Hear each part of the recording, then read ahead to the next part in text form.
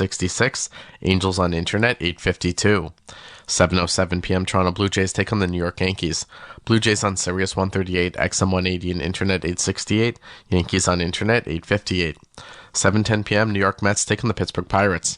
Mets on Sirius 139, XM 181 and internet 857. Pirates on internet 861. 7:40 p.m. Milwaukee Brewers take on the San Diego Padres.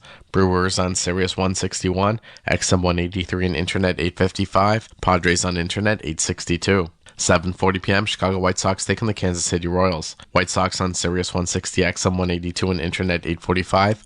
Royals on internet 851. 8:10 p.m. Houston Astros take on the Atlanta Braves.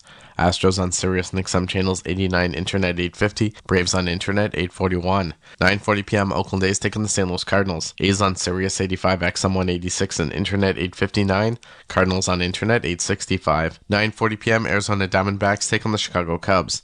Diamondbacks on Sirius 158, XM 185 and internet 840. Cubs on internet 844. 9:42 p.m. Seattle Mariners taking the Cincinnati Reds. Mariners on Sirius 106, XM 184 and internet 864. Reds on internet 846. 10:10 p.m. LA Dodgers taking the Washington Nationals. Dodgers on Sirius 119, XM 188 and internet 853.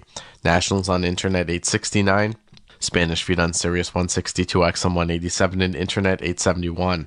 I am Frank Trachtenberg with your Sirius XM MLB schedule for Monday, April the 15th. All times are Eastern, and please remember, all games, times, and channels are subject to change. Check SiriusXM.com for the latest updates. In Major League Baseball, 11 a.m., Boston Red Sox take on the Cleveland Guardians. Red Sox on Sirius 208, XM 175 and internet 843. Guardians on internet 847. 6:35 p.m. Baltimore Orioles take on the Minnesota Twins. Orioles on Sirius 208, XM 175 and internet 842. Twins on internet 856. 6:40 p.m. Philadelphia Phillies take on the Colorado Rockies. Phillies on Sirius 211, XM 178 and internet 860. Rockies on internet 848. 6:40 p.m. Miami Marlins taking the San Francisco Giants. Marlins on Sirius 210, XM 177 and internet 854. Giants on internet 863. 6:40 p.m. Detroit Tigers face the Texas Rangers. Tigers on Sirius 209, XM 176 and internet 849. Rangers on internet 867. Spanish feed on internet 870. 6:50 p.m. Tampa Bay Rays take on the LA Angels. Rays on Sirius 137, XM 179 and internet 866.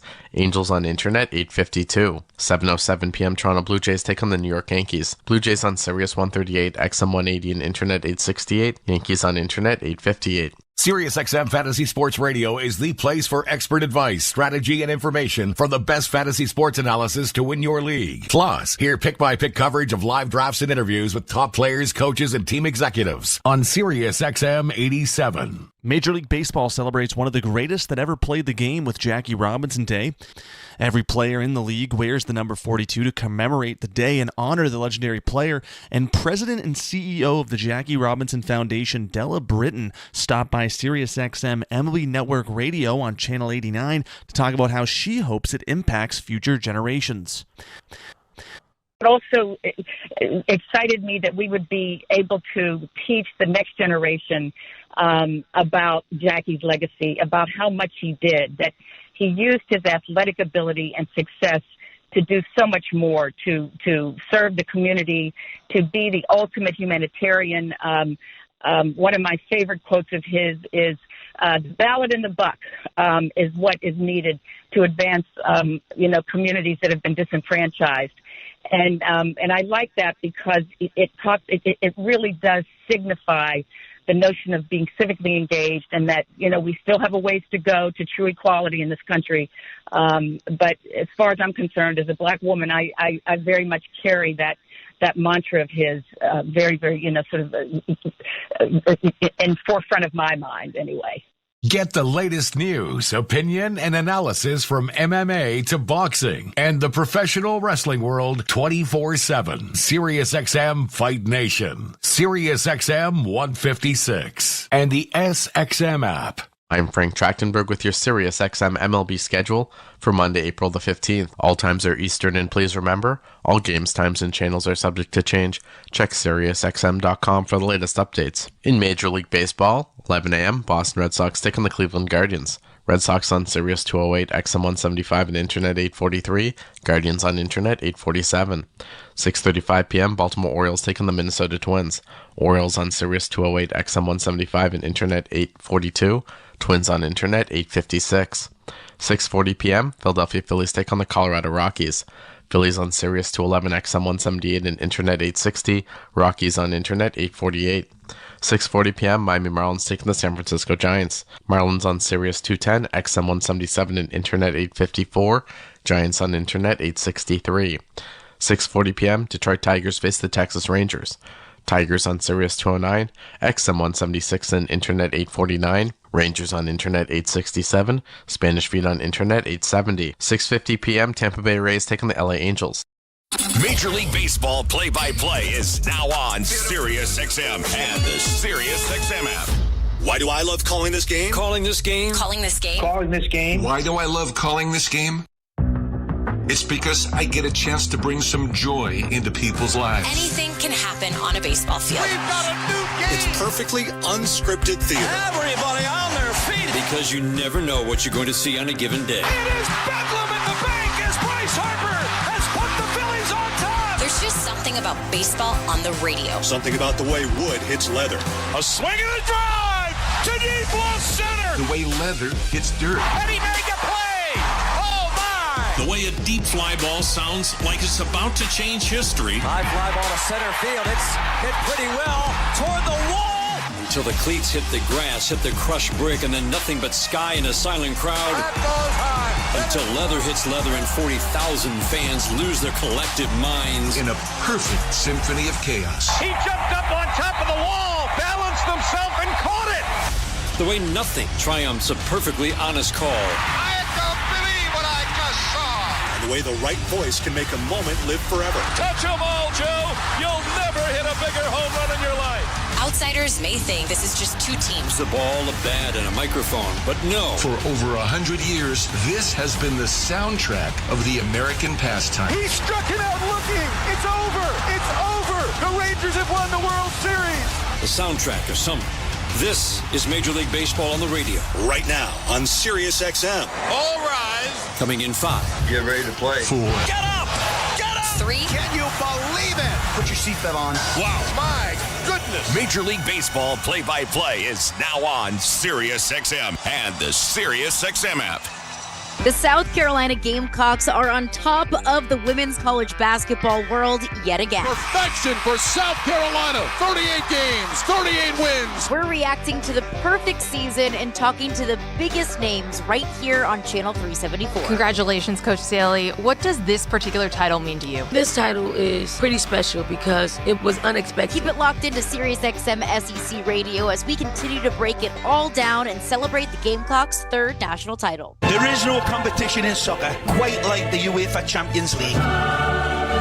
And it's on SiriusXM FC. Kylian Mbappe delivering when it matters most. The stakes are higher now in the knockout stage, where one goal can transform a club's trajectory. Jude Bellingham's driving scores. And one performance can turn a star into an immortal. Erling Haaland has 5. It's the Champions League knockout stage, and all the top matches are on SiriusXM FC 157 and the all-new SiriusXM app. The Busted Open podcast is now available on YouTube. This is Dave LaGreca, host of Busted Open, the #1 pro wrestling show on the planet. You can now watch and listen to the award-winning Busted Open podcast every single day on YouTube. Our best interviews, behind-the-scenes access, and some of our best content from the past. All available right now when you go to youtube.com/@BustedOpenPodcast. Subscribe right now. Scotty Scheffler, for the 2nd time in 3 years, is the Masters champion. The Masters tournament is over. Next up, the best players in the world head to Valhalla Golf Club for the PGA Championship. Brooks Koepka is the winner of the 105th PGA Championship. PGA Championship Radio returns this May on Channel 92 in the car and on the SiriusXM app. Get ready for the 2024 NFL Draft on SiriusXM NFL Radio. Touchdown, Caleb Williams. Catch exclusive interviews with the top prospects as they begin their journey to the NFL. And hear pick-by-pick coverage of the 2024 draft from Detroit. With the first pick, the Chicago Bears select. Your home for the 2024 NFL Draft is SiriusXM NFL Radio Channel 88 in the car and on the all-new SiriusXM app. You love listening to baseball. You love talking about baseball, and so do we. That's why SiriusXM has the only channel on the radio dedicated to baseball 24/7. It's MLB Network Radio, SiriusXM Channel 89. News, opinions, passionate baseball talk from former players and GMs, plus interviews with players, managers, and executives, original specials, and much, much, much more. All baseball, every day, on your radio. If you can hear me right now, you've got MLB Network Radio, SiriusXM Channel 89, and on the SiriusXM app. Fantasy Sports Radio is helping you win whichever fantasy sport you play. Right now on Channel 87 and on the all-new SiriusXM app. This slams the ball to right field. Way back. Way gone. Is Toronto Blue Jays baseball. Low rounding and heading for second. The throw. In time. On the Sportsnet Radio Network. A battle with the Bombers from the Bronx. The Blue Jays invite the division-leading Yankees to town tonight for the first of a 3-game set. Toronto looking to make things right after a series loss in New York just over a week ago. Hi, everybody. Thank you so much for tuning in tonight from wherever you are around the country or the world. I'm Ben Schulman, alongside former Major League pitcher Chris LaRue. Show Ali is our host and producer today, with Tom Young and Andrew Adams as our technical directors. Toronto Blue Jays baseball is brought to you by the local family-owned Crown Rust Control Centers in Kingston and Napanee. Protect your vehicle from rust today. Find your local family-owned Crown at crown.com, Canada's #1 rust protection. It's the start of a big series here in downtown Toronto and a big day in baseball as well. Happy Jackie Robinson Day. 42s will flood the park, with Chris Bassett getting the start for the Blue Jays against Luis Gil for the Yankees. Bassett on the bump next. You're listening to Blue Jays baseball, streaming on the Sportsnet app, sportsnet.ca, and across the Sportsnet Radio Network.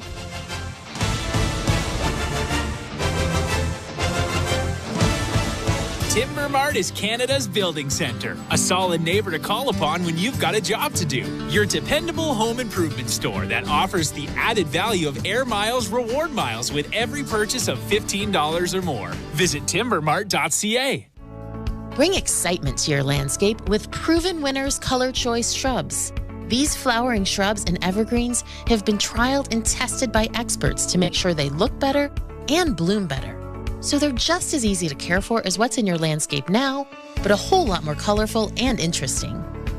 Look for Proven Winners Color Choice shrubs in the distinctive white container at your local garden center, or learn more at provenwinnerscolorchoice.com. At Crown Rust Control, protection runs deep, because every Crown Rust Control Center is owned by a local family who cares beyond business. Your Crown Rust Control is 100% committed to their product, to you, to their community, which is your community. Protecting you and what matters to you is equally important as protecting your vehicle. Did you know spring's the best time of year to protect your vehicle from rust? For a special spring offer, find your local family-owned Crown Rust Control Center at crown.com. Timber Mart always has plans to help you with your plans. Your home, your cottage, your garage, whatever needs your attention first, check the most visited spot on our website for ready-to-order plans to get the job done with Canada's building center. Visit timbermart.ca. SiriusXM NFL Radio revs up live coverage of the 2024 NFL Draft in Detroit, starting April 25th. With the first pick, the Chicago Bears select. Pick-by-pick coverage of every round, instant analysis from our experts, and interviews with players, coaches, and executives. I want to be a legend. I want to have a golden jacket. Hear the 2024 NFL Draft. Winning a Super Bowl. That's what matters. On NFL Radio Channel 88 and on the all-new SiriusXM app. After the game, join us on MLB Network Radio. We're talking baseball with you all season long on SiriusXM Channel 89 and the SiriusXM app. Network. 1-2 pitch. Turner shoots the ball up the middle of base hit into center field. Carlos Fabulous giving George Springer the wave. Throw goes into the plate late.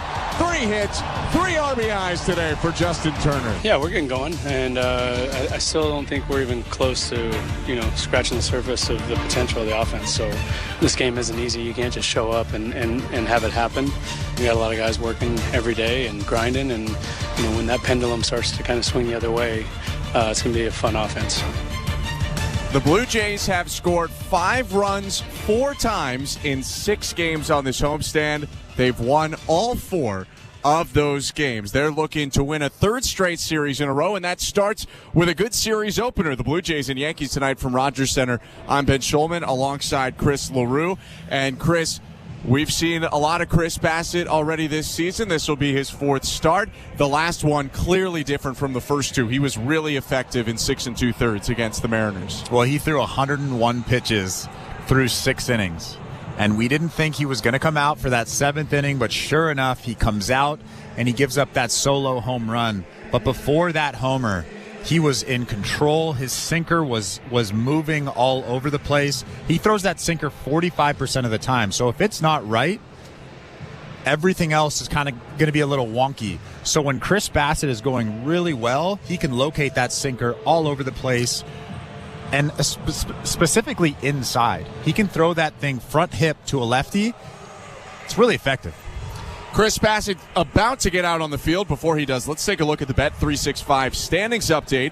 At Bet365, you can watch thousands of live games, build your own bet, and you can even make a bet while the game's still being played. 19 plus, play responsibly, Ontario only. Mentioned it earlier, the Yankees lead the division 12-4, their record right now.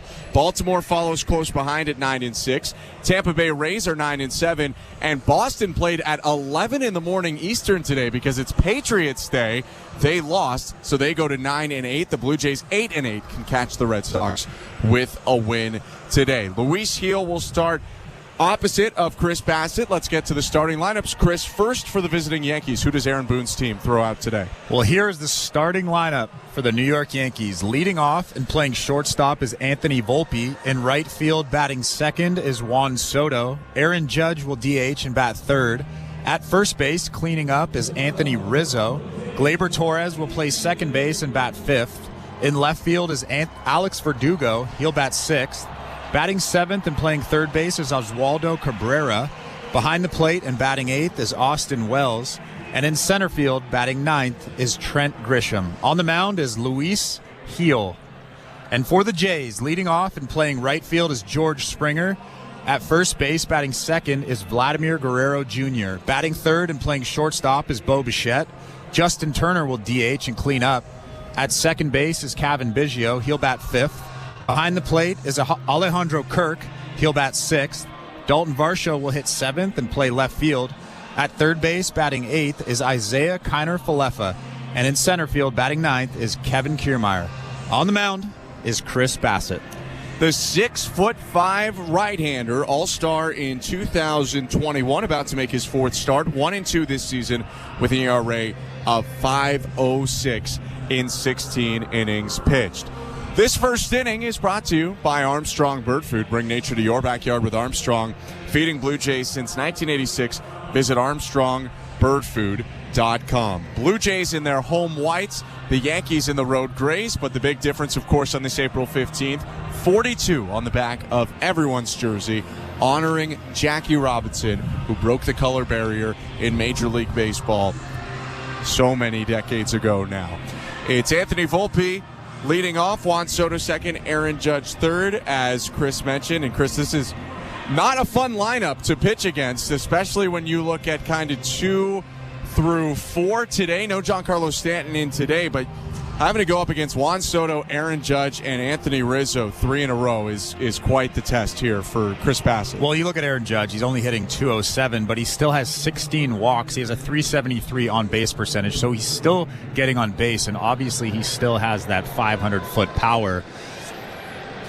I don't know. It's tough. He's fun to watch. Whether he's hitting 207 or 407, he's fun to watch. Here's Anthony Volpe leading off, right-handed hitting shortstop for the Yankees. He's hitting .382. Bassitt stands tall on the first base side of the rubber. Corners pinched into the wind. The first pitch. Called strike one with a fastball.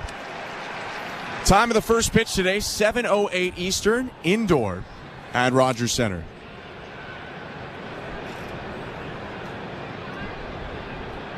Here's the 0-1. Bouncing ball right side. Guerrero stabs it on the backhand, will run over to first and beat Volpe, who lost his helmet and then kind of kicked it forward, I think by accident. 2-pitch out there, and there's one down. Here comes Juan Soto. John Schneider was asked about the importance of getting Volpe out, or previously Gleyber Torres out, before having to face this tough stretch of the order. And he said, yeah, whenever you can get these guys with nobody on, that would be best. Here is Soto batting .344, 3 homers, 15 RBIs to start the year. Right on left pitch. Fastball, strike one. Well, he's thrown 3 really good sinkers so far. 2 to Volpe, 1 to lead off Juan Soto right there. I mean, it's early, but he looks good right now.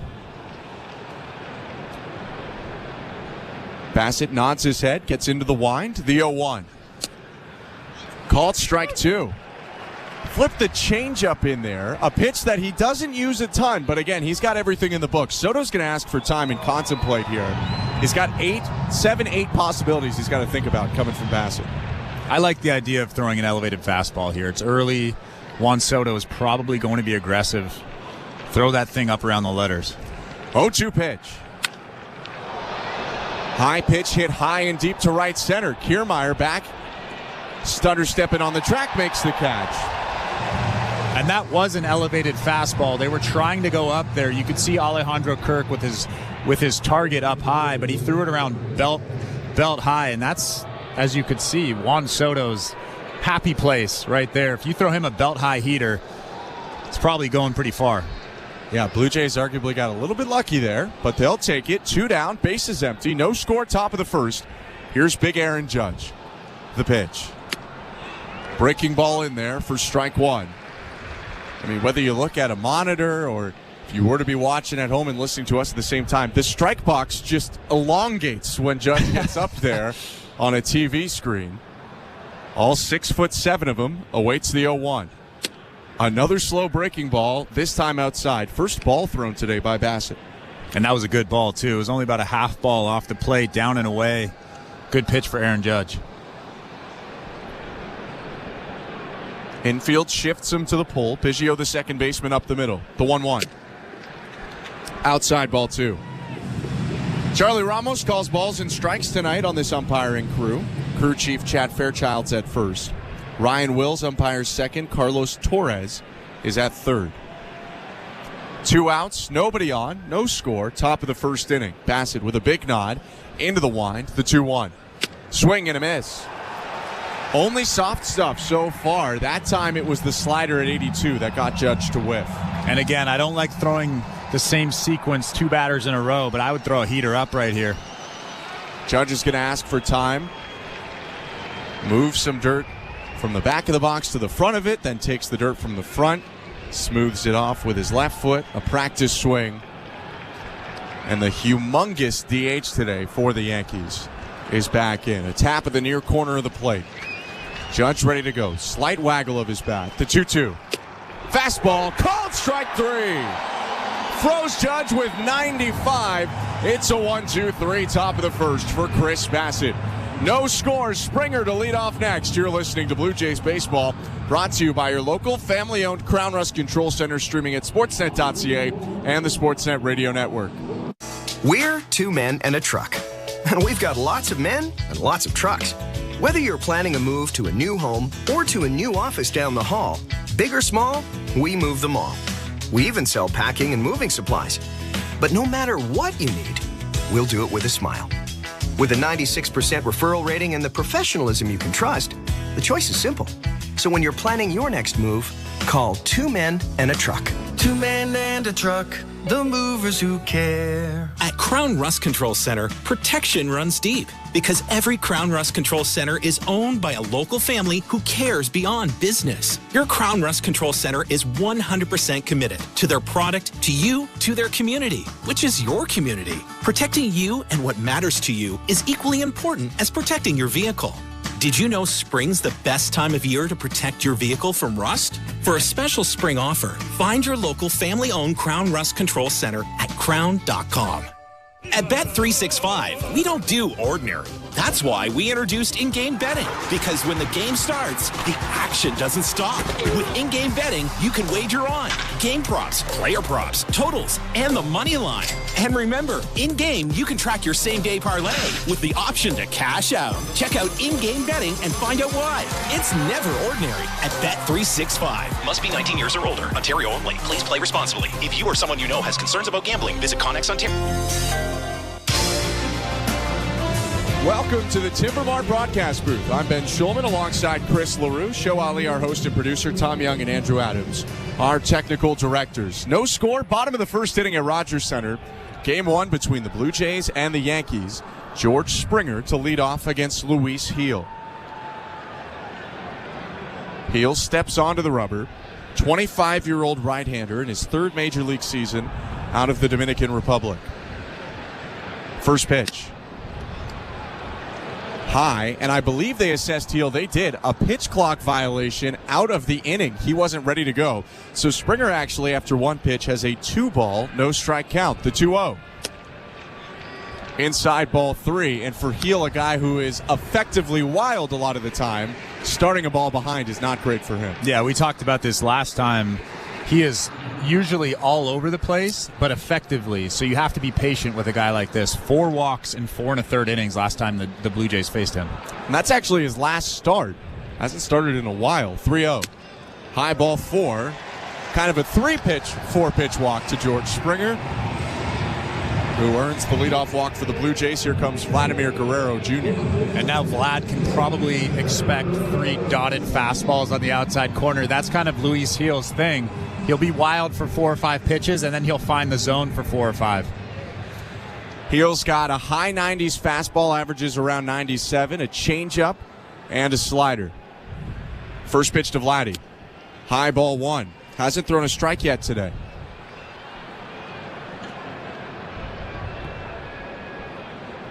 No score, Blue Jays and Yankees. Second time these teams are facing off. Had a 3-game set 8 days ago in New York. 1-0. Vladdy swings and misses. That was the slider.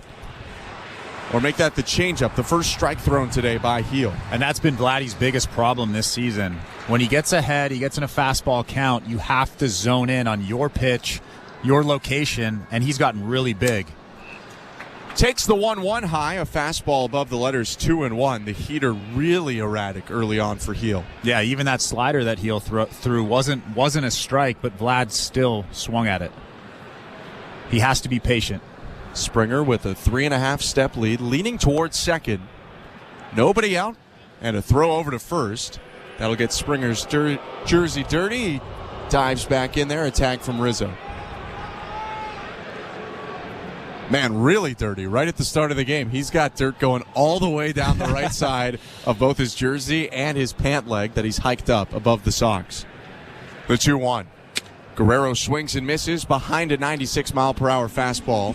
2-2. Again, that's not the pitch that Vlad is looking for. He needs something middle in that he can drive. The 2 pitches that he swung at in this at-bat, both ahead in the count, away and up and away. 2-2 pitch. Fouled back. That was a 98-mile-per-hour heater, almost right down the middle.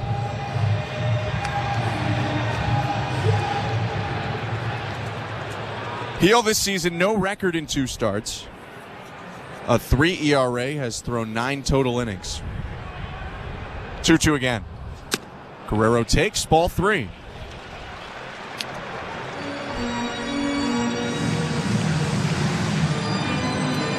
In those 9 innings, he's only given up 3 hits, has Luis Gil. He's walked 7. Walked Springer to start this inning. 3-2 to Vlad. Springer takes off. Pitches outside. Ball 4. Back-to-back walks, and Guerrero reining it in there to make sure he got to first. 2 on, nobody out. Here's Bo Bichette. Yeah, good patience from Vlad. The second half of that at-bat, he didn't swing at a fastball around the belt that was just elevated above that strike box, and then a good take there on that fastball away. That's going to draw an early mound visit here from Matt Blake. Just the bottom of the first inning, Luis Gil 2 batters into his appearance, and the more the Blue Jays can get to him early, the better. I mean, you say that with every starter, but the Yankees are in an interesting bullpen situation. They had a doubleheader with the Guardians on Saturday and then went to extra innings with the Guardians on Sunday. Gil was supposed to pitch in one of those 2 games that ended up being in the doubleheader. They ended up moving him to this slot instead. But they may not have Clay Holmes tonight, who's pitched back-to-back days. They may not have Caleb Ferguson, their lead lefty, who's pitched back-to-back days. And Ian Hamilton, their typical setup man, threw over 30 pitches on Saturday. So even if they have him today, he could be a little bit compromised. Still early, though. Gil only 10 pitches into his appearance. 2 walks, though. His first pitch to Bo Bichette. High, ball 1. So you're saying this is a big at-bat, Ben? This is a big at-bat. What you were saying? This is a big at-bat. Well, I like the fact that Justin Turner's in the on-deck circle right now. That's Absolutely. what I like. First Bichette, though, who's driven in 5 this year, 4 doubles and a homer, batting in the low 200s. 1-0. Called strike.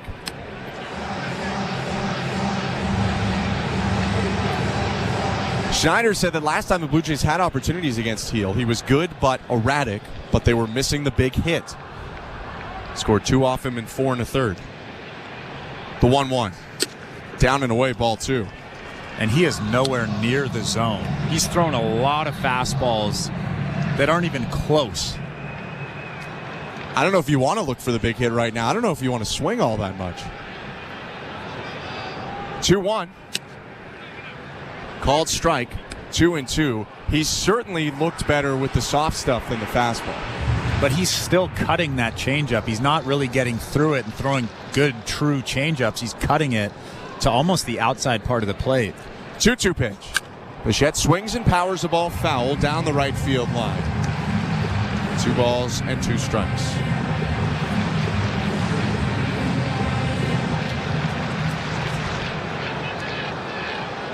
Bo steps back in. White arm sleeve on his back right arm matches his white jersey and pants and white batting gloves. 2-2. Bouncing ball to short. Fielded chest high by Volpe. Thrower to second, 1 over to first. Not in time.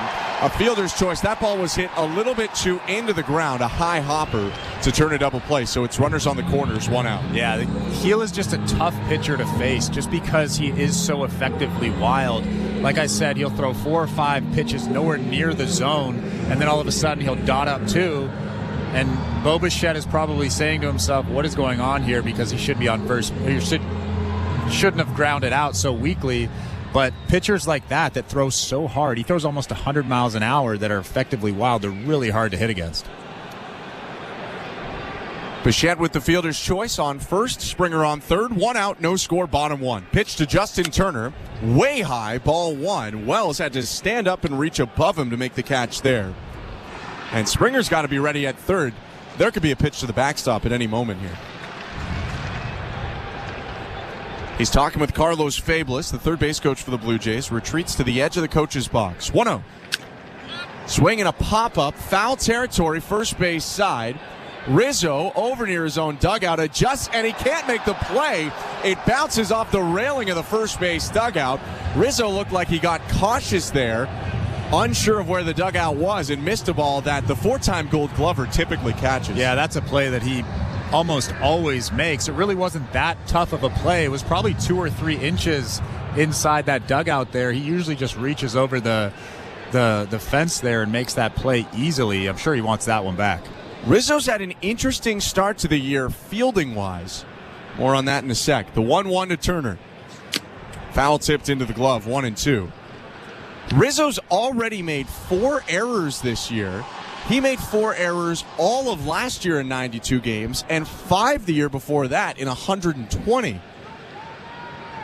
Yeah, he looked oddly tentative on that play. Yeah.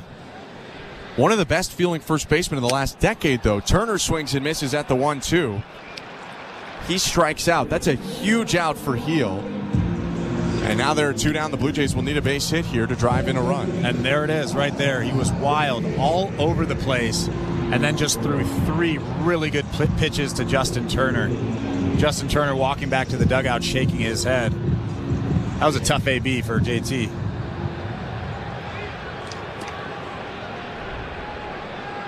So the weight now on the shoulders of Kevin Biggio, left-handed hitter for the Blue Jays. First lefty to bat today of 3. Bo jabs for second, throw over to first. They got him. Bichette jumped early, the runner on first, trying to make something happen, and Heel steps off and picks him off to end the inning. The 2 leadoff walks for the Blue Jays from Springer and Guerrero lead to no runs, and we're scoreless. Go into the second. You're listening to Blue Jays Baseball, brought to you by your local family-owned Crown Rust Control Center, streaming at sportsnet.ca and the Sportsnet Radio Network. Feel the energy, blast a loud bang, and the impact of SiriusXM Octane. Immerse yourself in a community of hard rock extremists. World premieres, live performances, and artist takeovers. A giant thank you to the entire Octane community for keeping rock alive. Turn up new hard rock. Turn up Octane. Tonight, Channel 37 and on the SiriusXM app. Fantasy Sports Radio is helping you win your fantasy leagues right now on Channel 87. It's a home run for Ronald Acuna. From in-season fantasy baseball management to daily fantasy basketball to getting you ready for the NFL Draft, Fantasy Sports Radio is here to help you dominate. How you manage your team day in and day out will be the difference in where you finish in 2024. Fantasy Sports Radio, your home for fantasy sports. Channel 87 and on the all-new SiriusXM app. The NASCAR Cup Series is on SiriusXM. Let's go, man! We're back on the track Sunday, 2 p.m. Eastern. It's the Geico 500 from Talladega Superspeedway. Checker flag, baby. Yeah! On SiriusXM NASCAR Radio Channel 90 in the car and on the all-new SiriusXM app. Get closer to everything that moves you wherever you are with the SiriusXM app. Let's make some smoke and drink some beer. Yes! The Blue Jays are in flight, leading 3-0. Blue Jays fans, this is Ross Atkins, and you're listening to Blue Jays Baseball on SiriusXM Radio Network. The second inning is presented by Bet365. At Bet365, you can bet live in-game on game props, totals, and the money line. Download the app and find out why it's never ordinary at Bet365. 19 plus, play responsibly. Ontario only. First baseman Anthony Rizzo leads off for the Yankees. Scoreless game, and Chris Bassett misses outside to start the second. I'm Ben Schulman. To my left is Chris LaRue. Blue Jays and Yankees in game 1 of 3 in this series.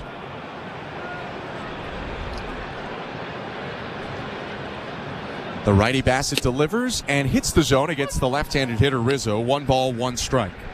A lot of action on that sinker through the zone. I really like what he's doing right now. You had mentioned it off the top. It's by far the pitch he throws the most out of his deep arsenal. Bassett with a nod. 1-1. Rizzo fouls it back, 1-2. Anthony Rizzo off to a decent start this season, hitting .274. Not a ton of power, though. 2 doubles, 1 homer. Hit that home run against the Blue Jays. Not this past weekend, but the one before that.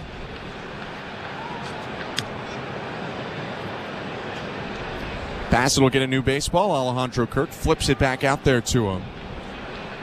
Bassett tucks the ball in his glove. Here's his 1-2. Swing and a miss. Strike 3. Another fastball, this time on the outside edge, and Bassett has 2 strikeouts so far. Anthony Rizzo must be wondering what is happening, because for a guy that throws 9 pitches, to see 3 straight fastballs like that must be really rare. 3 straight really good ones, too. A lot of movement on those sinkers. With 1 out, here's Gleyber Torres, the second baseman. The pitch. Swinging a line drive to center field, sinking and down in front of Kevin Kiermaier for a base hit. First hit either way belongs to Torres, who was hitting just .203 before that knock. Good swing from Gleyber Torres right there. Fastball that was supposed to be in. Chris Bassett kind of left it over the middle, and Gleyber Torres smacked that line drive into center field. He's got such an interesting swing. He's so wide open in his stance. His left foot way back, away from the plate, and then his knee is up like a pitcher for so long, Torres. He's got to time that up really well. He did there. He leads off first. Pitch to Alex Verdugo is a breaking ball flipped in for strike one. Scoreless game, top of the second. Gleyber Torres, the runner at first. Alex Verdugo, the hitter for the Yankees, batting .218 this season. A lot of walks, though, and a little bit of power. The 0-1. Breaking ball down and in.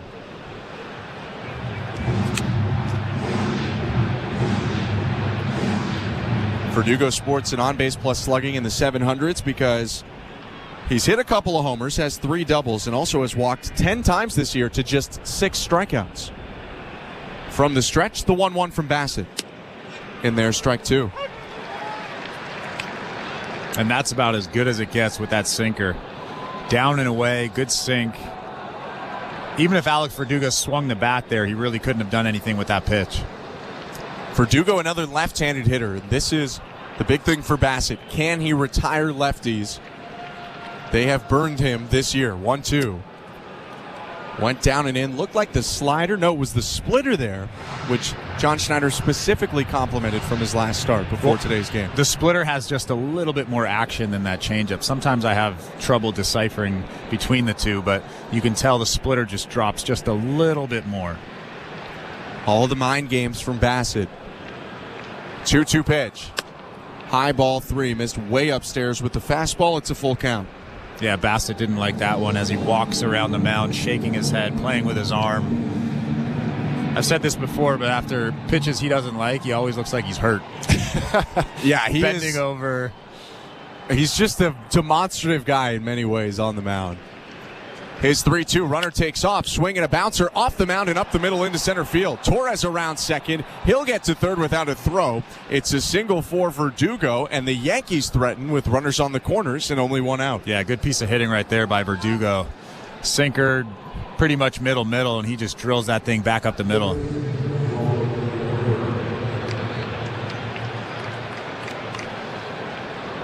Bassett again going to get a new baseball here. Switch hitting Oswaldo Cabrera hits for the Yankees. Cabrera will bat left. Breakout season for the third baseman. So far hitting .289, 3 homers, 11 driven in. First pitch. High ball 1. And Alex Verdugo sprinting about 3 steps in his secondary lead, looking like he was going to steal from first and going back. Yankees have a couple different guys who like to run.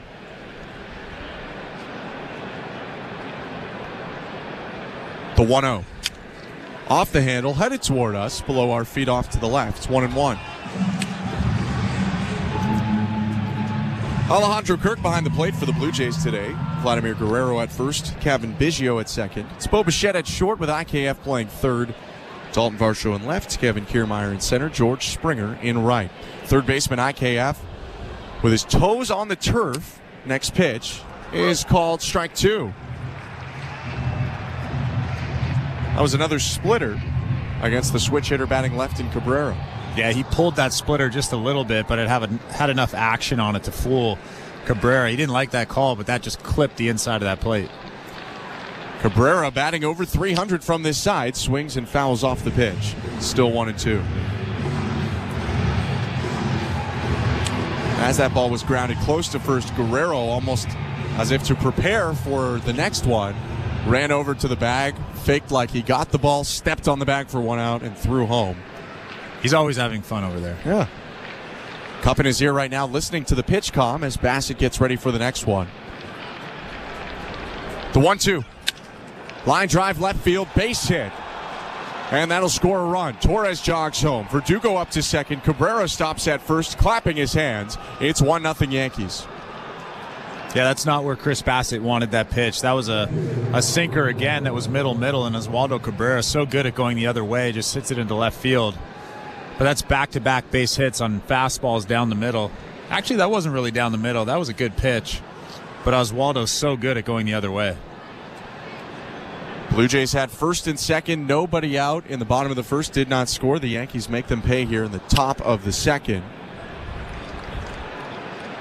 First pitch swinging, Austin Wells fouls it off, 0-1. Another left-handed hitter. All in all, Chris Bassett will only face two guys, or make it three, batting from the right side. Between the switch hitter Cabrera and 5 lefties, he's going to have to deal with a lot of Portsiders. The 0-1 fouled off. It's 0-2. Well, Chris Bassett had a lot of trouble his first couple of games getting that cutter, getting that fastball inside to lefties. He's going to have to do that here if he's going to have success today. Ahead in the count right now on Wells, though, with 1 out and 2 on. The 0-2. Swinging a fly ball, deep right field. Springer back at the track, curls a little bit to his right and makes the catch. Tagging from second and trying to advance Verdugo. The throw will go into second base by Springer to hold Cabrera at first. So that's the second out. There are runners on the corners, though, once again for the Yankees. Here comes the 9-hitter, Trent Grisham. Yeah, I think Chris Bassett got lucky there. Austin Wells, not much power, but he just gets under that just a hair. George Springer was probably, 5 feet from the wall? Yeah, I mean, that made a home run-like sound off the bat. But just stayed in the yard. And Bassett has a chance here to limit it to 1. His pitch count also not in too dangerous of a place. Long wait before we get going here. Now the left-handed hitter, Grisham, will step into the box. 4th start for Grisham. No batting gloves for the center fielder. First pitch, inside, 1-0. That was the 30th pitch of the day, by the way, for Chris Bassett.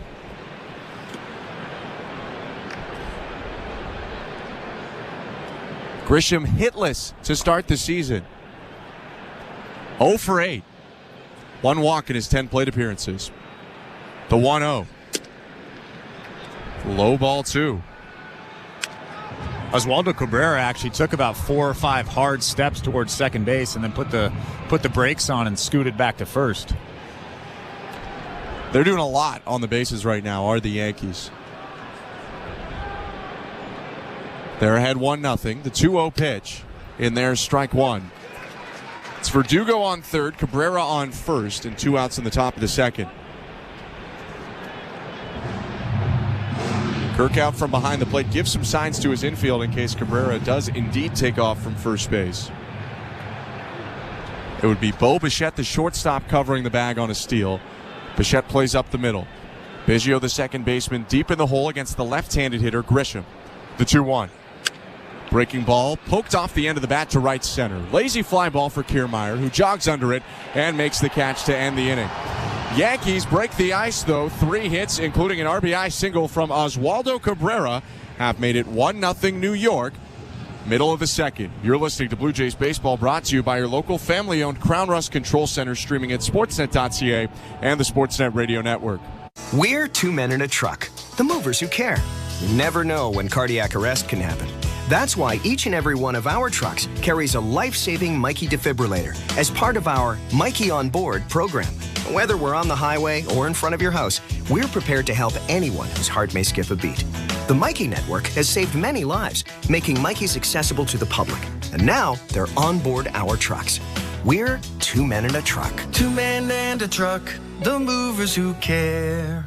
Bring excitement to your landscape with proven winners, Color Choice Shrubs. These flowering shrubs and evergreens have been trialed and tested by experts to make sure they look better and bloom better, so they're just as easy to care for as what's in your landscape now, but a whole lot more colorful and interesting. Look for proven winners, Color Choice Shrubs, in the distinctive white container at your local garden center, or learn more at provenwinnerscolorchoice.com.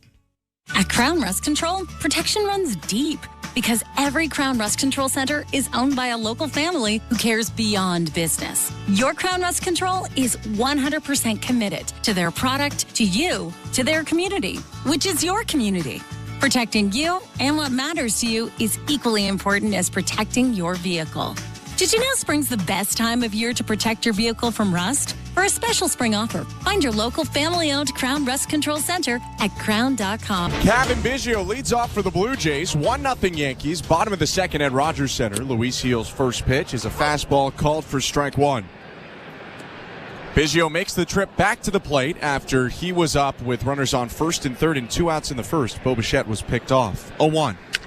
Swing and a liner to right field, sinking and down in fair territory, a base hit. That one rolling into the corner. Hands go up by Soto in right. It's stuck under the padding. Or no, it bounced over the short retaining wall. That's a ground rule double for Biggio. A 9-game hit streak, and he's on second to lead off the bottom of the second. Yeah, such a good at-bat or swing from Cavan Biggio. He goes down and gets that good changeup, actually, from Luis Gil. Just dumps it down the right field line. He's always got such a good approach.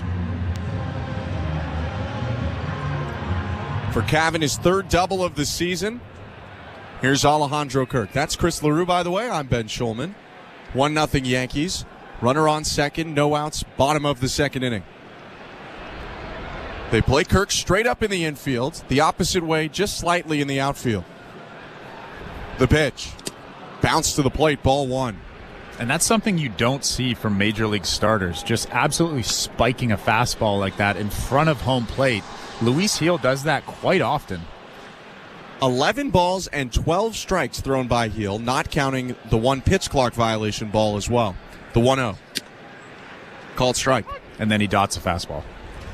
And that was what it was like in the first inning. I mean, he walked the first two guys, threw some tough pitches to Bichette and Turner, and then picked off Bichette after the fielder's choice.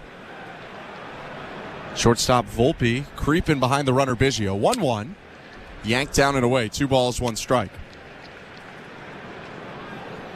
Well, if this game ends without a Luis Gil wild pitch, Chris, I'll give you $10. I'm surprised that first pitch wasn't a wild pitch. The 2-1. Low ball 3.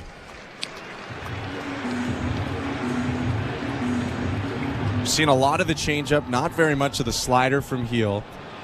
And the fastball's been all over the place. 13-13 strikes and balls so far for him. 3-1. Kirk takes. It's a called strike, a borderline pitch at the bottom of the zone. Yeah, borderline, but still really good. He throws that really nice changeup, a lot of depth to it. That's something that he's going to be leaning on probably for the next 3 or 4 innings if he's in this ball game. Payoff to Kirk. Outside, ball 4. Third walk for Luis Gil, who has no outs recorded here in the bottom of the second. And this is where the Blue Jays have to keep their foot on the gas. They have to keep moving runners. They have to be patient. Most importantly, we've seen Dalton Varsho swing at a lot of bad pitches this season. I want him to be patient, wait for his pitch during this at-bat. Varsho about to hit for the Blue Jays. First and second, nobody out. 1-0 Yankees, bottom of the second inning. Oswaldo Cabrera, the third baseman, with his toes on the edge of the infield turf. Anthony Rizzo, the first baseman, fully on that infield turf. And here's the pitch to Dalton Varsho. Check swing, he went around on a high fastball, 0-1. And that's exactly what I didn't want him to do. Swing at that first pitch fastball up around the letters, something that he can't really do any damage with. He has to wait for that thing to come down. Corners back up slightly. Here's the 0-1. Bounce near his back foot. Nice backhanded pick by Austin Wells, the catcher. It's 1-1. Austin Wells needs to be paid more. Yeah, on the days he's catching Luis Gil, yeah. Not to mention they recently had Wells taking grounders at first base because Oswaldo Cabrera is the third baseman. DJ LeMahieu's hurt, so he's their backup first baseman too. The 1-1. A little bit high. 2 balls, 1 strike. And that pitch right there is the one that he swung at earlier on in the at-bat. Obviously, he's learned his lesson. Varsho's driven in 5 this year. Hit the grand slam against the Rockies in the first inning of Game 2 of that series. 2-1. High and outside. That one a little bit closer. 3 balls and 1 strike. And if I'm Dalton Varsho, I have a yellow light right now. I don't have a green light. I don't have a red light. But if that thing is not middle, I am not swinging. A double by Biggio, a walk by Kirk. First and second, no outs. And the 3-1. High and inside, ball 4. Bases loaded, nobody out for the Blue Jays, and it feels like everyone should have the yellow light right now with the lack of strikes that Gil is throwing. We're going to see Matt Blake come out to the mound for the second straight inning with nobody out. As he talks to Luis Gil, a reminder that every Jays Care 50-50 ticket sold helps kids living with disabilities to find a spot on a team. The amazing April take-home prize is over $1.2 million, and it could be yours at the end of the month. If you're in Ontario or Nova Scotia, visit bluejays.com/5050 to buy your tickets.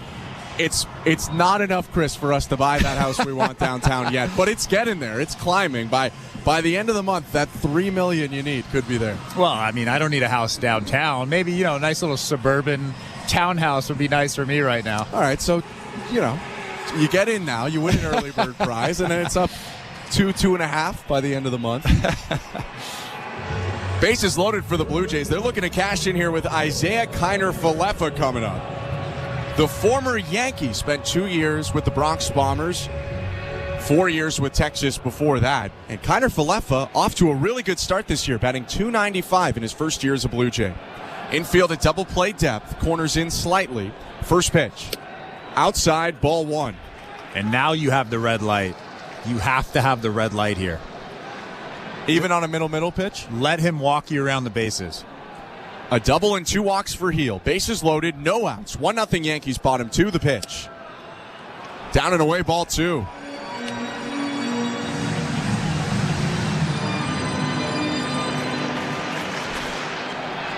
Luis Heel has walked 4 batters. He's recorded 3 outs today.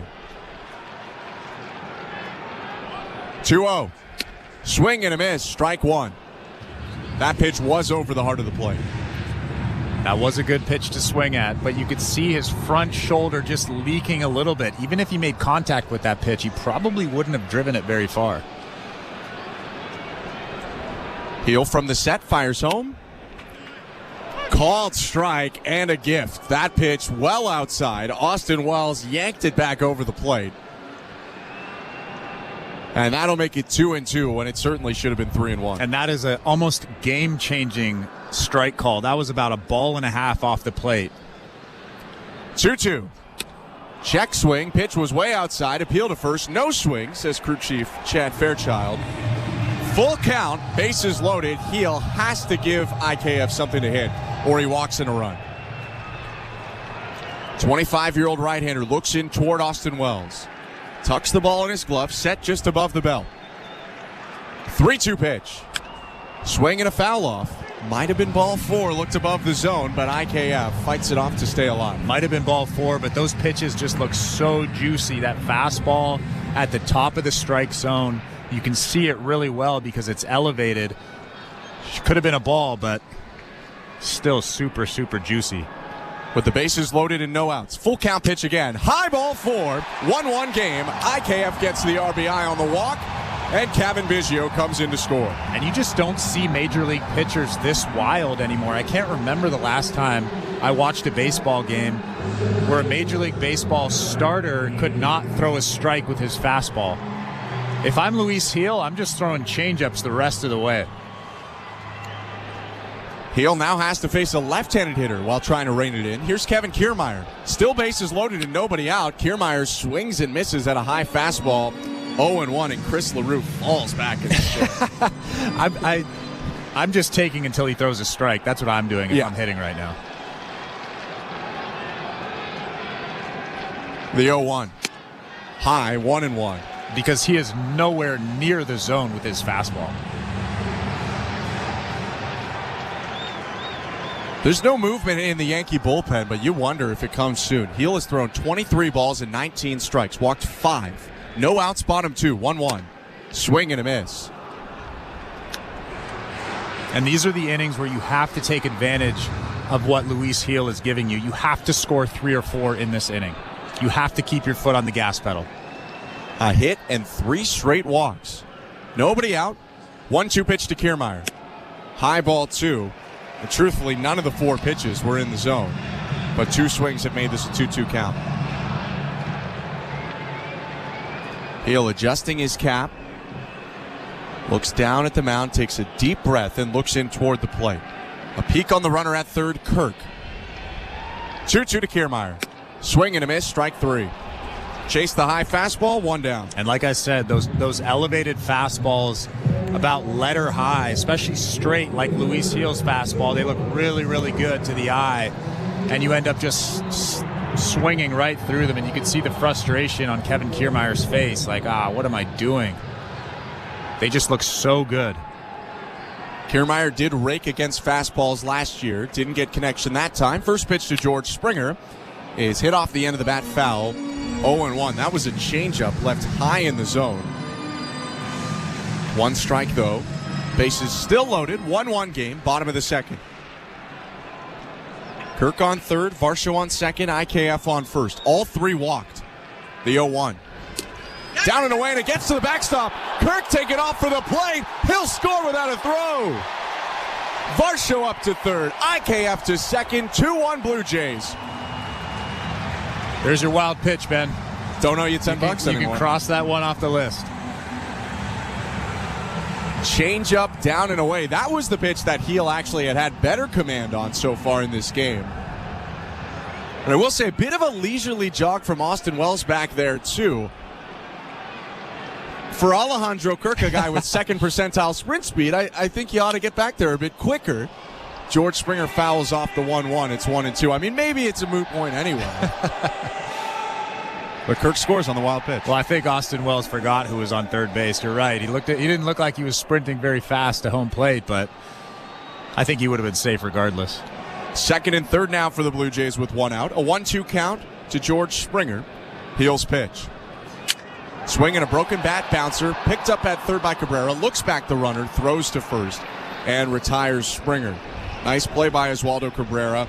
Varsho thought about going, but I think once he hesitated, it was kind of done. Yeah, I don't think that would have been a smart play.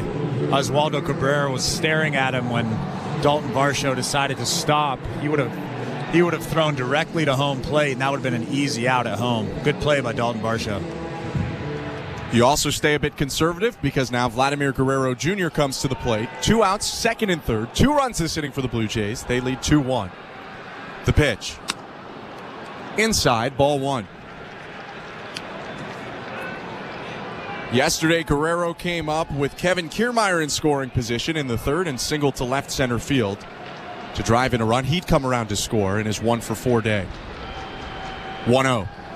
Swinging a hot shot to third on 2 hops, picked up by Cabrera. Throw over to first in time, and that's the inning. The Blue Jays scored 2 runs on 1 hit. It's 3 walks and a wild pitch that fuel them to an early lead. You're listening to Blue Jays Baseball, brought to you by your local family-owned Crown Rust Control Center, streaming at sportsnet.ca and the Sportsnet Radio Network. Which Looney Dogger are you? The fork and knifer, splatterer, condiment queen, or Big Dipper? This season at Rogers Center, every Tuesday home game is Looney Dogs Night, presented by Schneider's. You will have the opportunity to purchase $1 hot dogs from various concession stands around the stadium. Then show the world your Looney Dog style. Because whether you're the mustard maven or ketchup king, no Blue Jays game is complete without hot dogs. So don't miss out on this deal. Looney Dogs Night, presented by Schneider's, every Tuesday home game.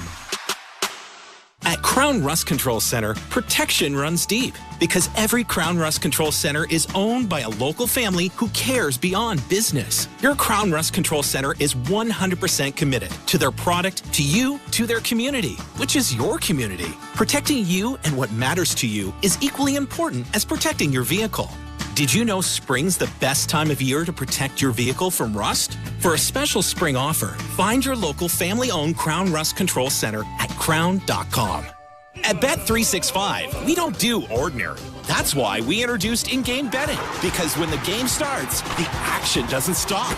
With in-game betting, you can wager on game props, player props, totals, and the money line. And remember, in-game, you can track your same-day parlay with the option to cash out. Check out in-game betting and find out why. It's never ordinary at Bet365. Must be 19 years or older. Ontario only. Please play responsibly. If you or someone you know has concerns about gambling, visit connexontario.ca. This is Toronto Blue Jays baseball. That ball's gone! 2-run shot, Kevin Kiermaier. On Sportsnet 590 The Fan and the Sportsnet Radio Network. The third inning is brought to you by the local family-owned Crown Rust Control Centers in Kingston and Napanee. Protect your vehicle from rust today. Find your local family-owned Crown at crown.com. Canada's #1 rust protection. I'm Ben Schulman. Alongside Chris LaRue, 2-1 Blue Jays, 2 runs in the bottom of the second, and now Chris Bassett with a pitch to Anthony Volpe at the top of the Yankees order. Low ball 1. On this Jackie Robinson Day, we have the pleasure of a special guest. joining us to talk about some Jackie Robinson-related things and more. Chris Bassett to the pitch comm. A nod of the head. Here's the 1-0. In there, strike one.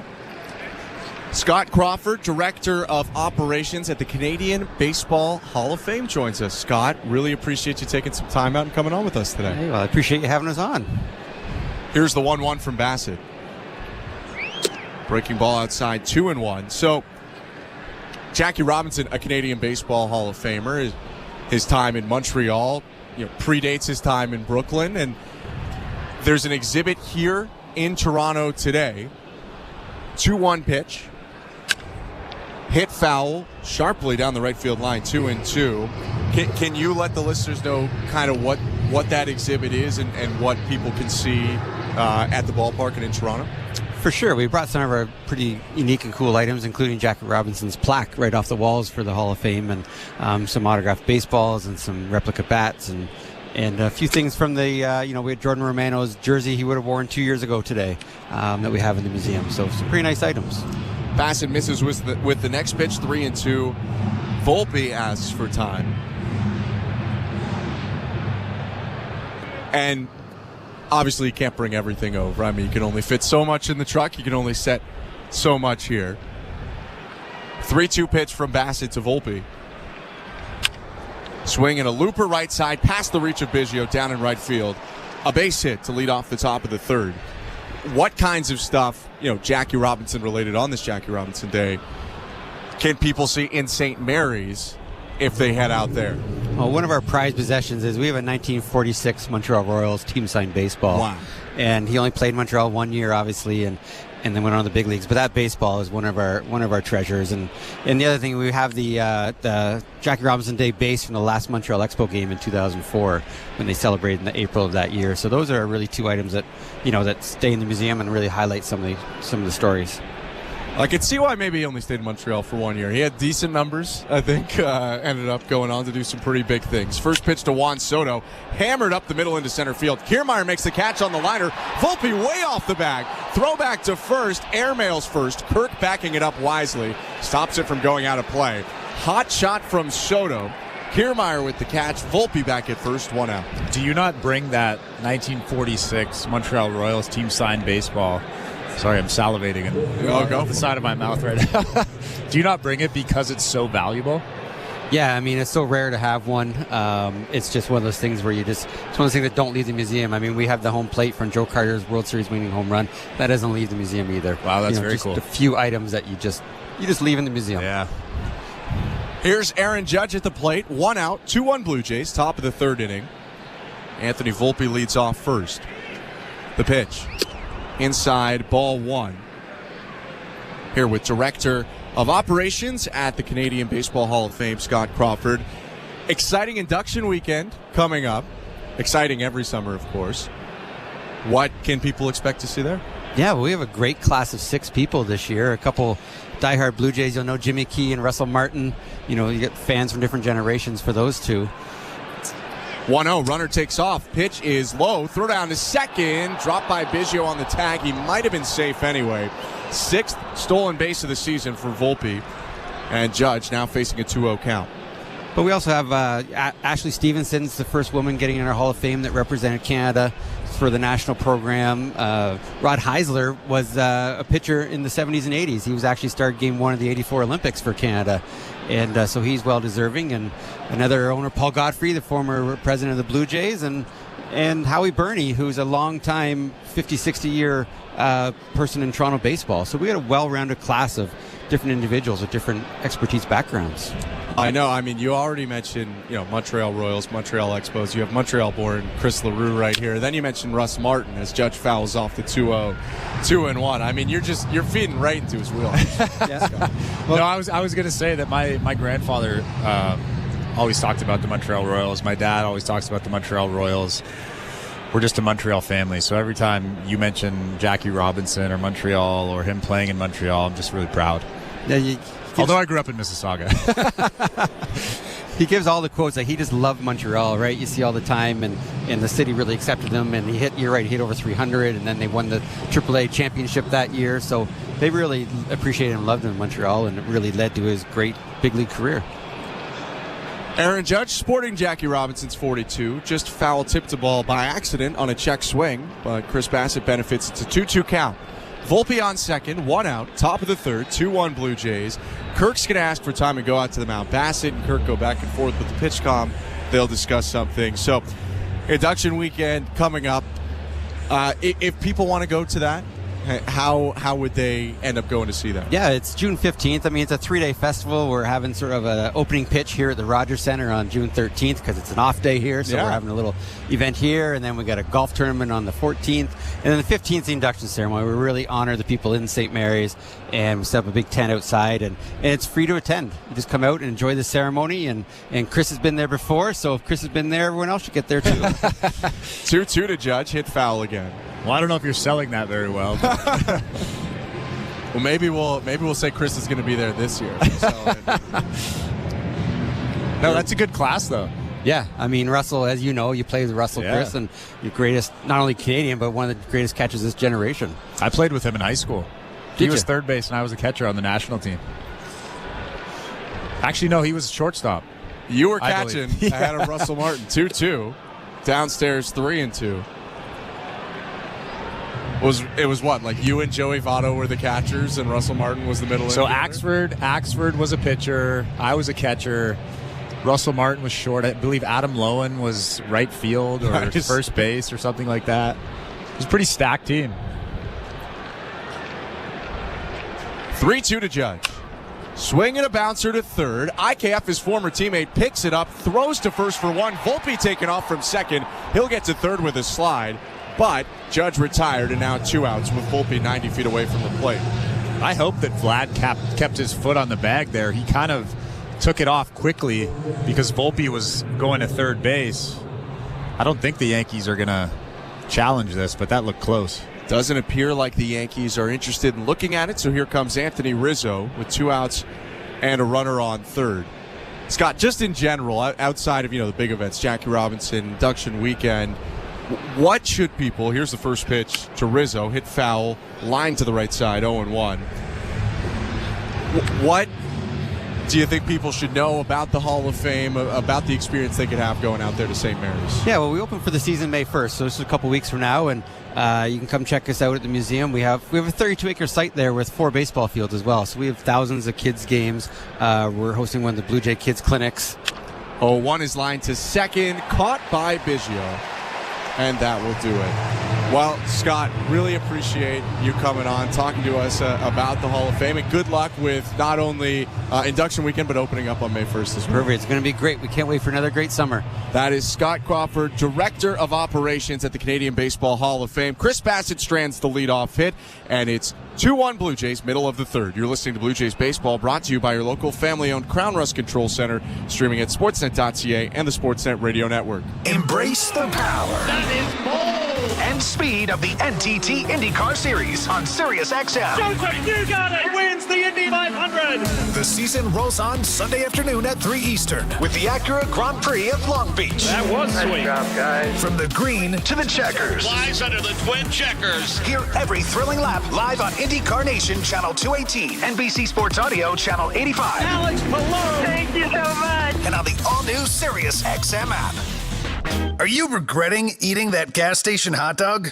Yeah, we know. We've been there too.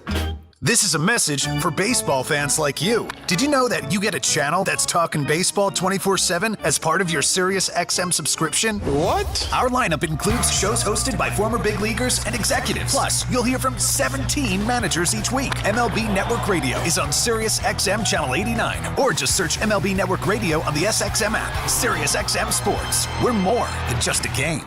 The most important person in sports is you, the fan. Let me tell you something. I'm a real fan. And your place for sports talk is Mad Dog Sports Radio, where your voice is heard all day long. I couldn't wait to get into the truck, turn on 82. Sharing the thrill of victory. The joy, the jubilation. I can't stop smiling. And the agony of defeat. When is this franchise going to realize people really care about this? Passionate sports fans call 888-MAD-DOG-6. You gotta love sports. Mad Dog Sports Radio, Channel 82, or anytime on the Sirius XM app.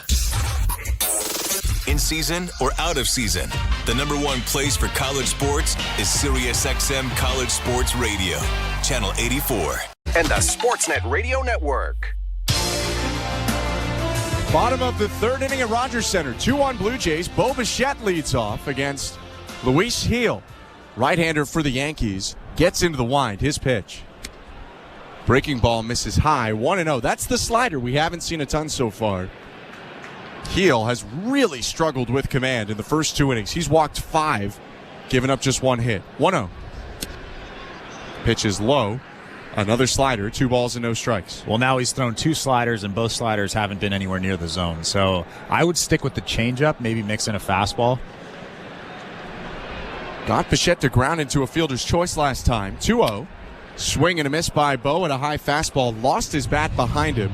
2-1. And they are just letting Gil off the hook. That fastball was up and away. Bichette had no business swinging at that pitch, but yet he swung at it.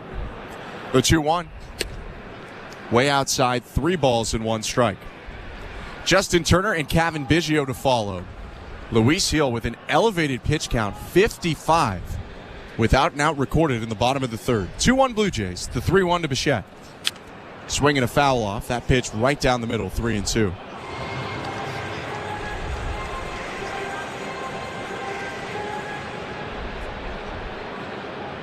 There is some stirring in the Yankee pen now in right field. Still no one really up and throwing.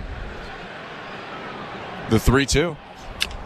Bouncing ball right side of the infield. Charging in, the second baseman Torres goes for the backhand, fumbled it, and can't make the play. A little slow on the approach, and by the time he got there, he had to be perfect. Bo Bichette could get a hit there. He will. It's an infield single for Bo to start the third. Yeah, that was a tough play for Gleyber Torres coming in. Bo doesn't hit that baseball well at all. It looked like Gleyber was going to think about barehanding it, and then he kind of reaches his glove down at the last second. Bo would have beat that ball out anyways. Yeah, I think that's where it at least looked a little bit slower to me, because he hesitated as he first put his hand out and then reached with his glove. Only the second Blue Jay hit. They're up 2-1, bottom of the third. No outs. Here's Justin Turner. First pitch. In there, strike one, 99, right down the middle. So tough to face guys like this. They just have no clue where the ball's going, and then they throw a 100-mile-an-hour fastball down the middle. Gil in the set, peeking over his shoulder, the pitch. Outside ball 1. Luis Gil is very inexperienced for what it's worth. Not only is this just his third year, but he missed all of 2023 at the major league level because he had Tommy John in May of 2022. Made 2 minor league starts last year. 1-1. Swing and a foul off. 1 ball, 2 strikes. If I'm Brian Cashman, I'm looking at this guy thinking he has an incredible arm, incredible makeup. His off-speed pitches are great, but you can't throw him out there every 5 days and have him walk 4, 5, 6 guys. You just can't. And it's not like he's making good pitches just off the plate. These balls are nowhere near the zone. 1-2. Way high and outside. Wells up out of his crouch to snag it. Like big league pitchers, let's talk about that pitch right there. Up and away, out of the zone. That's an uncompetitive pitch, right? Pitchers throw that pitch for effect. Luis Gil is throwing that pitch by accident. 2-2. Way inside, nearly hit Turner on the hands. Full count. So to put a bow on that, Brian Cashman needs to look at him and think he needs work. He needs to go back to Scranton. He needs to work on his delivery. He needs to work on throwing strikes, getting ahead. Big league arm, AAA command. 3-2. Bichette takes off. Swing and a miss. Strike 3. Throw down to second. Skips and is late. Bo with the stolen base. His second of the season, but Turner with his second strikeout of the game, and there's 1 down.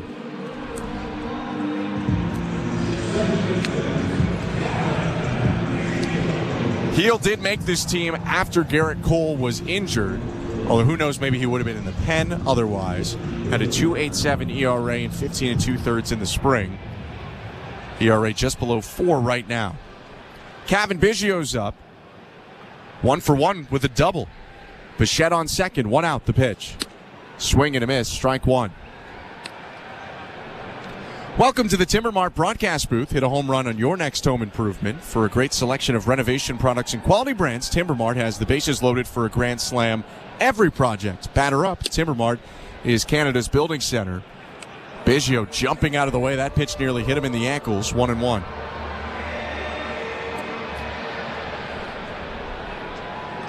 Again, walking around in right field. Equipment bags being carried up, but no one getting loose. The 1-1. Fouled back into the netting, 1-2.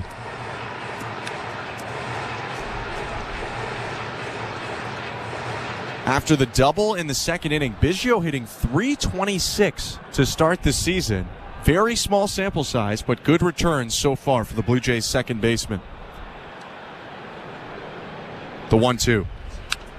Fouled off over the netting and into the seats. Who's been more surprising this year for you, IKF or Kevin Biggio? I would lean IKF because Biggio, you sniped just the second half numbers last year and he was starting to look good. But both have been big upticks for the Blue Jays. 1-2. Called strike 3. 98 over the heart of the plate, 2 down. And you rarely see Kevin Biggio take a fastball down the middle like that. That ball was middle, about as good as it gets for a hitter. But like I said, when you're facing a guy like Luis Gil who's just all over the place, once in a while you get a cookie like that and it's almost a mistake. It's so tough to face guys like this. He's Chris LaRue. I'm Ben Schulman. The pitch to Alejandro Kirk is pounded into the ground behind the plate. 0-1. Bo Bichette led off this third inning with an infield single, stole second base. He's in scoring position, but 2 outs after Turner and Biggio struck out. Turner swinging, Biggio looking. 2-1 Blue Jays, bottom of the third.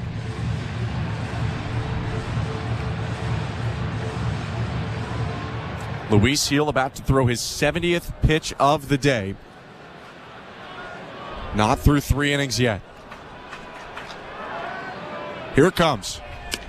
High, ball 1.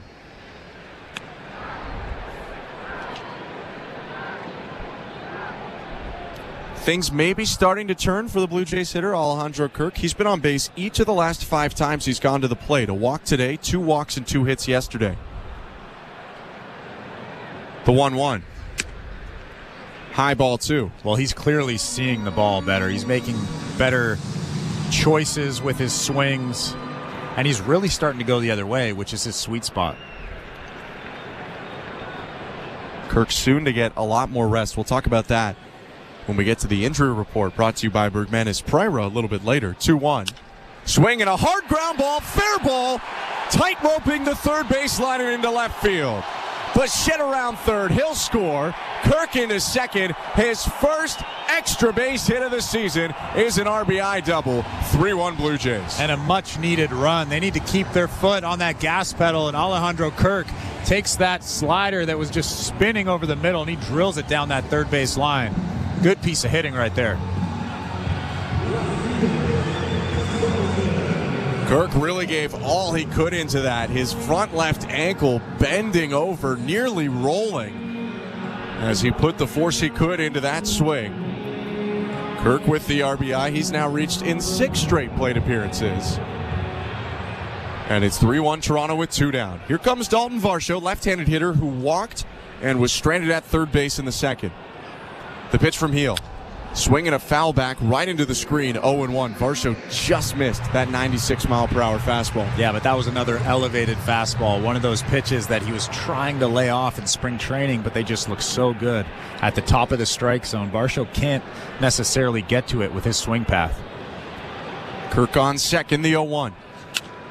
Swing and a fly ball, shallow left, foul territory. Third baseman Cabrera making the signal and the catch on the foul side. to end the inning. Blue Jays add on one, though. Bichette with the hit, and the double from Kirk knocks him in. 3-1 Toronto going to the fourth. You're listening to Blue Jays Baseball, brought to you by your local family-owned Crown Rust Control Center, streaming at sportsnet.ca and the Sportsnet Radio Network. They are among the greatest to ever play their sports. Caitlin Clark is the all-time scoring leader. They are legends and icons. Larry Bird hit the chop with no second thought. I don't know how he did it. And you can hear them right now on the all-new Sirius XM app. We are here with Iowa superstar Caitlin Clark. I'm so focused on winning, it's never anything I ever take for granted. Here comes Larry Bird, the Hall of Famer, and he just won Legend of the Year. Legend of the Year, isn't that something? For access to the game's greats, rely on the leader in sports audio. Sirius XM and the Sirius XM app. Wake up! Wake up, everybody! This is Steve Phillips from the leadoff spot on MLB Network Radio. Join me and former Major League Baseball players Eduardo Perez and Xavier Scruggs as we react to all the latest news and scores across baseball and have plenty of fun along the way. Steve, you were so right about that. I don't know if anybody else thinks we're funny, but I think we're funny. Why are you putting us or we into this? The leadoff spot, weekdays at 7 a.m. Eastern on MLB Network Radio, Channel 89, and on the Sirius XM app. We're talking college basketball on ACC Today. Great run for NC State men's basketball. The story of this team is one I don't think anybody will forget. They were able to accomplish a lot. They captured the hearts and the minds of the nation. DJ Burns became an absolute star nationally. I love it. ACC Today, weekdays from 8 to 11 a.m. Eastern. ACC Radio, Channel 371, and the Sirius XM app. 24/7, 365 coverage of all things NASCAR. All things NASCAR happens exclusively on Sirius XM NASCAR Radio, Channel 90. The fourth inning is presented by Bet365. Download the Bet365 app for today's baseball odds and find out why it's never ordinary at Bet365. 19 plus, play responsibly. Ontario only. 3-1 Blue Jays, top of the fourth inning at Rogers Center. Leading off this inning for the Yankees, Gleyber Torres with Alex Verdugo and Oswaldo Cabrera due up after him. I'm Ben Schulman alongside Chris LaRue, Show Ali, our host and producer, Andrew Adams and Tom Young, our technical directors. First pitch, Torres takes, strike one.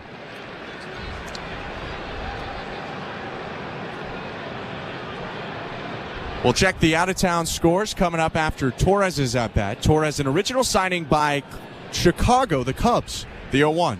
Breaking ball bounced, 1-1.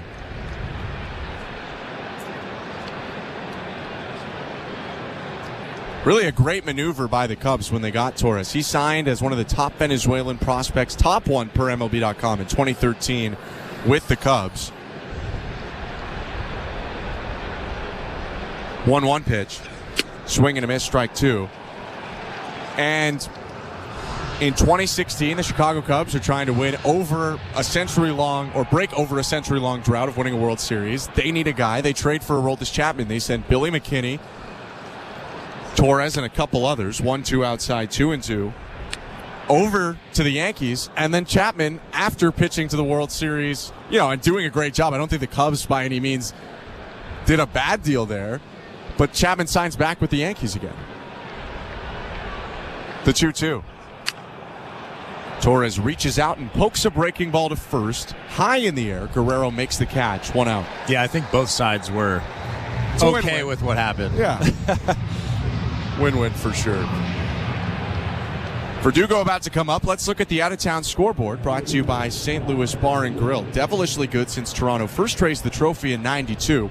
Join them for wings, ribs, beer, cocktails, and catch every play at your local St. Louis Bar and Grill. Download the app or visit stlouiswings.com for more details. Always devilishly good. First pitch strike against the former Red Sox, Verdugo.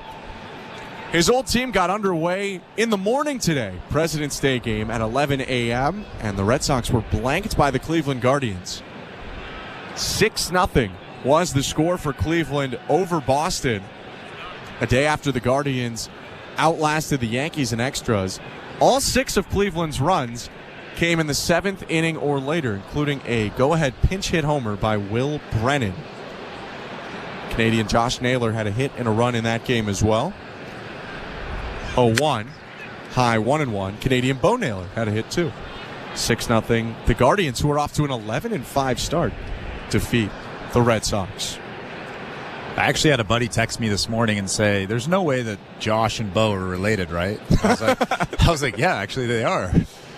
1-1 is hit hard on the ground on 2 hops, picked up by the second baseman, Biggio. He'll throw to first. 2 outs. Out of Town Scores brought to you by St. Louis Bar and Grill.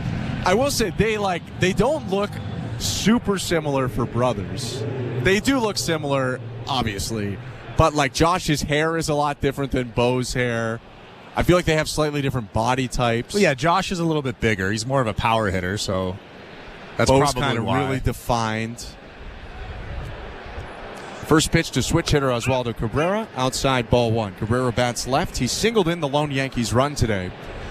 It's 3-1 Blue Jays, top of the 4th. 2 out, space is empty.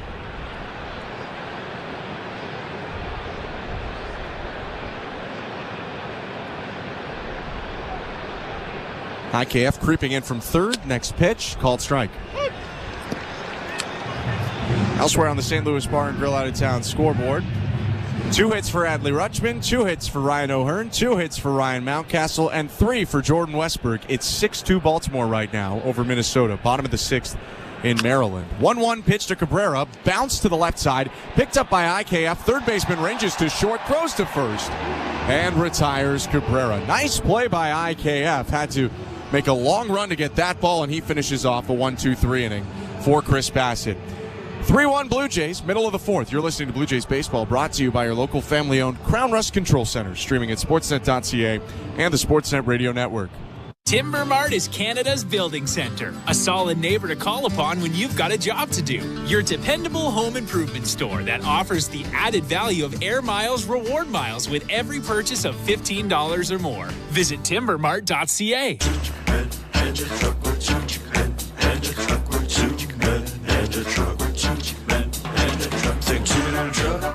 Truck.ca. So when you gotta move, all moving day. Think 2-minute truck.ca. Cause all of us movers are not the same. So that's our company name, 2-minute truck.ca. We're lots of men with lots of trucks, so give us a call today. Timber Mart always has plans to help you with your plans. Your home, your cottage, your garage, whatever needs your attention first, check the most visited spot on our website for ready-to-order plans to get the job done with Canada's Building Center. Visit timbermart.ca. At Bet365, we don't do ordinary. That's why we introduced in-game betting. Because when the game starts, the action doesn't stop. With in-game betting, you can wager on game props, player props, totals, and the money line. And remember, in-game, you can track your same-day parlay with the option to cash out. Check out in-game betting and find out why. It's never ordinary at Bet365. Must be 19 years or older. Ontario only. Please play responsibly. If you or someone you know has concerns about gambling, visit connexontario.ca.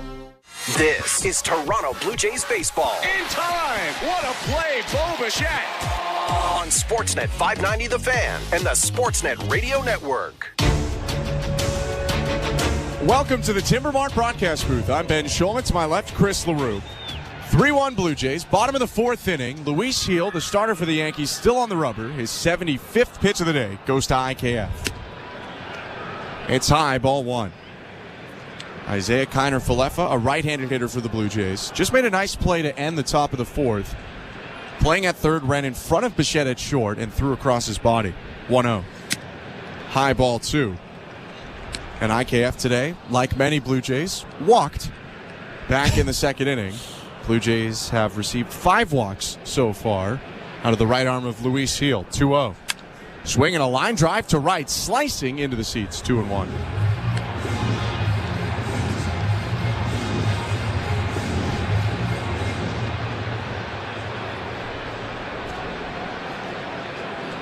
Again, no one thrown in the Yankee pen. The 2-1 pitch is lifted to right, but not deep enough. Soto, ranging back in front of the track, shuffles to his left, makes the catch. 1 out. It seems like they're just going to ride Gil until he gets to 100 pitches. Which he's given up 3 runs, and I had mentioned earlier, if you weren't with us, the Yankees are in a very difficult bullpen situation right now. They had a doubleheader against the Guardians on Saturday and went to extra innings on Sunday, so they do not have a ton available. Next pitch is fouled off. It's the first pitch to Kevin Kiermaier with 1 out and the bases empty. Heel did throw 95 pitches against the Blue Jays in his last start, and that was 8 days ago. He's on extra rest. 0-1. Kiermaier fouls it off, 0-2. And it was the same sort of outing. A lot of fastballs out of the zone, spiking fastballs where the catcher had to jump up to catch them. And then the Blue Jays kind of just let him off the hook. 0-2. Foul tipped into the glove. Kiermaier strikes out. In that start at Yankees Stadium, Blue Jays walked 4 times in 4 1/3 innings. Heel with 5 walks so far today. He's pitched through 3 2/3. Blue Jays ended up scoring 2 against him in that last start. They have 3 against him right now. Here's George Springer, 0 for 1 with a walk and a ground out. The pitch. Swing and a miss, strike 1. And the reason why he got out of a lot of those jams, he had 8 strikeouts. Yeah. He does have great stuff. I will give him that, but he needs to work on his command for sure. Heel with 5 strikeouts so far today, the 0-1. Low, 1 ball, 1 strike.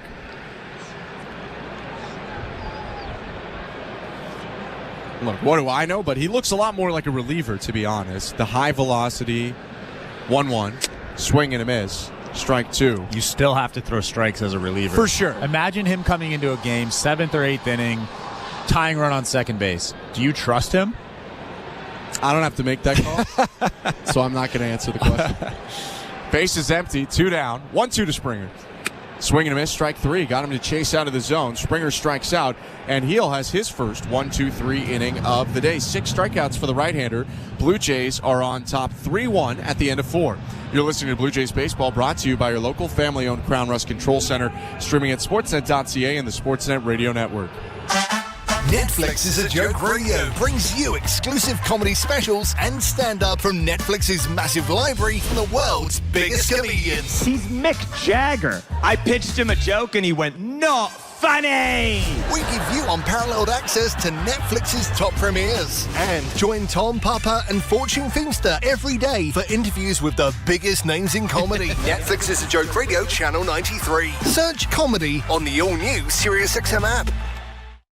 Fantasy Sports Radio is helping you win your fantasy leagues right now on Channel 87. It's a home run for Ronald Acuna. From in-season fantasy baseball management to daily fantasy basketball to getting you ready for the NFL Draft, Fantasy Sports Radio is here to help you dominate. How you manage your team day in and day out will be the difference in where you finish in 2024. Fantasy Sports Radio, your home for fantasy sports. Channel 87 and on the all-new SiriusXM app.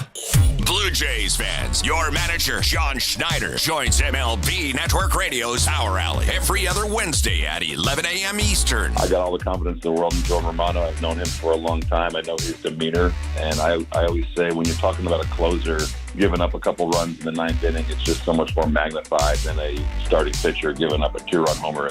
Managers at the mic on MLB Network Radio, Sirius XM 89 and the SXM app. Hey, baseball fans, the NBA postseason is in full swing, and your home for nonstop discussion every day and playoff action on the court every night is Sirius XM NBA Radio Channel 86 and on the brand new Sirius XM app. Sportsnet Radio Network.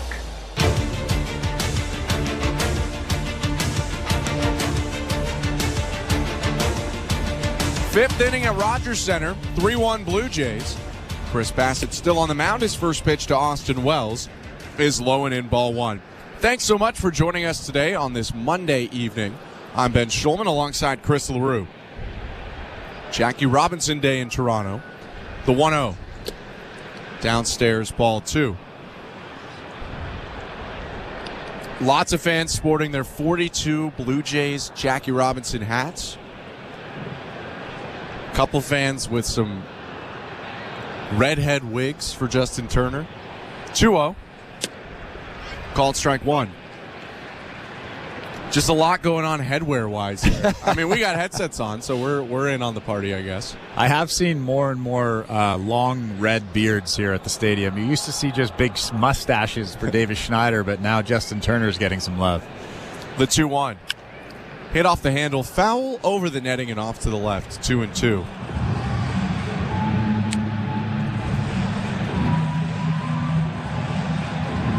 Maybe we need some thick red mustache. It's kind of a crossover. Austin Wells, the Yankee catcher who just asked for time, he's got a pretty good mustache. Yeah, he's got a good one. He looks like a firefighter. Yeah. That's at least like an 8 out of 10 mustache for Wells. 2-2. Outside, ball 3.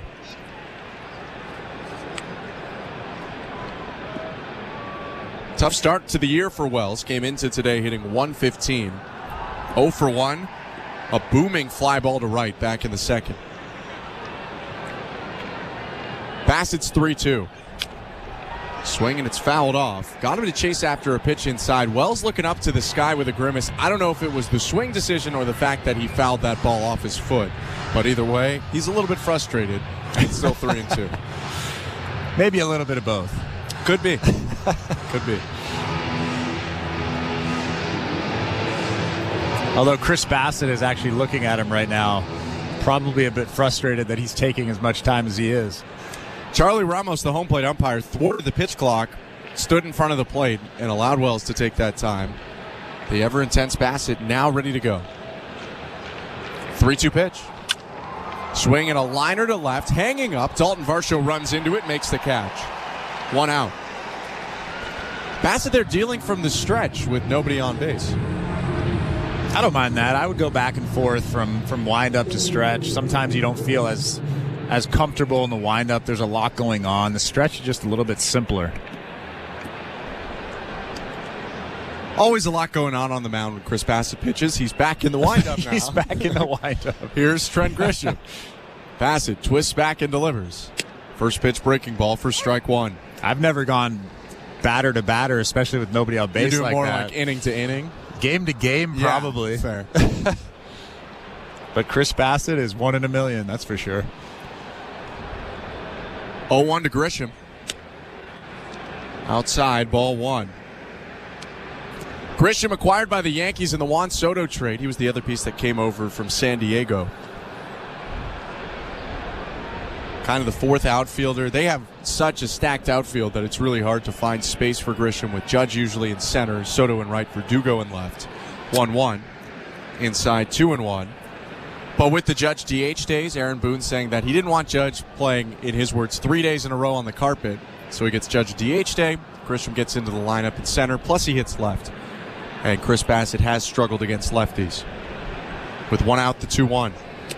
Breaking ball in the dirt. 3-2. I guess Aaron Boone doesn't know that the new carpet is soft. It's plush. It's very new. It's very new. Very new. This is game... What? This is game 7 that's ever been played on this turf. It kind of feels like real grass. Yeah. 3-1 pitch. Fastball in there. And Charlie Ramos just rang him up, but that was strike 2. He corrects himself and points to the right. It's a full count. We all make mistakes. Bassett back into the set, by the way, from the wind where he started this at-bat. 3-2 pitch. Fastball just outside. Ball 4. We get robbed of seeing a guy get rung up on back-to-back pitches. And John Schneider is yelling at the home plate umpire right now. He's saying that's not up. Oh, did he say that was up? Because that might have been outside. It definitely wasn't up. John Schneider is absolutely correct. It wasn't out either. It's not even close to being upstairs, though. That's borderline on whether it was outside, at least. But Grisham with the walk. Second time that he's walked this season, still hitless for the Yankees. Anthony Volpe is up, native of Morristown, New Jersey. 1 for 2 today, Volpe. First pitch, Grisham takes off. It's a called strike. Throw down to second. Safe. Biggio caught it and tagged the legs of Grisham all in one motion, and the Blue Jays at least interested in looking at this. Gil Kim on the phone right now.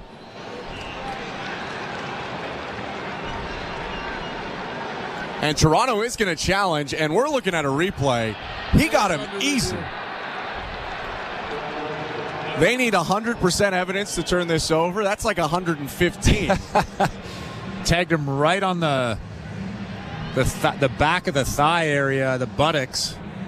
I mean, that's a He's clearly out. Yeah. That was a great throw from Alejandro Kirk. I thought he had no chance. Bo Bichette putting the tag on. Trent Grisham got a really good jump on that pitch. And Biggio, I mean, it's clear. Rogers Center reacting to it now. Just kind of caught it and folded the glove onto the back of Grisham, who's walking off the field before the results of the review is read. Here it comes. The field is overturned. Is out. It's a caught stealing, 2-4. 2-4 on the caught stealing. Caught stealing. Alejandro Kirk, you said good throw. Probably his best throw of the year that we've seen so far. And now 2 outs. Tailing back to the second base side of the bag, that's exactly where he needed to throw that baseball to get Trent Grisham out. Maybe not on purpose, but great throw nonetheless. It worked out. Pitch was a strike, too. So now 2 outs. Bases empty. The 0-1 to Volpe. Breaking ball in there. Strike 2. Let's take a quick look at the St. Louis Bar and Grill out-of-town scoreboard. It's Tampa Bay leading the Los Angeles Angels 1-0. But in the top of the 7th, the Angels batting with the bases loaded and 1 out. 0-2 to Volpe. Called strike 3. Frozen with the cutter. Volpe goes down. And so do the Yankees in the top of the 5th. 3-1 Toronto headed to the bottom half. You're listening to Blue Jays Baseball, brought to you by your local family-owned Crown Rust Control Center, streaming at sportsnet.ca and the Sportsnet Radio Network. The biggest clubs in world soccer clash at the UEFA Champions League. And it's on Sirius XM FC. What a brilliant finish that is from Avinia. After a thrilling 3-2 win in Paris, Barcelona hosts PSG in the second leg of the quarterfinals with a spot in the last 4 on the line. Breaks to Dembele. Left-footed right into the back of the net. Barcelona versus PSG, Tuesday at 3 Eastern on Sirius XM FC 157 and streaming on the Sirius XM app. The NASCAR Cup Series is on Sirius XM. We're back on the track Sunday, 2 p.m. Eastern. It's the Geico 500 from Talladega Superspeedway. Checker flag, baby. Yeah. On Sirius XM NASCAR Radio Channel 90 in the car and on the all-new Sirius XM app. Get closer to everything that moves you wherever you are with the Sirius XM app. Let's make some smoke and drink some beer. Yes. You love listening to baseball. You love talking about baseball. You love yelling at your buddies about baseball because they love baseball, and so do we. That's why SiriusXM has the only channel on the radio dedicated to baseball 24/7. It's MLB Network Radio, SiriusXM Channel 89. News, opinions, passionate baseball talk from former players and GMs, plus interviews with players, managers, and executives, and much, much, much more. If you can hear me right now, you've got MLB Network Radio, SiriusXM Channel 89, and on the SiriusXM app. 24/7, 365 coverage of all things NASCAR. All things NASCAR happens exclusively on Sirius XM NASCAR Radio, Channel 90. Welcome to the Timber Mart broadcast booth. I'm Ben Schulman alongside Chris LaRue. Home half of the 5th, Luis Gil still on the rubber. The Yankees starter pitches to Vladimir Guerrero Jr. Called strike 1, a pitch way below the knees. Interesting end to last inning and start to this one for Charlie Ramos, home plate umpire. The 0-1. Inside, 1 ball, 1 strike.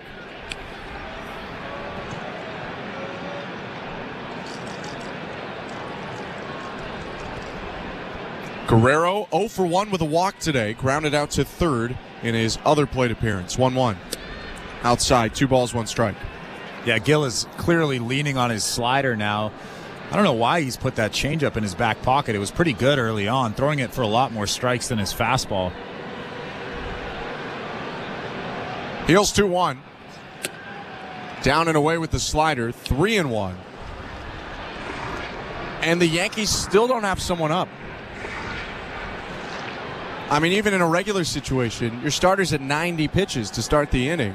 Here is the 90th. Way down and away, all the way to the backstop. Ball 4. Guerrero with the leadoff walk. Yeah, I've said this a few times tonight, but you just don't see pitches like that from major league pitchers. That wild, all the way to the backstop, especially with fastballs. Sometimes sliders, sometimes an off-speed pitch, but you rarely see it with fastballs. After that walk, there is movement down there in the Yankee pen. Now, everyone's wearing 42, so give me a second on who is throwing. But here's Bo Bichette. First pitch swinging. He bounces a ball to the third baseman, Cabrera. Throws to second for one. Back to first in time. 5-4-3 double play, and maybe they won't have to go to that pen after all. There are 2 down. Let's take a look at the injury report brought to you by Bergmanis Priro Personal Injury Lawyers. If life has thrown you a curveball and you're striking out with your insurance company, get ahead of the count and call Bergmanis Priro Personal Injury Lawyers. You focus on getting better, and Bergmanis Priro will take care of the rest. Visit bplawyers.ca. Danny Jansen active today for the Blue Jays for the first time. He's on the bench. First pitch to Justin Turner. High ball 1. 2 outs. Blue Jays up 3-1. Bottom of the 5th inning. Nobody on for Turner. Brian Servin back to AAA Buffalo. Or I guess there for the first time. 1-0. Outside 2-0 for Turner. Eric Swanson and Jordan Romano, John Schneider said, will be activated soon. Didn't give us really more clarity than that. He said they're done with Buffalo. The 2-0. Downstairs 3-0.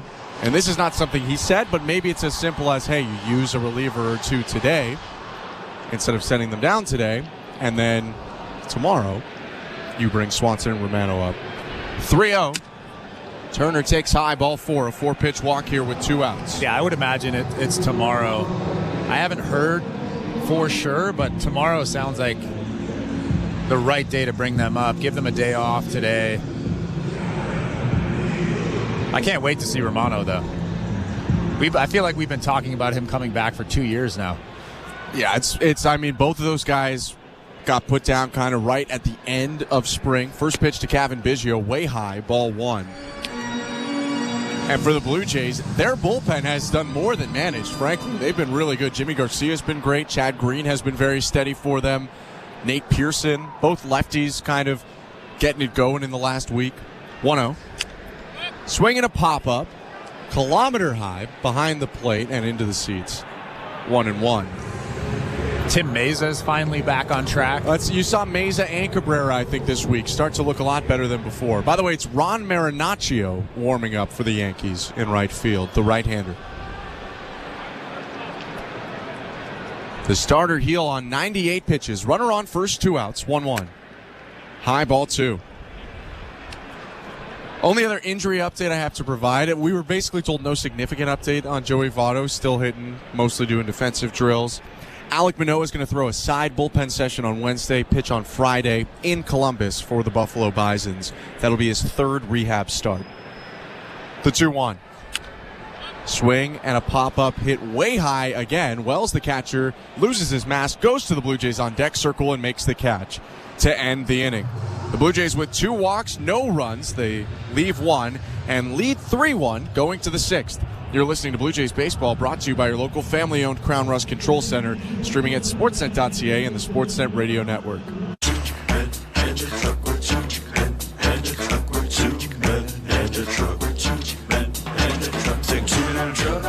Truck.ca. So when you gotta move, all moving day.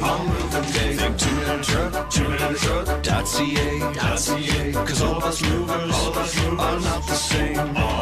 So that's our company name, 2menintruck.ca. We're lots of men with lots of trucks, so give us a call today. The Blue Jays are inviting you to work from Dome. Put it in your calendar. 307 weekday starts this season. You can work from Dome with friends or coworkers at Rogers Center. It's a game changer. Make the ballpark your office for the afternoon. Work from Dome, 307 weekday starts. Let's touch base. Check out ticket options on BlueJays.com/workfromdome. It's sports streaming season. This spring, get set for nonstop action on Sportsnet Plus. Unbelievable. Every electrifying game of the Stanley Cup playoffs. Did you see that? All the knockout moments in UFC. Awe-inspiring action from the NBA playoffs. Plus, the Toronto Blue Jays are back in full swing. Catch all the can't-miss moments that matter most to you. Because when it happens in sports, it happens on Sportsnet Plus. Subscribe at sportsnetplus.ca. This is Toronto Blue Jays baseball. He's at the track, at the wall. He leaps, and he made the catch. On Sportsnet 590 The Fan and the Sportsnet Radio Network. Top of the 6th inning at Rogers Center. Blue Jays up 3-1 on the Yankees in this series opener. I'm Ben Schulman. To my left is Chris LaRue. Toronto, after winning back-to-back series at home, looking to get off on the right foot here against the Yankees. Chris Bassett has been really good today. He's got a tough part of the order, though, here in the top of the 6th. 2-3-4, Juan Soto, Aaron Judge, Anthony Rizzo to hit this inning for the Yankees. It starts with the left-handed hitting Soto. First pitch. Just inside, ball 1. Yeah, I think we've been talking about Luis Gil so often that we haven't mentioned that Chris Bassett has looked really, really good. Bassett gave up a 1 run in the second. 1-0. Called strike 1-1. 3 singles that inning, scored a run. He gave up a single in the third. He walked a batter in the 5th that was thrown out stealing. Those are the only blemishes. Those are the only guys to get on base. 4 singles and 1 walk. The 1-1. Soto leans back out of the way. It's a ball. 2-1. Well, he's doing a good job of pounding Soto in right now. Soto loves to get those hands extended. He's a big boy with good power to right field. I'd probably stay in there. 2-1. Way inside. Soto crouching over, staring out at Bassett. 3-1. And you could see that sweeper almost hit Soto in the knee. He didn't like that at all. I guess no hitter likes to almost be hit in the knee. But there was some good purpose to that pitch. Now it opens up the outside of that plate. Soto asks for time. 2 hard practice swings in the dirt circle off to the right. Steps back in. Those were the most intense practice swings I've seen in a while. He's a fiery guy.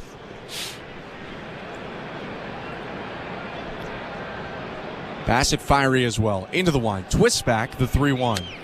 Outside, ball 4. A walk for Soto. His 16th so far this season to tie Aaron Judge for the lead in Major League Baseball. Here comes Aaron Judge. And here's another guy that you can't really leave pitches out over the middle of the plate. He loves to get his arms extended. He's obviously a big boy. Lots of power. Like you said, this is a tough part of this order. This is a tough part of any order. Yeah. 2, 3, 4. 2 just walked. Here's 3 and Aaron Judge. Pitch by Bassett. In there, strike 1. That was the slider. He's fed him a steady diet of off-speed pitches so far in this game. And Judge was not happy with that call. It was a good pitch, but it was a little bit off the plate. Even with Judge's long arms, he probably couldn't have reached that one. Soto leads off first. No outs. 0-1 to Judge. Swing, and it's fouled off. Fastball on the inner half. 0-2. Good sinker down and in. Ties up Judge. Judge is just so big that I know it's scary to get in there, but if you get in there with a sinker, it just ties him up. 6'7", 282 pounds. Pretty much all muscle for Aaron Judge. He's 0 for 2 today with a strikeout and a ground out. The 0-2 pitch. Down low. Couldn't get him to chase the split. 1-2.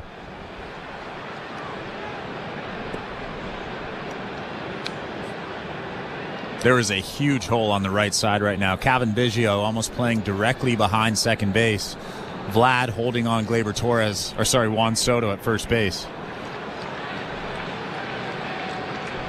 The 1-2. Fouled off. Went down and in with the sinker. Yeah, I really like what they're doing right now. This is a great sequence, especially to one of the biggest, strongest hitters in the big leagues. Really good sinker down and in, and Aaron Judge barely gets a piece of it.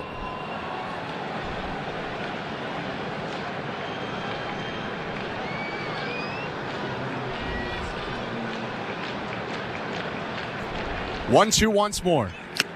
Foul tipped into the glove. Strike 3. Sinker right over the heart of the plate, and Judge swings through it. And that's the beautiful thing about having 9 pitches. Aaron Judge is guessing up there as well. He's guessing 70-mile-an-hour curveball, maybe a split, maybe a change. And Chris Bassett just blows that 95-mile-an-hour fastball right by him, middle. That's a pitch that he should hit 9 out of 10 times, but he has no clue what's coming. 1 out in the top of the 6th. Anthony Rizzo, the left-handed hitter, asks for time. It's granted by Charlie Ramos. Speaking of lefties, Tim Meza is getting loose right now for the Blue Jays. You have Rizzo, then a right-handed hitter in Gleyber Torres. Then for Bassett, it would be 4 left-handed hitters in a row he would face. Pitch to Rizzo. High and in, ball 1. On the St. Louis Bar and Grill out-of-town scoreboard, the Tampa Bay Rays have blown their 1-0 lead. Guess who? Mike Trout with his 7th homer of the season to give the Los Angeles Angels a 2-1 lead. 1-0 pitch to Rizzo's outside, 2-0. Mike Trout is still a guy, huh? Oh, my gosh. He is absolutely still a guy. He's hitting .295 with, I believe, Major League Baseball's lead in 7 home runs, tied with Canadian Tyler O'Neill, who is also a guy. Oh, yeah. 2-0. Hit hard but foul to the right side, 2-1. I mean, maybe, with all due respect to Tyler O'Neill, slightly less of a guy than Mike Trout, but certainly also a guy. Yeah, that game in the top of the 8th on the St. Louis Bar and Grill out-of-town scoreboard. It's 2-1 for the Angels over the Rays. Rays opened up today a game ahead of the Blue Jays. Bassett steps off the rubber, puts one finger up, confirming that was just his first disengagement. It was. Now he's back on. Runner on first, 1 out. 2-1 to Rizzo. Bouncing ball to second. Biggio charges, flips it to Bichette for 1. Laser to first. 4-6-3. Inning-ending double play. Soto and Rizzo erased. The leadoff walk erased in the process, and Chris Bassett is through 6 innings. 3-1 Blue Jays, middle of the 6th. You're listening to Blue Jays Baseball, brought to you by your local family-owned Crown Rust Control Center, streaming at sportsnet.ca and the Sportsnet Radio Network. I have been a Taylor Swift fan for as long as I can remember. I have vivid memories of singing this song so loudly with my friends back when we were in high school. You belong with me.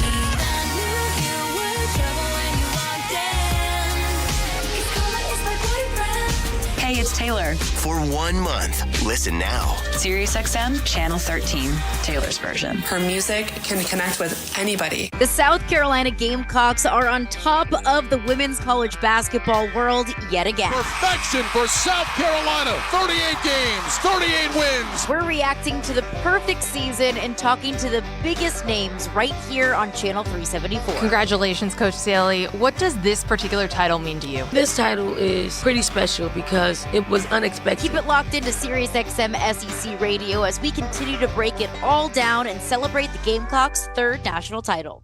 Each night after the horn sounds, NBA Radio has you covered with the best analysis of all the games. When healthy, they check a lot of boxes. We'll break down the playoff action. Durant, left wing 3 again. This one goes again. All net for Kevin Durant. And take you inside the locker room to hear from the players and coaches. I thought it was our most connected game. Defensively, we're so physical. Hear the NBA Radio Playoffs postgame show every night throughout the postseason on NBA Radio Channel 86 and the all-new SiriusXM app.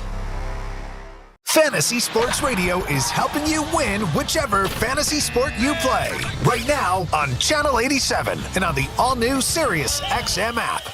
Radio Network.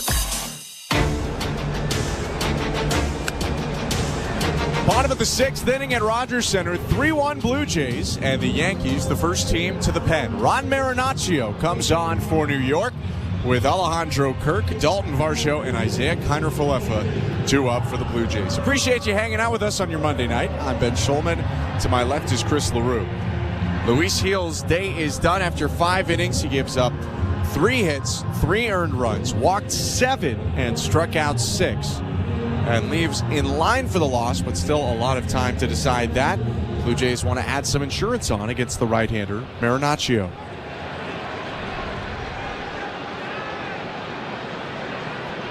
He leans down and now comes set, twists, and has his glove at his belt. First pitch to Kirk is a fastball for strike 1. I almost feel like the Blue Jays are excited that Luis Gil is out of this ball game. It's never easy facing a guy that is all over the place, throwing as hard as he was. It's just an uncomfortable at bat. 0-1. Breaking ball drops in there, strike 2. Marinaccio's a much different pace. A low 90s fastball, a changeup, and a sweeper. The 0-2. Outside.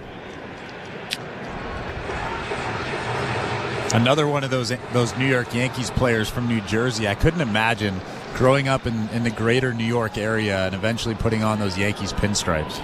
Toms River, New Jersey is where Marinaccio's from. 1-2 pitch. Line drive up the middle. Past the dive of the shortstop Volpe. Down in center field. Alejandro Kirk is 2 for 2. A single, a double, and a walk. And he's reached in 7 straight plate appearances. Yeah, he's just looking really, really good, especially that at-bat there. He just looked so comfortable driving that baseball right back up the middle. A nice, fluid swing. Anthony Volpe with the dive there, barely missing it. But what a nice swing from Alejandro Kirk. He's looking really, really good. Pitch to Dalton Varsho is hit very high and not very deep to right center. Grisham, the center fielder, charges in and makes the catch. 1 out. For Marinaccio, the right-hander we were talking about, from Toms River, New Jersey, South Jersey, so it's a little bit closer to Philly, actually, than New York City, but still, it's an hour-and-a-half drive from Toms River to Yankee Stadium. You can imagine when he broke camp with the Yankees in 2022 for the first time, the family probably made its way up from Toms River. Broke camp with them in 23 as well. First pitch to IKF, called strike 1. We were talking about Anthony Volpe and how close his hometown is. I think 48 miles or 50 miles or something like that. Real close. Which is, what, 75 kilometers? Yeah. Something like that. He was probably a Yankee fan. 0-1. Ground ball up the middle, right to the aforementioned Volpe. He'll jog over to the bag, stomp on it, throw to first, and retire the side. 6-3 double play. Kirk's leadoff single goes nowhere. The Blue Jays set down scoreless in the 6th. But it's still 3-1 Toronto headed to the 7th. You're listening to Blue Jays Baseball, brought to you by your local family-owned Crown Rust Control Center, streaming at sportsnet.ca and the Sportsnet Radio Network. Bring excitement to your landscape with Proven Winners Color Choice shrubs. These flowering shrubs and evergreens have been trialed and tested by experts to make sure they look better and bloom better. So they're just as easy to care for as what's in your landscape now, but a whole lot more colorful and interesting. Look for Proven Winners Color Choice shrubs in the distinctive white container at your local garden center, or learn more at provenwinnerscolorchoice.com.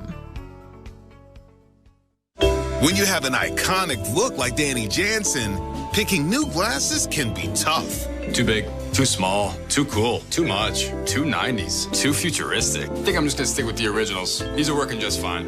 He is really seeing the ball well. Your friends will do a double take when they see you in your Danny Jansen new blue replica jersey and glasses. And he's got some style. On Monday, April 29th, the first 15,000 fans will receive a Jano bundle. For tickets, visit BlueJays.com. At Crown Rust Control, protection runs deep because every Crown Rust Control Center is owned by a local family who cares beyond business. Your Crown Rust Control is 100% committed to their product, to you, to their community, which is your community. Protecting you and what matters to you is equally important as protecting your vehicle. Did you know spring's the best time of year to protect your vehicle from rust? For a special spring offer, find your local family-owned Crown Rust Control Center at Crown Sportsnet Radio Network. Come to Rogers Center for a 3:07 p.m. start this Wednesday, April 17th, and work from Dome. Visit our work photo booth. Stay powered and connected with additional charging stations located throughout the park, and enjoy an afternoon with the Blue Jays. Make April 17th the ultimate work-play experience. Visit BlueJays.com/workfromdome to buy your ticket today. First pitch of the 7th is delivered inside by Chris Bassett, 1-0. 3-1 Blue Jays. Bassett on 91 pitches, dealing to Gleyber Torres. Here's 1-0. In there, strike 1. I'm Ben Schulman alongside Chris LaRue. Tim Meza continues to loosen up for the Blue Jays, the lefty in the pen. After Gleyber Torres, a left-handed hitter in Alex Verdugo, and a switch hitter in Oswaldo Cabrera. 1-1. Breaking ball in there, strike 2. And Chris, we were kind of like mapping out different scenarios at the break. You know, do they just leave him in for Torres? Or, hey, if he gets Torres out, does he get the next guy? As Bassett steps back on the mound. Here's his 94th offering of the day. High, ball 2. Yeah, I think that as soon as he gets somebody on base, Tim Meza's in this ball game, especially with the lefties coming up. He's at 94 pitches now. Here's 95. Foul tipped off the glove of Kirk, just couldn't hold on to it. Bassett reached back for a little bit extra there, threw 95 at the outside part of the plate. And still with pretty good movement on it. A lot of late life. I mean, he missed his spot by about 6 feet, but a lot of late life. Good sink to it. Bassett staring right at Kirk. Deep breath into the wind. The 2-2. Hit foul into the netting. 3-1 Blue Jays. Gleyber Torres leading off the top of the 7th. 1 for 2 today. Singled to start the second inning off. Bassett came around to score. The Yankees' only run.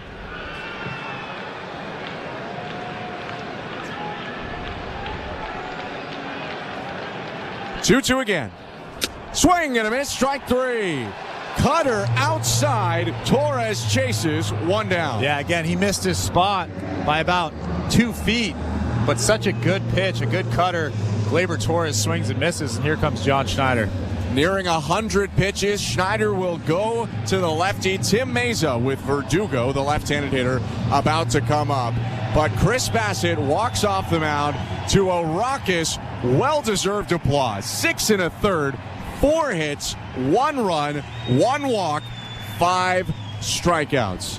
Bassett back to the dugout. Let's go back to baseball control. Here's our host today, Show Ali.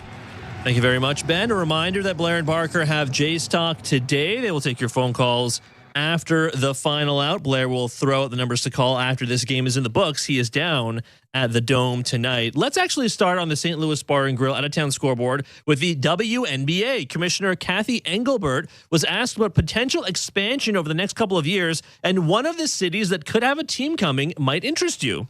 Our plan and goal is to get to 16 teams in the next few years. I'll throw some of those out there because I've already thrown them out there. We continue to engage with cities like Philadelphia and Toronto and Portland and Denver and Nashville and South Florida. And 26 is definitely our goal for certainly the next one. Maybe we do get a Canadian team based in Toronto. Who knows? WNBA draft happening tonight as well. As expected, Caitlin Clark did go number 1 overall to the Indiana Fever. Cameron Brink, number 2 to the LA Sparks. Camila Cardoso going number 3 to the Chicago Sky. Canada's own Aaliyah Edwards went number 6 overall to the Washington Mystics. In baseball, some scores. Orioles now lead the Twins 7-4. Ryan O'Hearn, Cedric Mullins, and Gunnar Henderson all with home runs. Angels at Rays. LA up 5-1 at the Trop. Mike Trout with his 7th home run of this season, a 2-run bomb. Rangers at Tigers, this game in the 9th inning. Texas up 1-0. Marcus Semien driving in the only run of the game after hitting into a force out at Comerica Park. Blue Jays baseball is brought to you by Crown Rust Protection. Let's get you back to the action down at the Rogers Center. Here's Ben Schulman and Chris LaRue. Thank you very much, Joe. The left-hander Tim Meza getting loose after an impeccable day from Chris Bassett. 6 1/3. 4 hits, 1 run, 2 walks, 5 Ks. He leaves Mesa the bases empty with 2 outs in the top of the 7th and a 3-1 Blue Jays lead. Mesa about to face Alex Verdugo. 9th appearance of the season for Tim Mesa. Had a scoreless inning in the Blue Jays win a couple of days ago. First pitch called, strike 1. Chris, I mean, Bassett was really good today. Like, really good for a second straight day. Well, I don't think we talked about him enough because we were talking about Luis Gil so often. 0-1. In there, strike 2. Well, and he also did that thing where he had these super quick innings. 1, 2, 3 in the 4th. Faced the minimum in the 5th because after a walk, Kirk caught Grisham stealing. Faced the minimum in the 6th. After a walk, a double play ball. 1, 2, 3 in the 1st as well. 0-2. Inside. 1 ball and 2 strikes. Can we talk about Tim Meza's socks? He has a picture of Jackie Robinson on his socks. The 1-2. Hit down the left field line. Varsho on the run. Nearing the corner. Reaches up. Makes the play. Varsho tumbling into the tall side wall. Makes the catch. And there are 2 outs.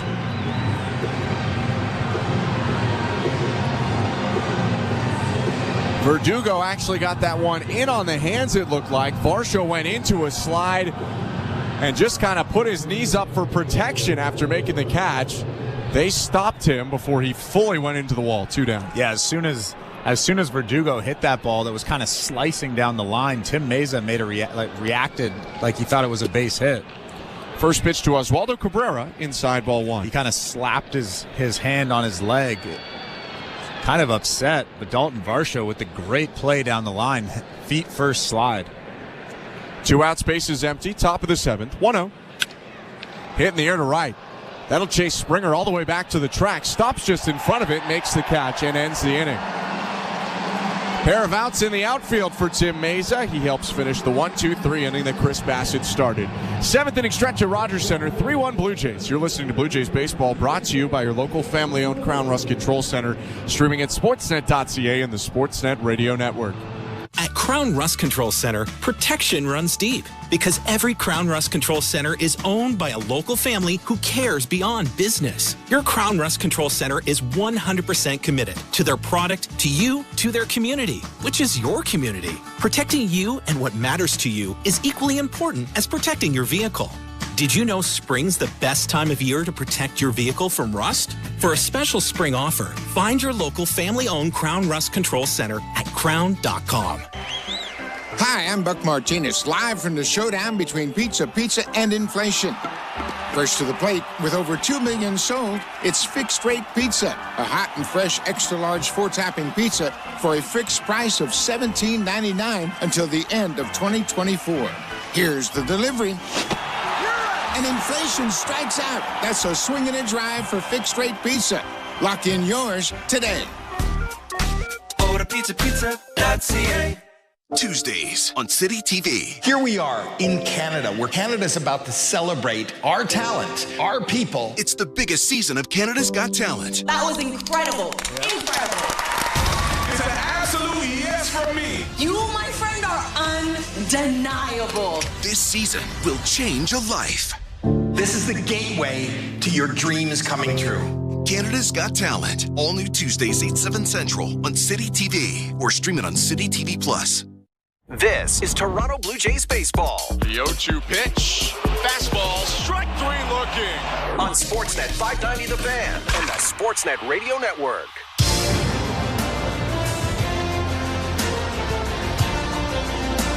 Bottom of the 7th inning at Rogers Center. Kevin Kiermaier leads off for the Blue Jays, and the first pitch from Ron Marinaccio is in there. Strike 1. Blue Jays up 3-1 right now on the Yankees. Kiermaier 0 for 2, a pair of strikeouts. The 0-1. Bouncing ball left side. Playing in already, the third baseman Cabrera fields it chest high and throws over to first. 1 out. Kiermaier's had a tough day. He's been swinging at elevated fastballs all day long. Those really tough fastballs from Luis Gil. Then he gets a good fastball down and kind of hits it off the end of the bat weakly to Cabrera at third base. He's obviously not seeing the ball very well. Welcome to the Timber Mart broadcast booth. That's Chris LaRue. I'm Ben Schulman. The pitch to George Springer. In there, strike 1. Tom Young and Andrew Adams are our technical directors today. Show Ali, our host and producer. Stick around after the game. Jays Talk with Blair and Barker follows game action. 0-1 pitch, down and in. 1 ball, 1 strike.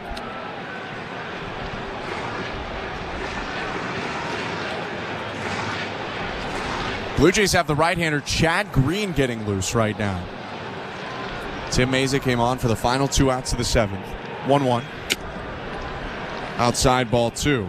Springer today 0 for 2 with a walk. And how about Tim Meza again? And I wonder if he gets to go back out there because it's 2 lefties scheduled to hit right out of the chute for the Yankees in Wells and Grisham. The 2-1. Called strike. Springer banging his left thigh with his left hand. Upset with that call, I believe. That pitch looked a little bit low. 1 out and the base is empty. The 2-2. Inside, ball 3. That's actually a good question about Tim Meza. I would imagine that he's not going back out. Chad Green looked really good in his last outing. His fastball was really effective. He had a really sharp breaking ball. I would imagine that he's the setup guy right now for Jimmy Garcia. So you just throw him out there with a 2-run lead. 3-2.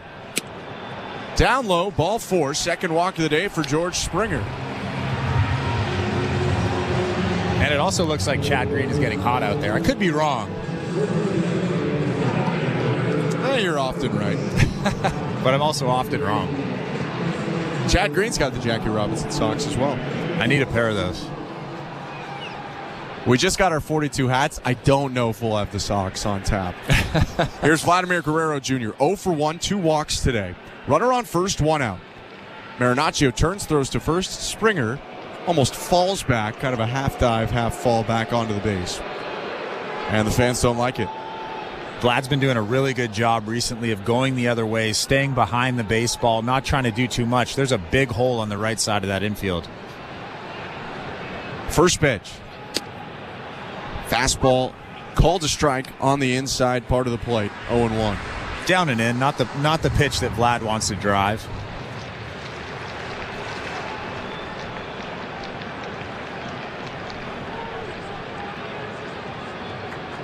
The 0-1. Swing and a foul off, 0-2. That was a bit of a hanger. That sweeper landed about middle in, but Guerrero was far in front of it. Yeah, you could see that he just pulled his shoulder trying to do too much. He does that often with spinning sliders. If he stayed on that baseball, he can just drive it to the big part of the field, but he pulls off with his left shoulder. Runner on first, Bo Bichette on deck. Vladdy hitting a hair below 200 to start the year. Springer takes off, and the pitch is bounced to the backstop. Springer dives into second. Guerrero was waving him to keep going, but George never saw it. He kind of ducks his head down now. Springer still crouched on the bag, but a stolen base anyway. The pitch was a ball, so it's 1-2 the count on Guerrero with now a runner in scoring position.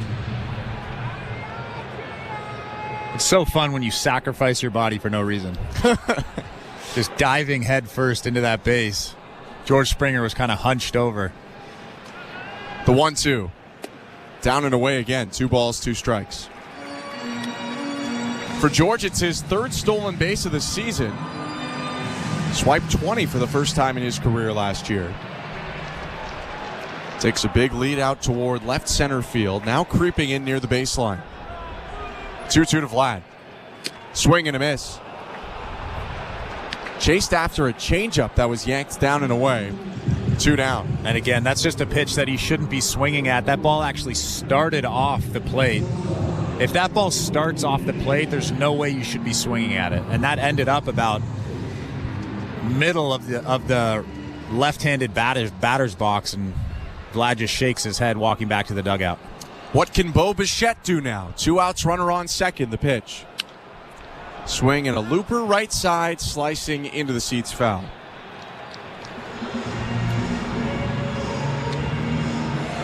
Bichette's 1 for 3 today, but he's hit 3 ground balls in the infield. One of them an infield single, a chopper to second. Has stolen a base today and came around to score the most recent Blue Jays run on the Kirk RBI double in the third. 3-1 in the bottom of the 7th. And the 0-1 to Bichette. High, ball 1. Yeah, Bo had a really, really tough time against Luis Gil. He had a lot of awkward swings. And again, Luis Gil, although he walked 7, guys like that are really, really tough to face. Effectively wild. 1-1.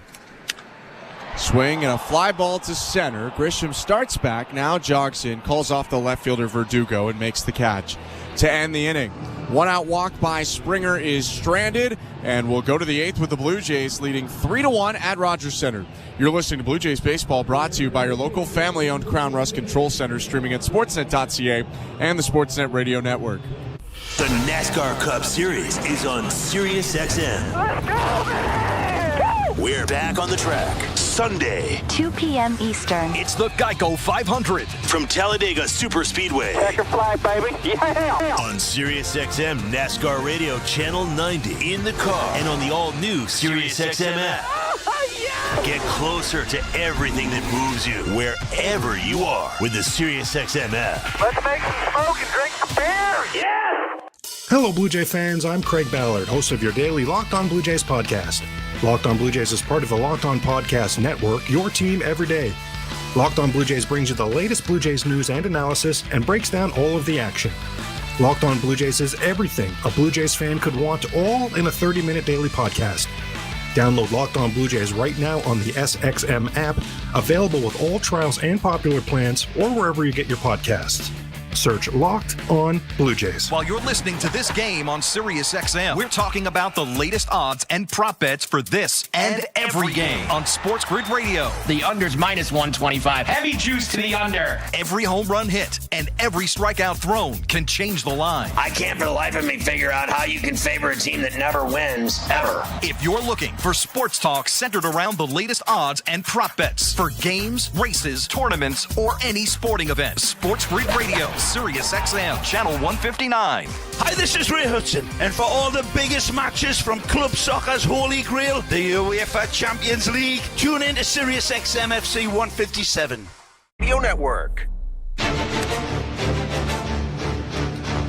Top of the 8th inning at Rogers Center. Blue Jays and Yankees. Toronto up 3-1 on New York in this series opener.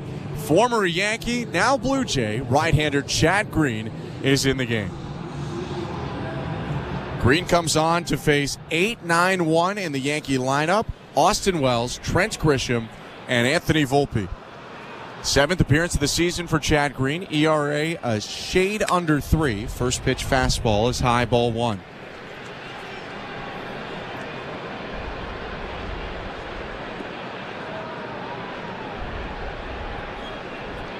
The 1-0.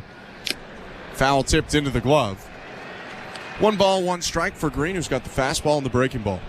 And in his last outing against Colorado, he struck out 2. His fastball looked really, really good. That backspin just made that invisible that much better. 1-1 heater hit foul. And we even saw a couple 96s, which we haven't seen much of this year. All 3 of his fastballs to start this outing, 95.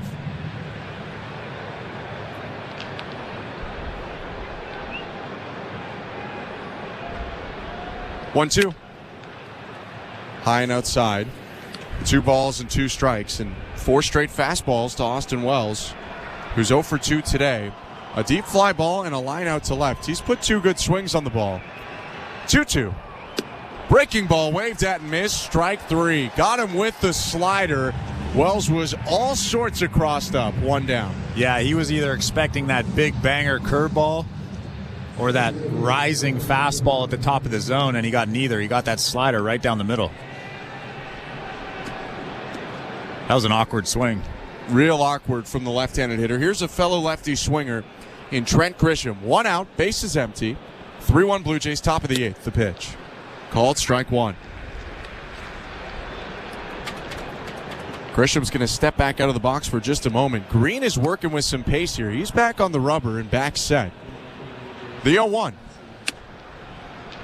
High and inside. 1 ball, 1 strike. That was a cutter. 92 miles an hour. That's new. He doesn't mix that one in very often. No. 1-1 pitch. Swing and a miss. Back to the 4-seamer. Tied him up in on the hands. It's 1 ball and 2 strikes. If I'm Chad Green, I'm going right back up there. Throw that thing down the middle, in between the belt and the letters, and Trent Grisham will swing right through it. Grisham asks for time. He's out of the box. Back in it now. Twirls the bat. And the 1-2 pitch. High and outside. 2 balls, 2 strikes. And the reason why I said throw that thing down the middle is because it's really enticing. Like I said with Luis Gil, you see that coming. You see that fastball about belt high, and then it kind of just rises up, and it's unhittable. 2-2 in the dirt. Went with the off speed. 3 balls and 2 strikes. Come to the ballpark tomorrow and bring your appetite, because it's Looney Dogs Night, presented by Schneider's. Make your way to the hot dog headquarters at Schneider's Porch and dive into those delicious dogs and get your photo taken with Buck the Looney. Here's the 3-2. Popped up right side of the infield. Back of first. It's called by the second baseman, Biggio, and he'll make the catch. 2 outs. There's plenty of fun to go around on Tuesday nights at the ballpark, so head to BlueJays.com/LooneyDogs to purchase your ticket. Vlad there taking a book, I believe, out of the Adrian Beltre book, kind of was also camped under it, just 6 feet off to the left, and made an imaginary catch of his own. 2 down. Blue Jays up 3-1. Bases empty. Top of the 8th. Here's the top of the order. Toughest test for Green this inning. It's Anthony Volpe. First pitch. Downstairs with the slider, 1-0. Do you think Chad Green's pumped about that? About Vlad doing that? High leverage situation, 2 runs. You know more than me, but I lean he doesn't care. He probably didn't even see it. 1-0. Swing and a miss. 1-1. He's probably looking at Kevin Biggio and the ball and is not even noticing that Vlad's doing that. But maybe if it was 10-0, I would say that's okay. But in a 3-1 ball game in the 8th inning, not so great. 1-1. Just outside, 2-1. Some Let's Go Blue Jays chants right now. Blue Jays fans feeling fired up right now. Still 4 outs needed to win this game. The 2-1. Called strike, 2-2. 97 with the fastball down in the zone. Volpe has the last Yankee hit. It came back in the 3rd inning. He's 1 for 3. 2-2. Off the end of the bat foul, over the screen to the right. Yeah, Chad Green let Volpe off the hook right there. Alejandro Kirk wanted that fastball elevated, but Chad Green threw it in a hittable location, and Volpe just fouls it off. 2-2 again. Hit on the ground is short. Picked by Bichette on the forehand side. Lob over to first in time. And that's the top of the 8th. Green sets down the Yankees 1-2-3. Bottom half of the 8th coming up. Turner, Biggio, Kirk when we return. 3-1 Blue Jays. You're listening to Blue Jays Baseball, brought to you by your local family-owned Crown Rust Control Center, streaming at sportsnet.ca and the Sportsnet Radio Network. Bring excitement to your landscape with Proven Winners Color Choice Shrubs. These flowering shrubs and evergreens have been trialed and tested by experts to make sure they look better and bloom better, so they're just as easy to care for as what's in your landscape now, but a whole lot more colorful and interesting. Look for Proven Winners Color Choice Shrubs in the distinctive white container at your local garden center, or learn more at provenwinnerscolorchoice.com. Hi, I'm Buck Martinez, live from the showdown between Pizza and inflation. First to the plate, Pizza's big hitter, fixed rate pizza. An extra large 4-topping pizza for a fixed price of $17.99 until the end of 2024. I dare say, folks, inflation stands no chance against this all-star. Here's the delivery. And inflation strikes out. That's a swing and a drive for fixed rate pizza. Lock in yours today. Order pizza.ca. It's sports streaming season. This spring, get set for nonstop action on Sportsnet Plus. Unbelievable. Every electrifying game of the Stanley Cup playoffs. Did you see that? All the knockout moments in UFC. Awe-inspiring action from the NBA playoffs. Plus, the Toronto Blue Jays are back in full swing. Catch all the can't-miss moments that matter most to you. Because when it happens in sports, it happens on Sportsnet Plus. Subscribe at sportsnetplus.ca. This is Toronto Blue Jays baseball. He makes the catch, and the Blue Jays win the ball game. On Sportsnet 590 The Fan and the Sportsnet Radio Network. This copyrighted broadcast is presented by authority of Rogers Blue Jays Baseball Partnership. It may not be reproduced or retransmitted in any form, and the accounts and descriptions of this game may not be disseminated without the express written consent of Rogers Blue Jays Baseball Partnership or the Sportsnet Radio Network. 3-1 Blue Jays. Bottom of the 8th inning. Dennis Santana, the right-hander, on for the Yankees. He pitches to Justin Turner, who crowds the plate and takes strike 1 right down the middle at 97. Blue Jays saw Santana in New York and in the spring as a starter. 0-1. Just missed, down and away. 1 ball, 1 strike. Rare off day for Turner so far. 0 for 2, 2 strikeouts and a walk. Entered today, leading the major leagues in batting average at 386, down to just 370 now. 1-1. Off the handle. A looper to shallow left center. Shortstop Volpe going out. Called off by the center fielder Grisham. 1 out.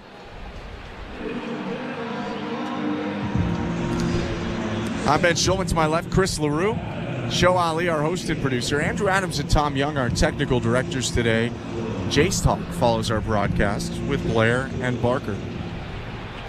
Here's Cavan Biggio, who got the offense really started for the Blue Jays in the second inning.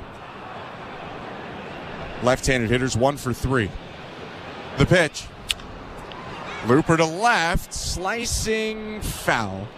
0-1. Blue Jays were down 1-0 at that point. Had squandered an opportunity in the first. Yankees scored in the second to take the lead. And on the second pitch at the bottom of the second, Biggio roped a ball to right for a double. 3 walks later, he'd score. Blue Jays had 2 in that inning, have held the lead ever since. Up 3-1 now, home half of the 8th. The 0-1. In their strike 2. It almost feels like they squandered a few opportunities today. I feel like they let Luis Gil off the hook just a little bit. It should almost be 5-1 or even 6-1. 0-2. Called strike 3. 96 at the knees. 2 down. Tough pitch right there. Good down angle on it at the bottom of the zone at 96. And Cavan Biggio just watches that baseball go by. Well, the Blue Jays leaving opportunities. They've left 6 on base today. And they've also hit into 2 double plays. 2 outs, bases empty. Here's Alejandro Kirk. 2 for 2 today with a walk. First pitch is inside, 1-0.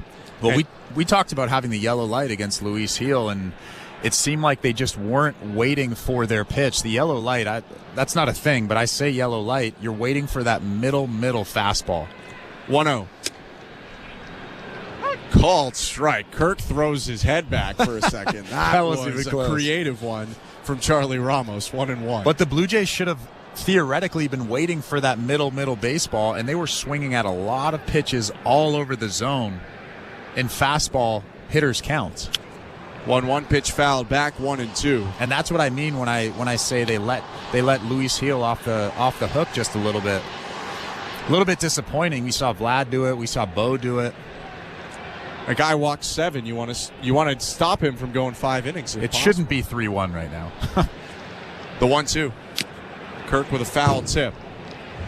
He'll stay alive after just fighting off that 97-mile-per-hour fastball.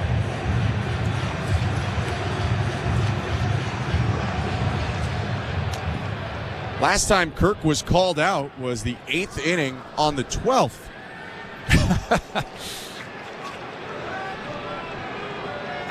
1-2 pitch. Hit foul again. The single, the double, and the walk today. 2 singles and 2 walks yesterday. And more than likely, a much-needed day of rest coming up tomorrow. Danny Jansen, if you weren't with us earlier, was activated today, is on the bench should the Blue Jays need him. 1-2 again. Kirk with a fly ball to center, and this will break the streak. Grisham jogging back, makes a 2-handed catch, and ends the inning. We go to the 9th. The Blue Jays up 3-1. Jimmy Garcia is going to enter, looking for the save. Juan Soto, Aaron Judge, Anthony Rizzo hit for the Yankees when we return. 3-1 Blue Jays. You're listening to Blue Jays Baseball, brought to you by your local family-owned Crown Rust Control Center, streaming at sportsnet.ca and the Sportsnet Radio Network. Flow. From your first heartbreak to your glow up. Fancy, huh? From low-rise jeans to high-rise dreams. Well, it's like praise in the sky. 2000s R&B hits. SiriusXM's The Flow. Now on Channel 48 and in the SiriusXM app. Included in all trials and popular plans. Are you regretting eating that gas station hot dog? Yeah, we know. We've been there too. This is a message for baseball fans like you. Did you know that you get a channel that's talking baseball 24/7 as part of your SiriusXM subscription? What? Our lineup includes shows hosted by former big leaguers and executives. Plus, you'll hear from 17 managers each week. MLB Network Radio is on SiriusXM Channel 89, or just search MLB Network Radio on the SXM app. SiriusXM Sports. We're more than just a game. This is Bob Kendrick, president of the Negro Leagues Baseball Museum and host of the SiriusXM original podcast, Black Diamonds. Hear stories about the legends of the Negro Leagues and conversations with the all-time greats they've influenced, like 5-time World Series champion Derek Jeter. I don't care what race you are. You need to know your past. This is U.S. history. It's not just baseball history. Hear over 70 episodes of the award-winning Black Diamonds podcast, available now on the SiriusXM app or wherever you get your podcasts. Jays fans, this is George Springer, and you're listening to Blue Jays Baseball on SiriusXM. George Springer, airborne, snatches it out of the sky. Sportsnet Radio Network.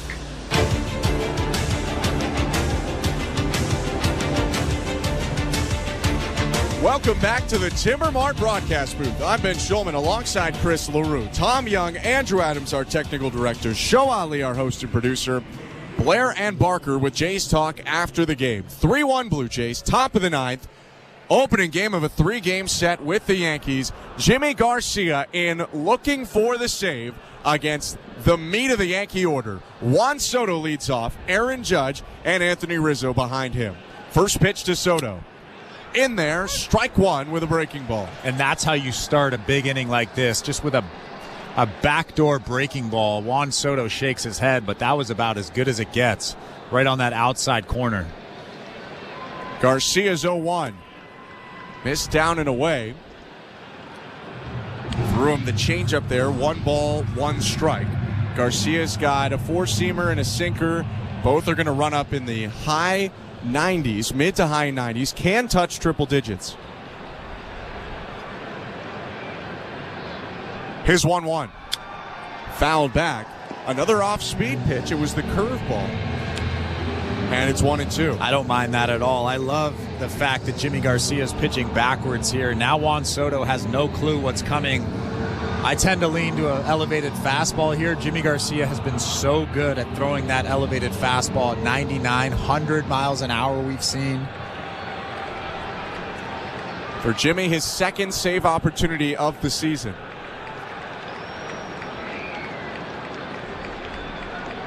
The 1-2. Hit in the air to left center field. Varsho on the run to left center, makes the catch chest high. 1 down.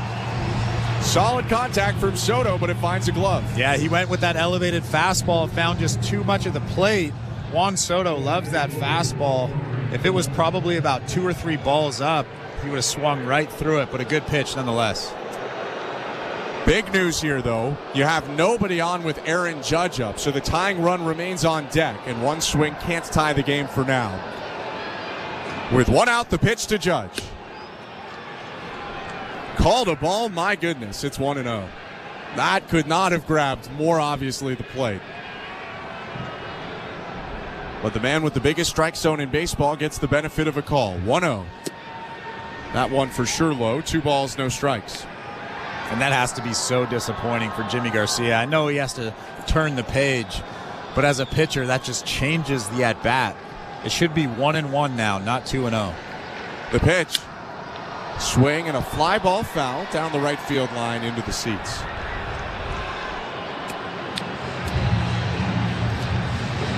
Judge 0 for 3. Struck out looking on a fastball in the first, grounded out to third, and then struck out swinging on a fastball in the 6th. Great day for Chris Bassett, 6 1/3 with just 1 run allowed. The 2-1. Fly ball to right. Springer makes the call. Charging in last second makes the catch. 2 outs. Such a good pitch. Just ties up Aaron Judge with that sinker in. That's how you get a guy like that out. And like you had mentioned, turns the page immediately from a tough call. And now Garcia 1 out away from the save. 3-1 Blue Jays. Top of the ninth. Bases empty. 2 down. Here's Anthony Rizzo. 0 for 3 with a strikeout line out and a ground ball into a double play. First pitch. Hit in the air to left. Varsho going back at the track. Turns and makes the catch. The Blue Jays win the game. A save for Jimmy Garcia on a really well-pitched day from Toronto throughout. They win 3-1, go above 500, take the series opener. And Chris, we have to start with the other Chris Bassett. He was really, really good today. Well, Chris Bassett was so good. We talked about Luis Gil a lot today, but you can't say enough about how Chris Bassett just dominated this New York Yankees lineup. His sinker was just so effective today. He was dotting that all over the place. And then, of course, the new trio of Tim Meza, Chad Green, and Jimmy Garcia. Jimmy Garcia had 0 strikeouts, but he was so effective against the meat of that Yankees order, throwing strikes with that slider, with that cutter, even with the changeup. Jimmy Garcia is turning into a force at the back end of this bullpen. I love when he comes out of that bullpen out there in left field. Second save of the season for Jimmy Garcia in his second save opportunity. A really, really nice day from him.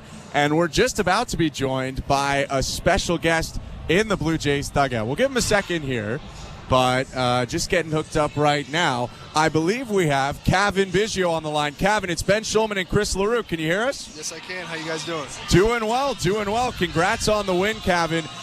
What does it mean to get this win and start this series against a tough Yankees team on the right foot?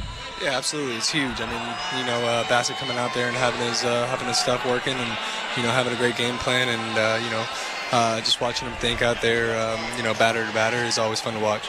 Cavan, how hard is it going up to the plate facing a guy like Luis Gil, who's just all over the place? Yeah, first off, he's got a lot of great stuff. I mean, he's got a really good fastball and, really good changeup. So, I think it was good for us not to let him get in a rhythm early on and, get on base and, eventually score some runs and, ended up winning the game because of it. But yeah, he's got great stuff and he's got a bright future ahead of him. Not only did you guys pitch really well, Cavan, but you also defended really well. You had the sliding catch by Varsho in left. You started the double play to end the sixth. How do you think you guys have picked right back up with the great defense after the Team Gold Glove last year? Yeah, I think it's, obviously we've got a lot of great defenders out here and on our team, and I think it's just a testament of, how much we care about it and how much we work with it. So we come out every day to work with it, and, we take a lot of pride in, picking our pitchers up, especially with our staff. We have such a great staff, and, whenever we can, pick them up, it's always a good thing. Well, you didn't get the ice bucket, but you got the water bottle, and we'll let you go after that, Cavan. Thanks so much for joining us. Congrats on the win. Thank you, guys. Thanks, Cavan.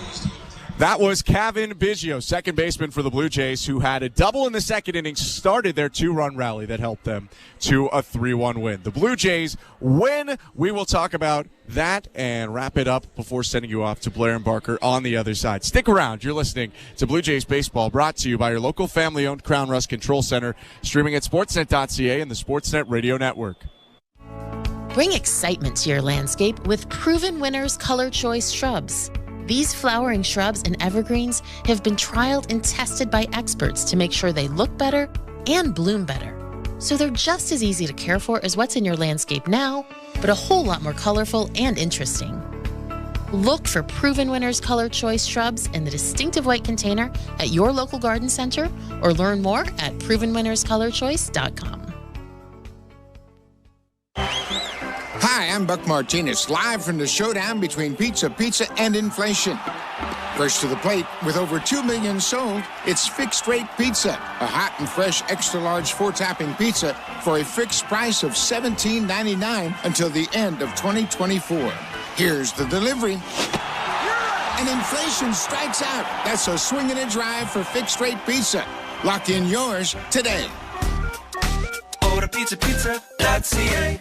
We're 2 men and a truck, and we've got lots of men and lots of trucks.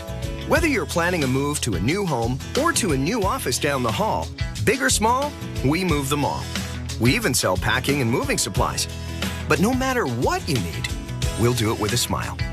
With a 96% referral rating and the professionalism you can trust, the choice is simple. So when you're planning your next move, call 2 men and a truck. 2 men and a truck, the movers who care. At Crown Rust Control, protection runs deep because every Crown Rust Control Center is owned by a local family who cares beyond business. Your Crown Rust Control is 100% committed to their product, to you, to their community, which is your community. Protecting you and what matters to you is equally important as protecting your vehicle. Did you know spring's the best time of year to protect your vehicle from rust? For a special spring offer, find your local family-owned Crown Rust Control Center at crown.com. Hey, this is Trevor Richards. You're listening to Toronto Blue Jays baseball on the Sportsnet Radio Network.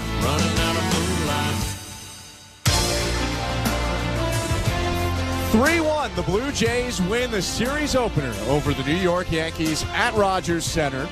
We'll come back tomorrow with a chance to win the series. Thank you so much for sticking around here at Rogers Center. I'm Ben Schulman alongside Chris LaRue. We'll get the facts and figures wrapped up from this one, talk about the player of the game rather than play of the game today, and then get you over to Blue Jays Talk with Blair and Barker coming up. The Blue Jays today threw Chris Bassitt against Luis Gil, and maybe there isn't a larger contrast of styles of starters in Major League Baseball than these two.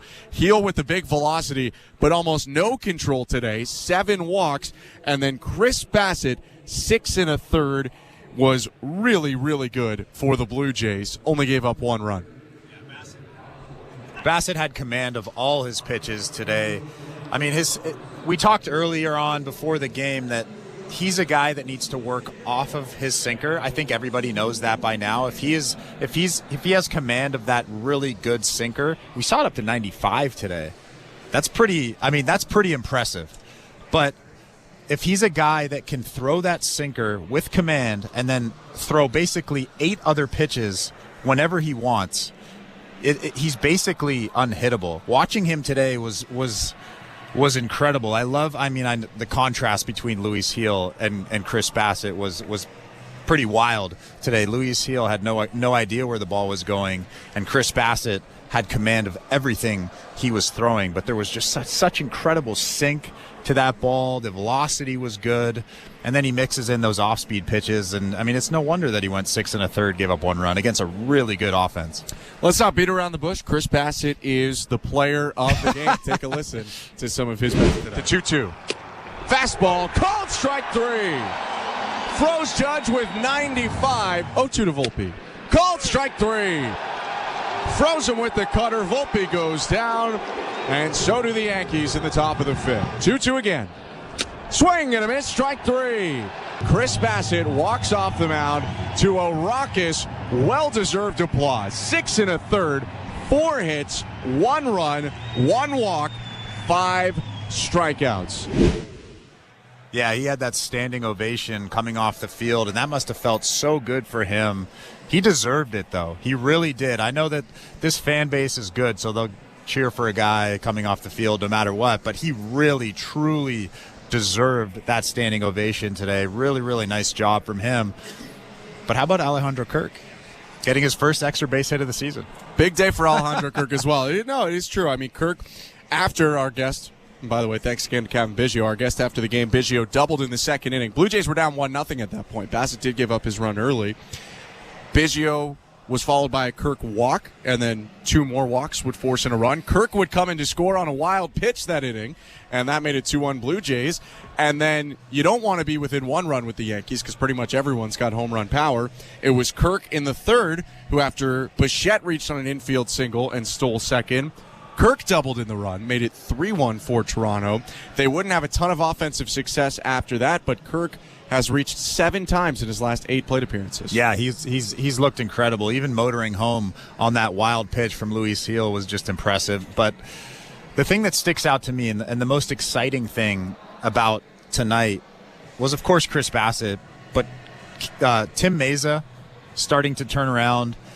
Chad Green really turning a corner as well. His velocity was up. We saw him up to 97 with that good fastball. We were watching highlights of him with the Yankees, and when he was really on, he was 97 to 99 with that good rising fastball. So if he can get up to 97, maybe mix in a 98 every once in a while, maybe the old Chad Green can come back. And then, of course, Jimmy Garcia, who has just been lights out.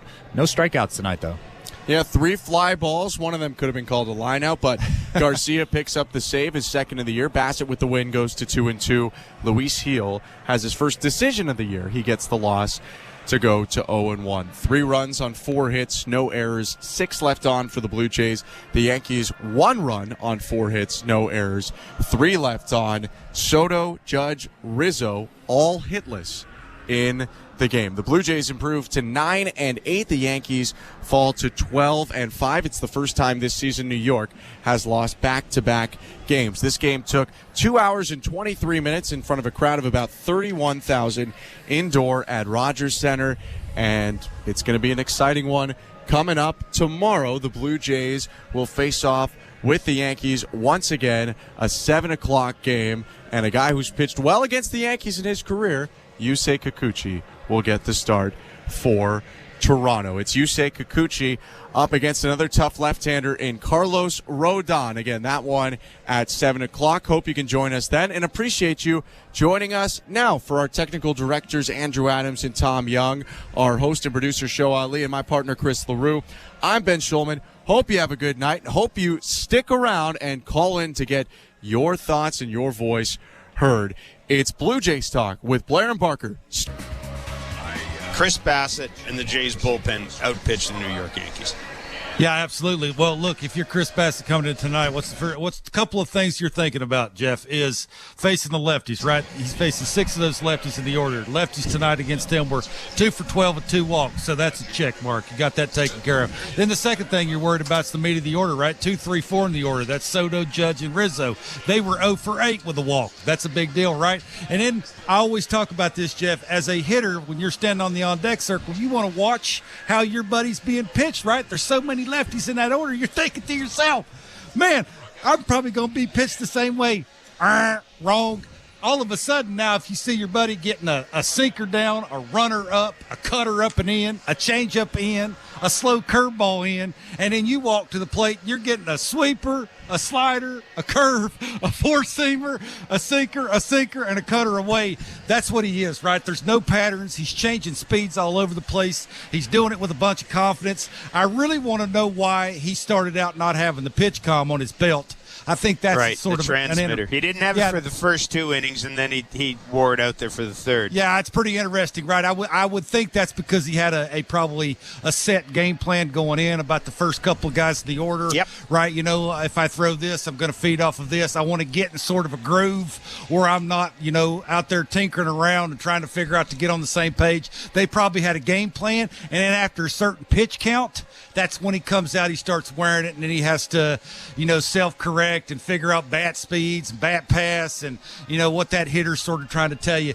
Look, when he's got the velocity on the sinker working, the velocity on the cutter's elevated, when he is throwing the secondary stuff where he's throwing it, they're tough takes, right? There's strike, and then it's a ball. It's not ball right out of the hand, so there's not a bunch of easy takes. So, yeah, I mean, it's very frustrating. You know, a lot of those managers will take out their best hitters against those knuckleball guys. I don't know how this dude don't put you in a slump. Like, you know, the 2024 way from a hitter, right, is not see ball, hit ball. It's always about game plans and what this dude's trying to do to you in certain counts. Jeff, how in the heck do you walk to the plate and have a good game plan? You don't. And then it sort of looks the way it looks, and, you know, he takes you behind the woodshed and you lose a baseball game. So, yeah, when Chris is going like this, it's going to be a tough night for the opposing team. 416-870-0590, star 590, 1-888-666-0590, a winning edition of Blue Jays Talk. 3-1. The Blue Jays have beaten the New York Yankees in the first game of a 3-game series. Chris Bassett was awfully good. Kevin Barker, Aaron Judge owns this team. He owns this ballpark. He's got 35 home runs against the Jays, the most by a Yankee against Toronto in franchise history. He's hit 7 home runs in his last 12 games against Toronto, 7 home runs in his last 7 games at the Rogers Center, 11 home runs in his last 18 games at the venue. However, this is kind of a small sample size here. I get it, but he is 2 for 9 with 4 Ks against Chris Bassett. After today, you can make that 2 for 12 with 6 Ks against Chris Bassett. I understand what you're saying about Chris Bassett and keeping everybody off balance, Kevin.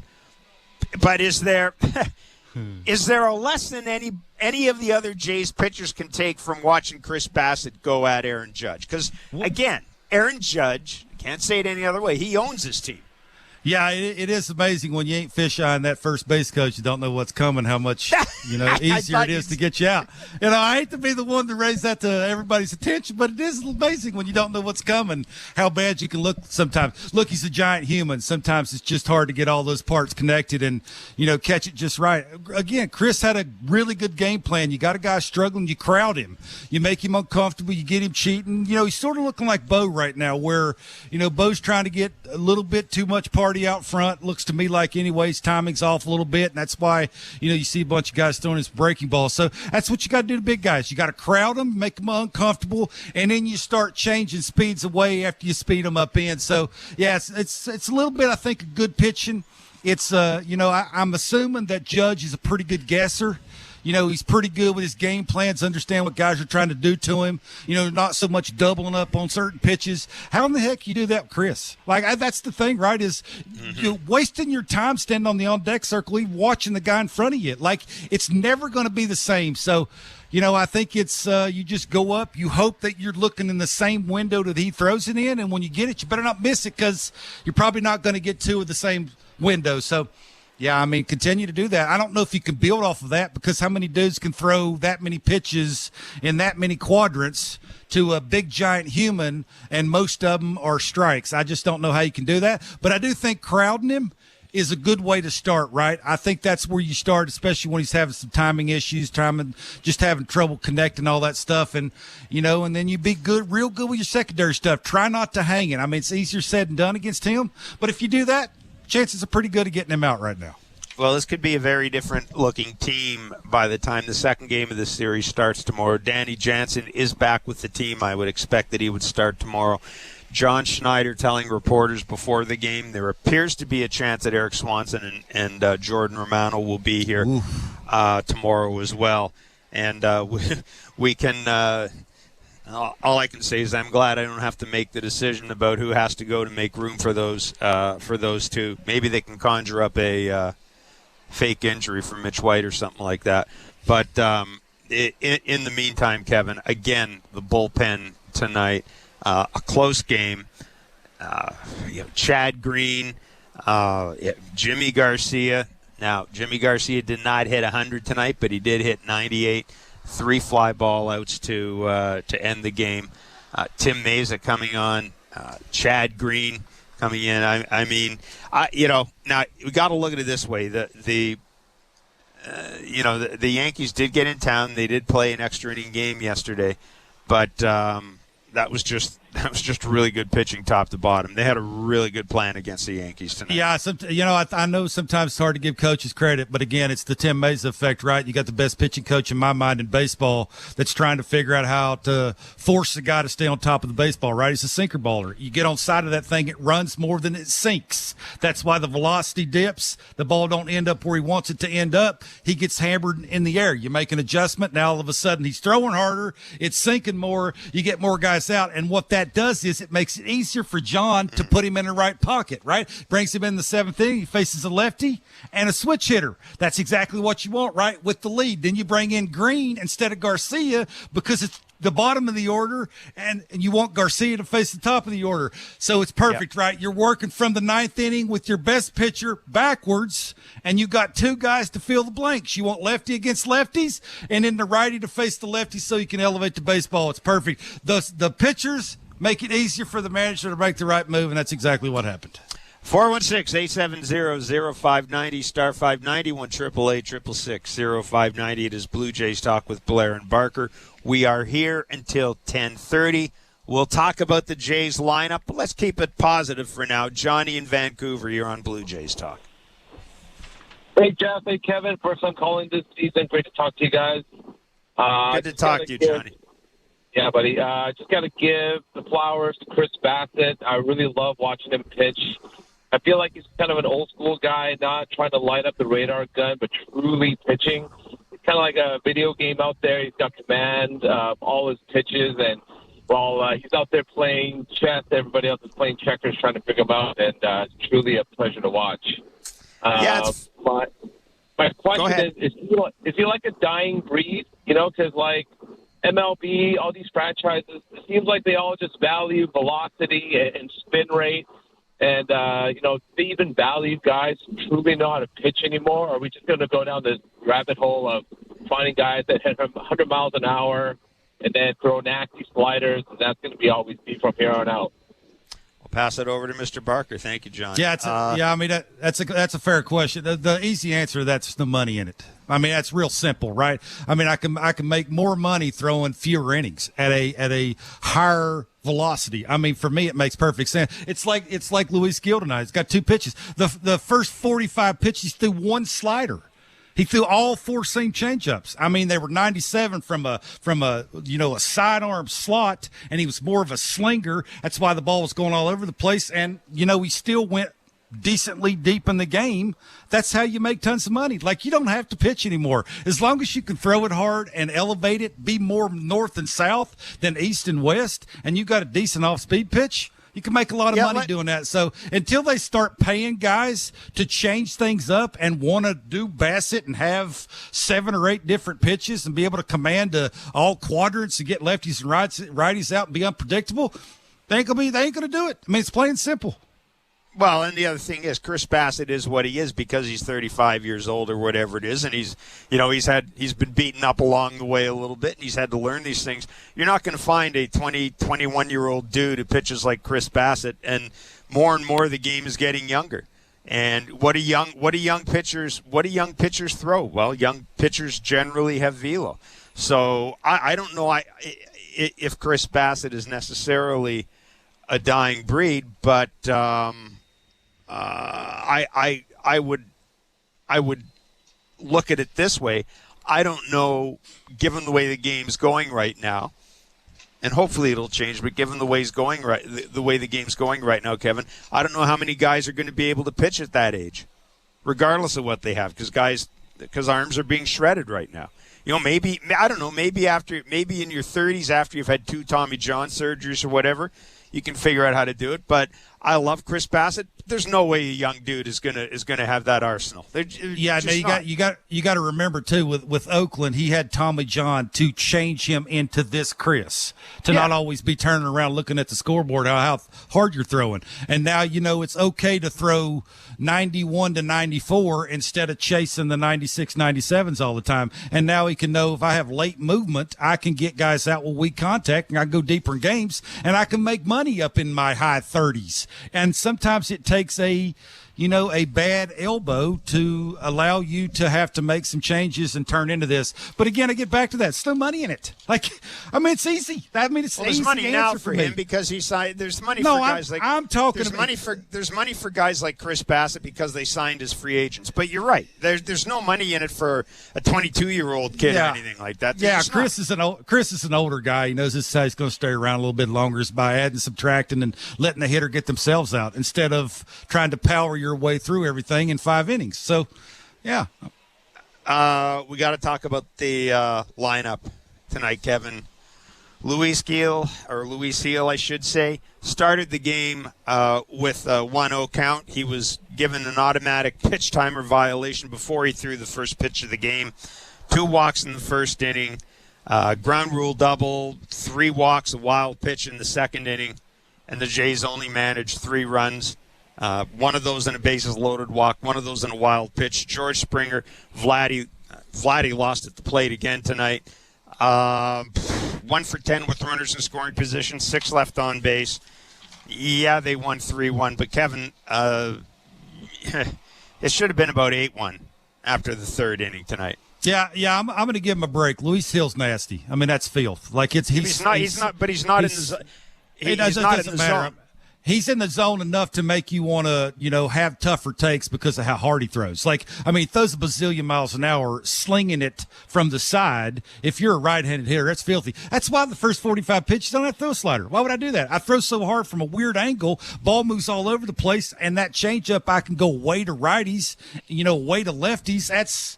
It's just a very tough at bat, right? And then we talk about how you attack Chris. How do you attack a guy like that's all over the place that throws that hard?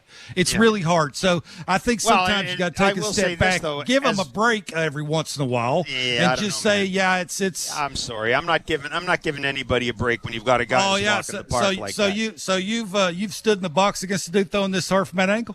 That's not the point. That's yeah, not it the is. point at all. It's not an easy at bat. It's a tough at bat. I Well, think sometimes you just be grateful that you're walking away with the win because of how good your pitching was and how good your defense was. I think you got to sometimes just say winning's enough. Forget about what the 1-for-10s and all the walks were. The dude's filthy. You did enough because of how good your pitching is. You say thank you very much and move on to tomorrow. That's at least where I stand. Yeah, I'm sorry. You've got to if you want to get where this team's going, you're going to have to beat up. You're going to have to beat up. Yeah, it's called guys like wins. that. They're one win away from winning the series. I mean, that's what it's all about, right? I suppose. I just don't like letting guys off the hook like that. You know that guy's giving up 3 hits in 9 innings coming in tonight, so he's filthy, right? I think they it's like the helped top him 5 out hardest starting throwers in baseball.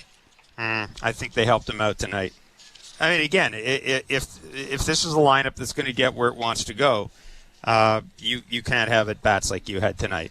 You just can't. And of course, seeing Bo getting picked off first base in the first inning, that didn't help either. But you're right, they won. They won because their pitching was very good. And, their defense is really good too. And the defense is really good. I think you got to give Kirky credit for throwing out. He looks quicker with his footwork, releasing the baseball. That was a good tag by Kevin Biggio. Kirky backing up the throw from Kiermaier. In a close game, if the runner goes to second, he probably scores. The game's even closer. Then it wouldn't allow Bassett to sort of do what he wants to do on the mound. Like they did the things defensively in the moments they were supposed to do them in to win a baseball game. And I think sometimes you just have to take those positives and move on and be grateful that you won a game and you're closer to winning the series. That's what it's all about, right? Early in the season. John Schneider was asked about Chris Bassett's outing tonight. His stuff's been really good the whole year.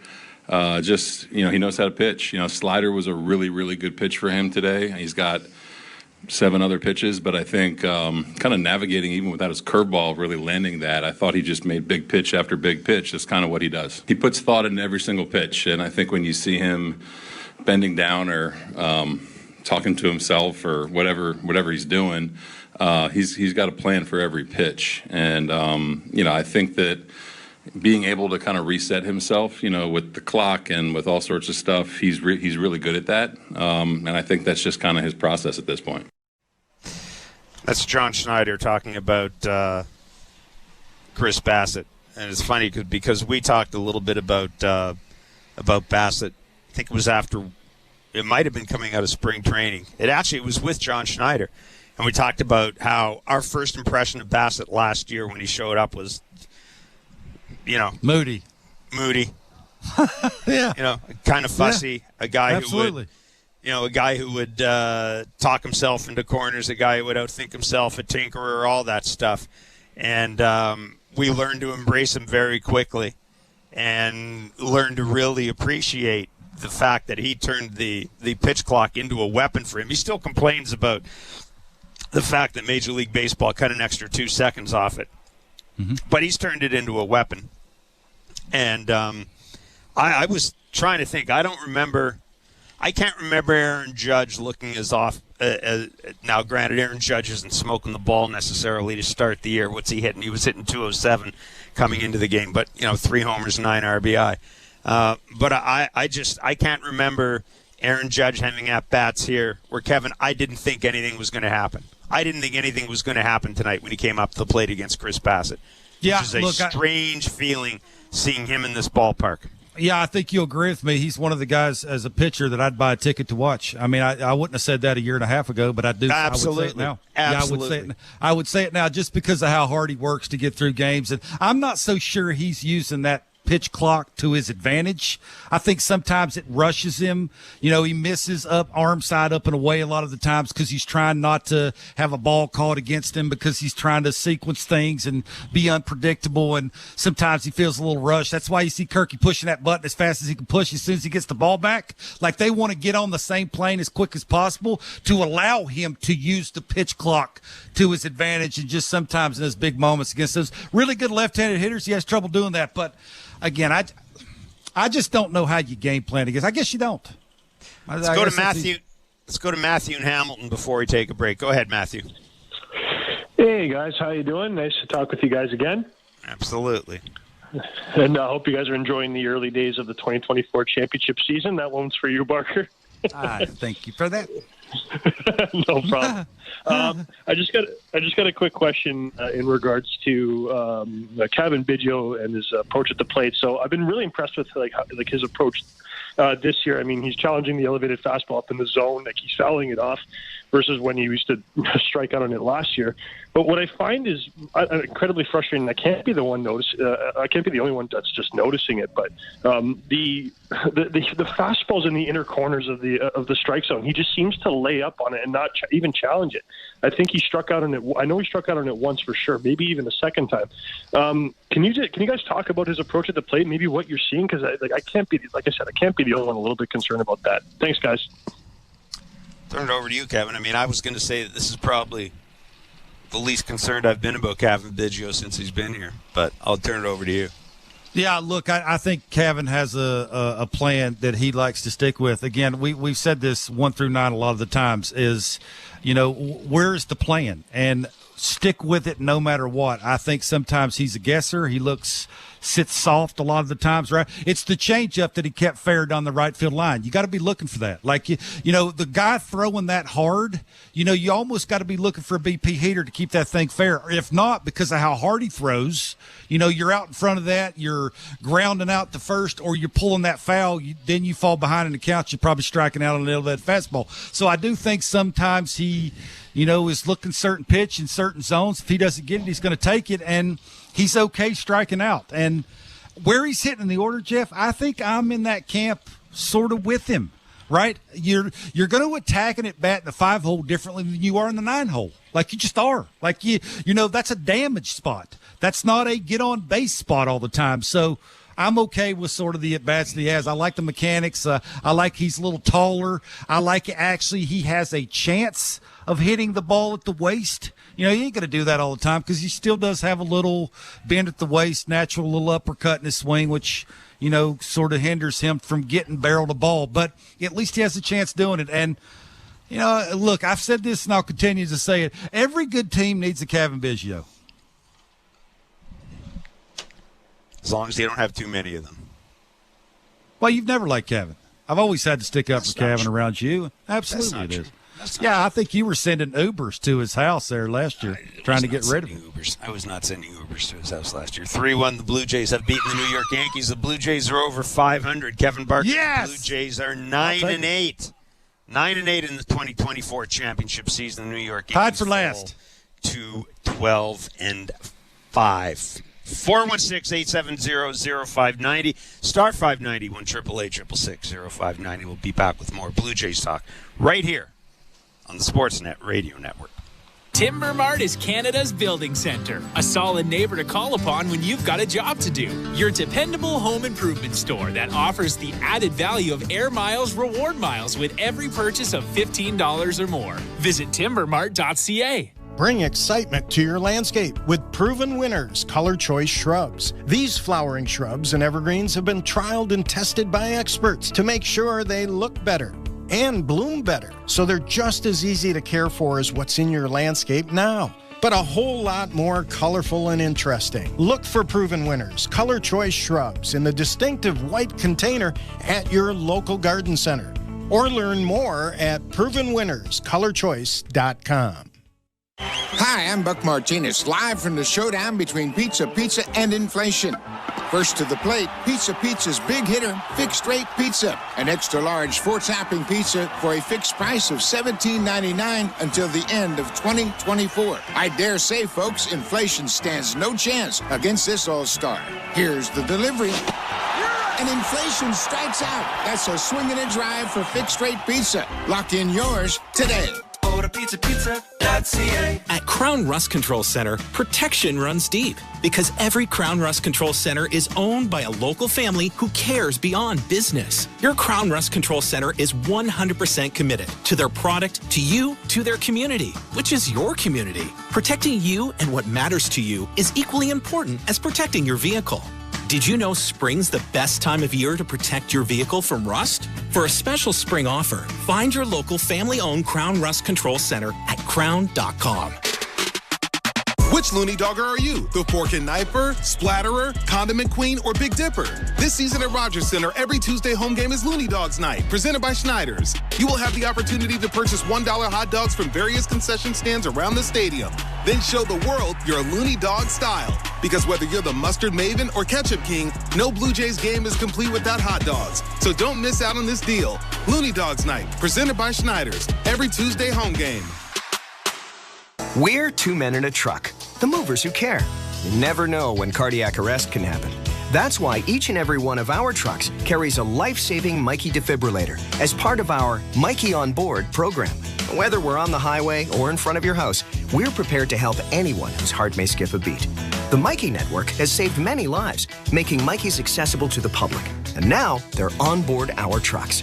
We're two men in a truck. Two men and a truck, the movers who care. Timber Mart always has plans to help you with your plans. Your home, your cottage, your garage, whatever needs your attention first, check the most visited spot on our website for ready-to-order plans to get the job done with Canada's Building Centre. Visit timbermart.ca.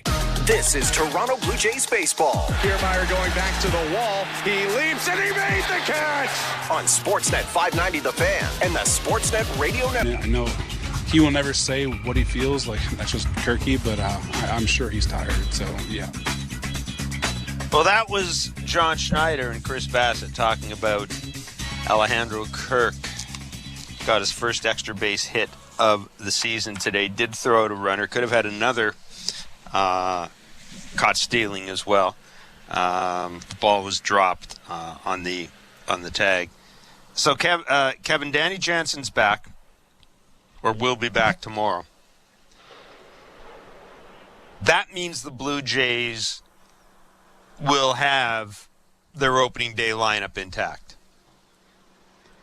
Do you think, given the issues this team has had offensively, do you think that there, at some point soon, might be some changes to this lineup? Like what? Rearranging the top four somehow?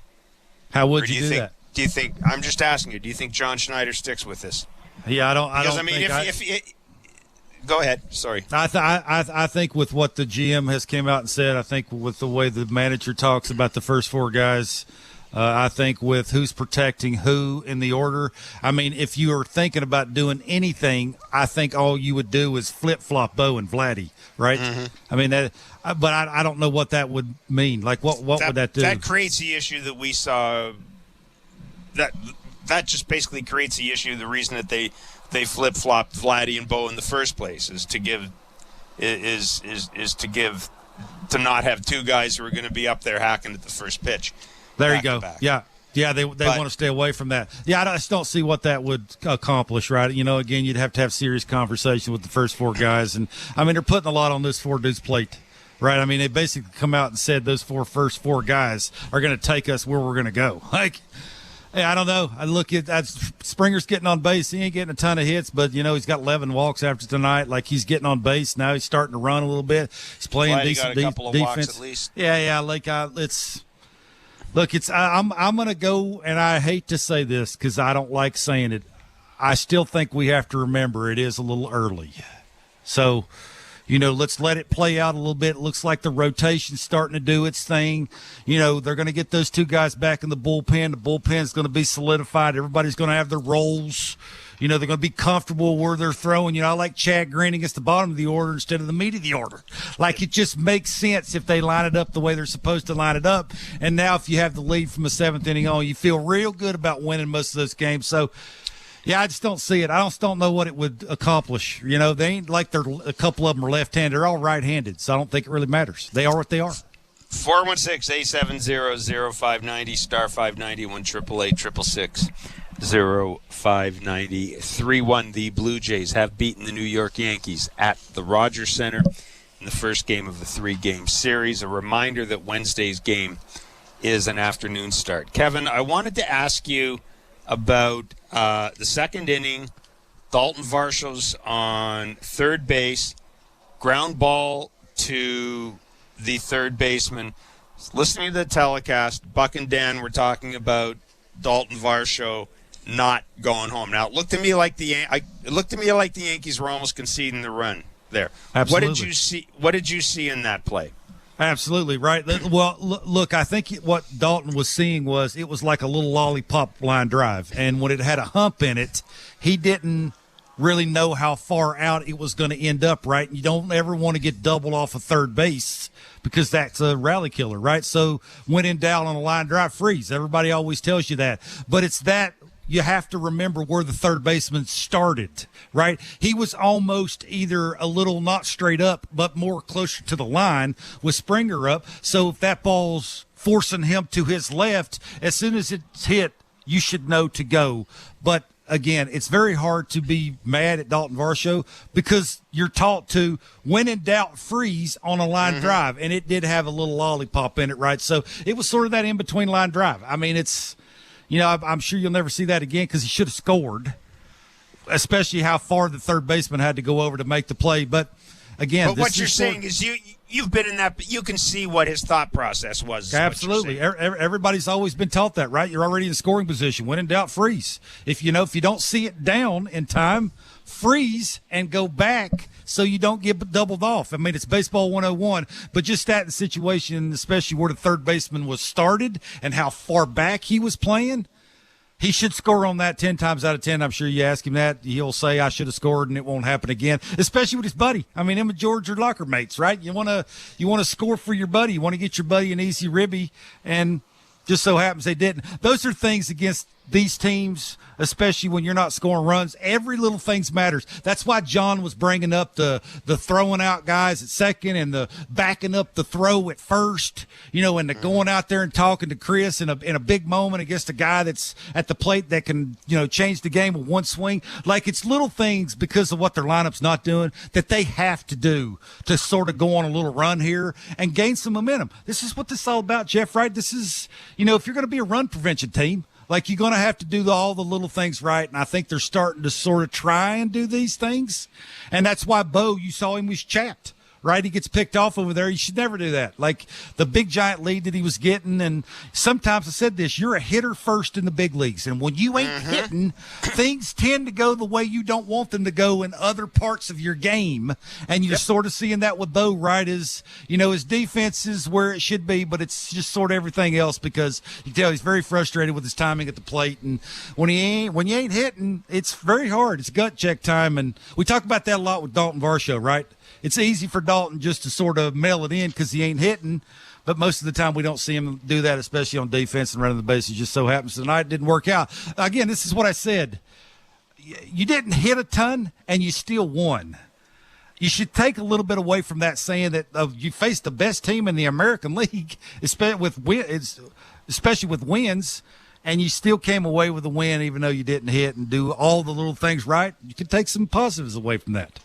416-870-0590, star 590, 1-888-666-0590. Charlie in Jersey, welcome to Blue Jays Talk. Hey, guys. First of the year, and hopefully first of many. Always love hearing you guys. Hey, Kevin, you're going soft. I don't know what's going on with you. I don't know if you're getting old, but this is not the Kevin that I know. But what's going on with you, man? You're giving them a free pass. I don't care the fact that they won is great. I'll tell you what. Did you see that sequence of Vladdy struck out at? There's three identical pitches almost, and down and away, the changeup, down and away, and the third one he just swings. I'm telling you, a blind bat wouldn't have swung at that. And this is like over and over again. I'm not trying to complain yet. I get the win, but what is going on?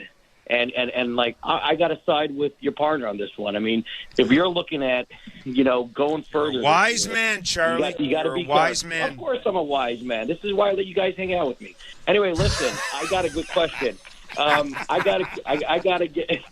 got a quick question for you. Sure. Guys. Kevin, I'll give you the spot over here. What do you think about when Romano gets back? I spoke to you many times last year about it. I know I get beaten up about this. Romano, he has good numbers. When you look at Romano, typically his stuff, you don't feel, at least me, I don't feel very confident when he's up there. If you were facing in the bottom of the ninth, imagine that was Romano, and you had Soto, Judge, and Rizzo coming up. My heart would be beating a lot faster than it was. Jimmy Garcia, and I couldn't say this last year, but I think with the bullpen especially, you got to ride the hot hand. Romano's going to come back. I'm very curious to see what John Schneider does, but I'm curious what you guys feel. My feeling is you stay with Jimmy Garcia. I know Romano was always the closer. Stay with the hot hand, and maybe, see how it goes. And if he falters one time or two, maybe you bring Romano back in. But I want to know what you feel about his thoughts and what you see from him now. Charlie, thank you very much for your call, and most importantly, thank you for your wisdom and good taste. Go ahead, Kevin. Look, if I came on here every single night and talked about Vladimir Guerrero Jr., people get tired of listening to that, wouldn't they? It's sort of every single night. It's the same kind of swing. Well, it's the same kind of swing, the same kind of approach. What changed the conversation from last night, the night before that? It's sort of Groundhog Day. Until mechanically he gets more consistently on time and not have the eyes move as much, you're sort of going to see the fanny out using nothing but hand swing, and you're going to see the negative at-bats, and that's sort of consistently what you're swinging. So that's why, again, Luis Gil's filthy. Whatever you guys want to think. This wasn't Luis Gil that he's talking about with the strikeout, he's filthy. Though. Yeah, I think that was... It's not Luis Gil. No, the strikeout was in the seventh inning. Yeah, that's a carry... It was a changeup that was. It wasn't a strike when it left his hand. It was a ball when it left his hand. I understand that, but that's from previous at bats. That's why the at bats look that way later in games. Why do you think Dan Shulman came on and said he's like 1 for 15 in his first at bat?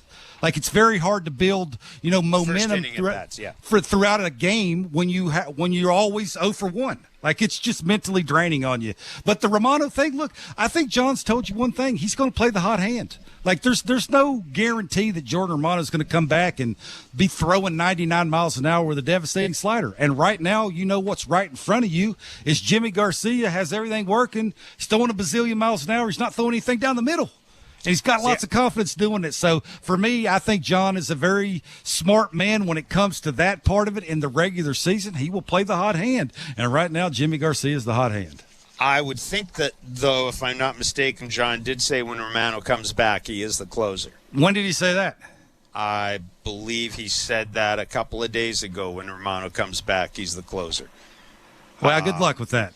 It's about winning games. I'm not saying I agree with it, but I will say this. I think with Romano and Swanson back, what you have now is you've got enough depth, and especially with what Nate Pearson's showing you can almost have 2 separate bullpens if you want. You could almost have 2 bullpens in back-to-back days because you got Meza back, you got Cabrera, there's your lefty, you still got Trevor Richards. He's got the change-up against the lefty. Eric Swanson's got the splitty against the lefty. Like, if you want, if you're John Schneider, you can basically have those 2. And that maybe, maybe that means that Jimmy Garcia does get a save opportunity. You may be seeing eventually a move towards a bullpen by committee. So almost what you're talking about, they could have 4 closers. In Green, Swanson, Garcia, and Romano. Right there. That could pitch the ninth inning. I don't know if I think something you said earlier today would probably hold true. I think it would depend where I am in the order in the ninth inning on who I'm going to use. I don't know if I want Chad Green facing the meat of the order in the ninth inning. But if I can have Jimmy one day, let's assume Romano comes back and is healthy. If I can have Jimmy one day, Romano the next day, or you know how these guys are. Maybe there's swing paths that line up better with Jordan Romano than Jimmy Garcia. So maybe Jordan is the closer for 2 days. I just think that what we've seen so far, if you want, you can build 2 separate bullpens with the lefty in each, Richards or Swanson in each, different guys closing, and then, that's again if you want to go that way. I'm with you right now. You 1 game over 500. You're 9-8. Jimmy Garcia throwing 99. We saw him hit triple digits the other day. He looks good. We've talked about this. He looks strong. I I would really have to swallow hard and not and sort of come back and instantly say Jordan Romano's my closer. But I'm willing to bet that Jordan Romano comes back and closes the first opportunity he gets. You've watched enough baseball. You can close out a game in the 8th inning too. That is true. That is true. You can give Jimmy Garcia you can give him the meat of the order in the 8th inning if it comes up, and then you can let Jordan Romano close. But it's. I'm going to say this: the record's not great, but all things considered, the lack of offense, the wobble we've seen from Kevin Gausman, the fact you didn't have Romano and Swanson, and Danny Jansen is out of the lineup, things could have been things could have been a lot worse. Yeah, they really could have been a lot worse. They're not hitting homers like that. That's the thing, right? Is they're where they're at, and they're not hitting homers. I mean, how long can this last, right? It's just a lot of pressure that you see Bassett. Why do you think he's thinking so much? He knows he walks a guy, gives up a homer. They could lose that game just because they're not hitting homers. It's funny. Buck was asked. Buck made a comment. Buck Martinez made a comment during the game tonight. I don't know I think it might have been Aaron Boone. It was somebody from New York asked him about the ball. Mm-hmm. With the new configuration here, how the park is playing, and Buck just said the ball isn't carrying. I got to tell you, there were a couple of hits tonight that I thought were gone. A couple of balls hit in the air that I thought were gone. Now this is just the first homestand. Obviously the roof is closed. It's not hot outside. I mean, all that stuff. But I'm beginning to get the sense that this sucker's probably going to play very much like it played last year. And this gets further to Don Mattingly's point, right? We made the days of the Blue Jays bombing teams to death with home runs. It's probably gone. Yeah, we haven't heard the swing at what you can do damage on when they've been at home either. That is a. When's the last time you heard that? Point. No, When's the last time you heard that? When they were on the road, not when they've been home. No, that's a good point. We haven't heard that. Get a pitch you can hit a line drive on. I mean, that's basically what they're trying to do. Yeah. Yeah. And maybe put some pressure on. Use the base paths a little bit to put pressure on. They're trying. The other team. Oh, they are. Carlos Rodon against Yusei Kikuchi tomorrow. What are you expecting from Kikuchi, who does generally pitch pretty well against this team? Yeah, he's good at pitching in against the Yankees. I mean, that's where he's going to have to live, right? It's glove side. It's getting some called strikes in there, and then changing speeds. Don't abuse the slider. He establishes the end of the righties. Don't abuse the slider. He'll be okay. But somebody offensively is going to have to step up. Like sooner or later, he's going to walk somebody and give up a homer. Like somebody's going to have to string together a couple hits, get a big hit. Big hit meaning a 3-run homer. Maybe get a couple of those, give the pitching staff a little bit of a breathing room. I mean, it ain't like the Yankees. The Yankees in the middle of the pack, too. They ain't hitting either. No, that's right. They got 12 wins because they're pitching. They ain't hitting either. So you score 5 or 6 runs, you can beat the Yankees. Yeah, they've already played. My goodness, they've already played 7. They've played 7 one-run games out of 16 so far. So you are right. They're not really the Bronx Bombers yet either. I'm glad you admitted that I'm right. I appreciate that. Well, blind squirrel, acorn. You and Charlie. Blind squirrel finds a nut every now and then. No, I think Charlie. Listen, I think Vladdy's become a thing. We talked about this. And we talked about it in Blair and Barker. We'll probably talk about it again. And I think your point today in Blair and Barker was really well made. I think we need to look at Vladdy as being a good player. Until he shows us otherwise, that's until absolutely he shows us otherwise, the case. He is a good player. Absolutely. 25 and 95 don't grow on trees. That will make you a good player. That does not make you a great player. No, it does not. A reminder that Blair and Barker will be back tomorrow on Sportsnet 590 The Fan and Sportsnet from 2 to 4 Eastern. We are going to be joined by Ricky Tiedemann, who is, of course, the Jays' top pitching prospect with the Buffalo Bisons, and we will get you set for the second game of this series. Wednesday's game, again, is an afternoon game, and we will be doing Blue Jays Talk following that game. We will be doing a special 1-hour edition of Blair and Barker before that game as well, so that'll be from 2 to 3. I think first pitch is at 3:07 on Wednesday. And then the Jays are off to the West Coast. They're off to take on the San Diego Padres. And that will be intriguing to see the Jays out on the West Coast against the Padres, who they had a pretty decent series this weekend. Pitching and defense travels, Jeff. The L.A. Dodgers. It certainly does. It certainly does travel. Mr. Barker, as always, thank you so much for doing this. We'll do it Thanks again for having me, buddy. I appreciate it. Hey, anytime. Anytime, my friend, anytime. 3-1, a winning edition of Blue Jays Talk. This has been Major League Baseball play-by-play on SiriusXM and the SiriusXM app.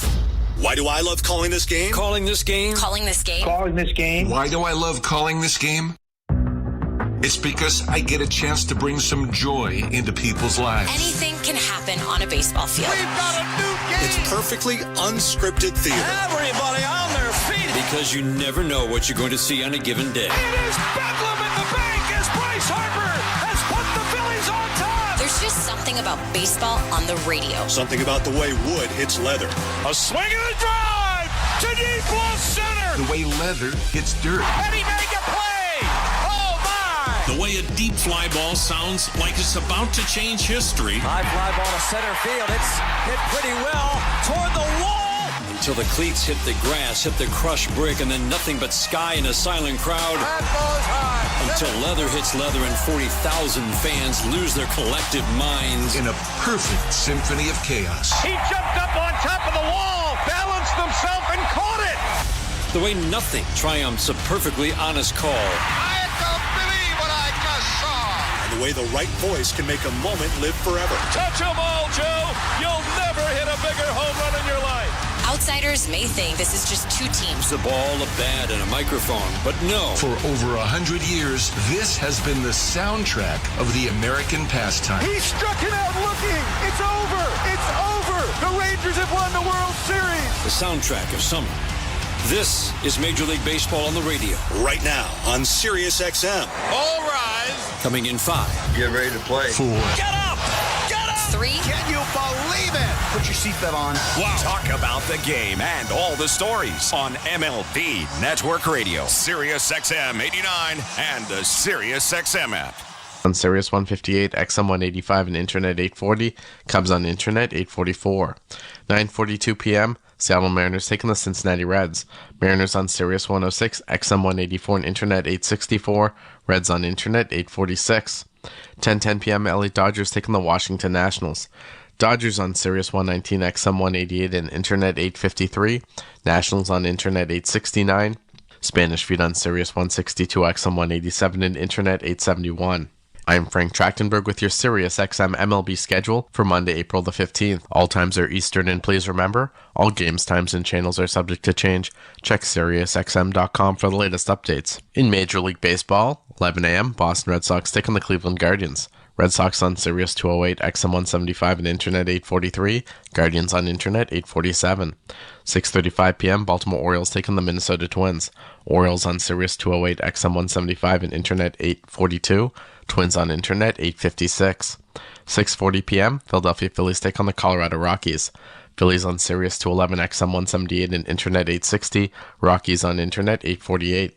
6:40 p.m., Miami Marlins taking the San Francisco Giants. Marlins on Sirius 210, XM 177, and Internet 854. Giants on Internet 863. 6:40 p.m., Detroit Tigers face the Texas Rangers. Tigers on Sirius 209, XM 176, and Internet 849. Rangers on Internet 867. Spanish Feed on Internet 870. 6:50 p.m., Tampa Bay Rays taking the LA Angels. Rays on Sirius 137, XM 179, and Internet 866. Angels on Internet 852. 7:07 p.m., Toronto Blue Jays take on the New York Yankees. Blue Jays on Sirius 138, XM 180, and Internet 868. Yankees on Internet 858. The PGA Tour comes to life on SiriusXM. It's your destination for everything on the tour. Hear live hole-by-hole coverage and expert analysis. PGA Tour Radio, SiriusXM 92. Host on MLB Network Radio, Xavier Scruggs, talks about the young phenom Jackson Holliday of the Baltimore Orioles. Jackson Holliday is an example of a meteoric rise to get to the big league level. With such a great head on his shoulders. We've had the opportunity to talk to him during spring training, and you just get a sense of the maturity, right?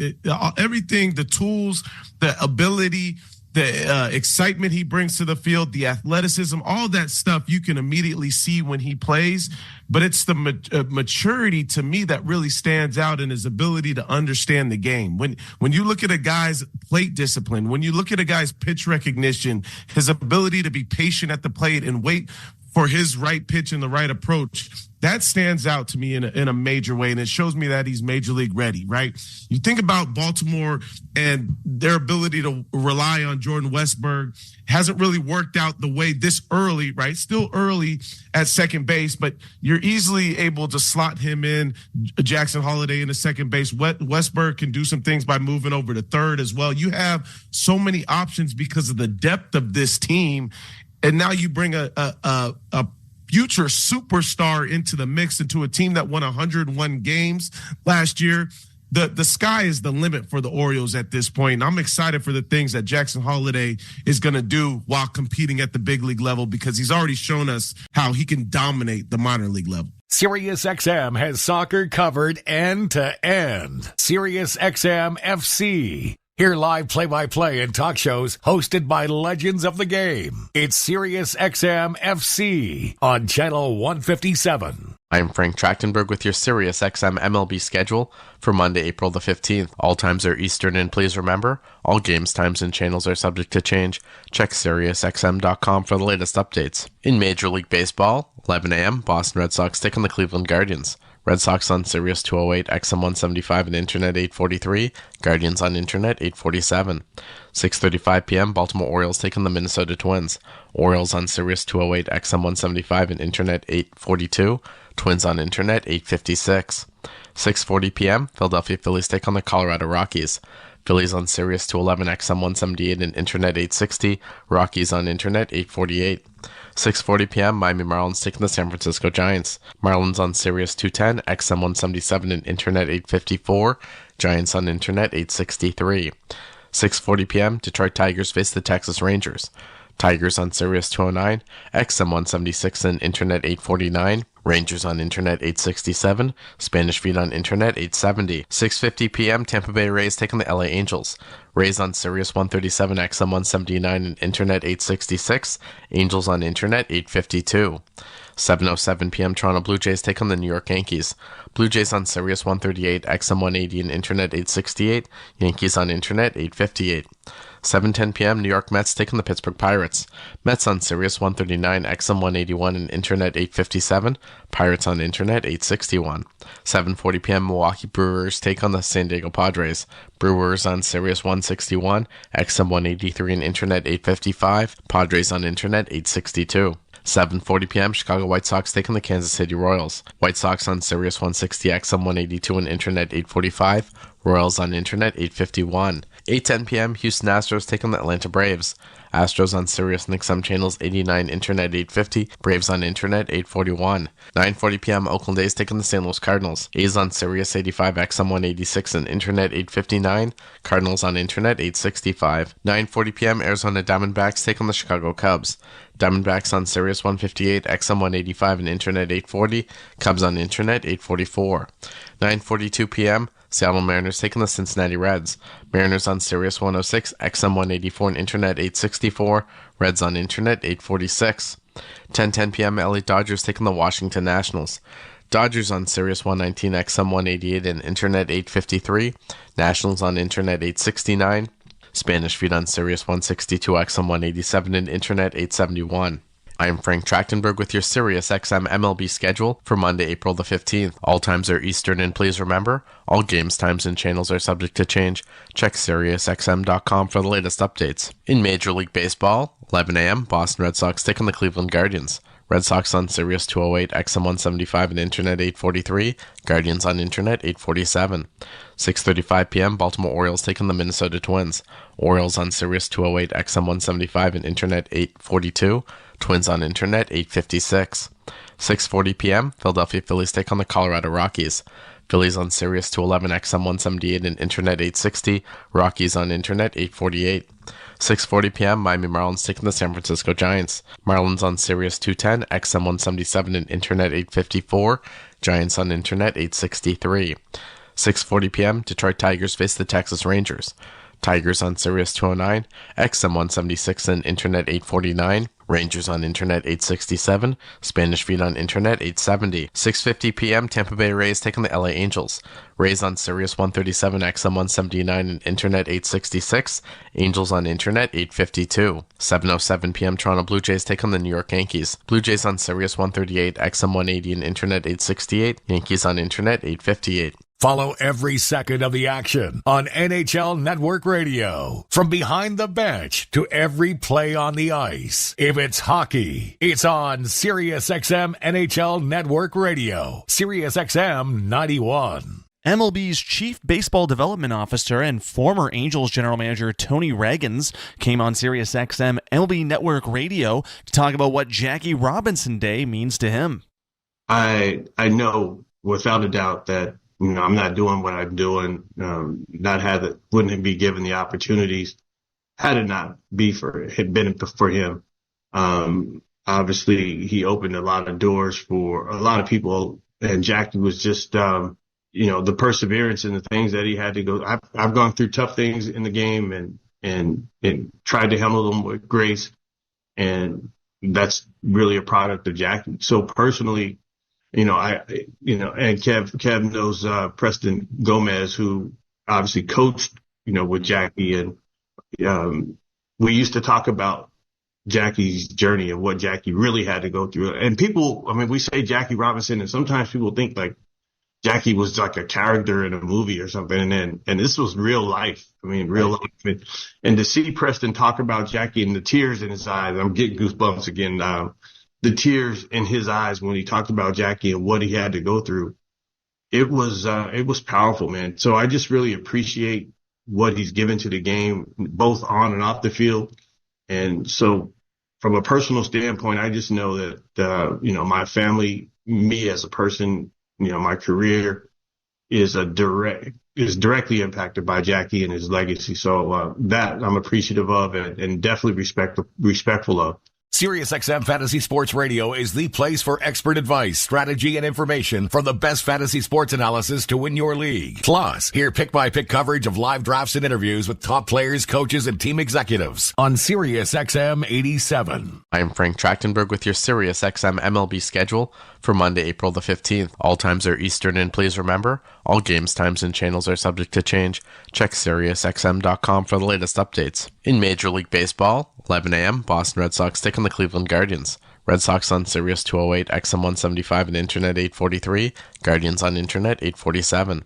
6:35 p.m., Baltimore Orioles take on the Minnesota Twins. Orioles on Sirius 208, XM 175 and Internet 842. Twins on Internet 856. 6:40 p.m., Philadelphia Phillies take on the Colorado Rockies.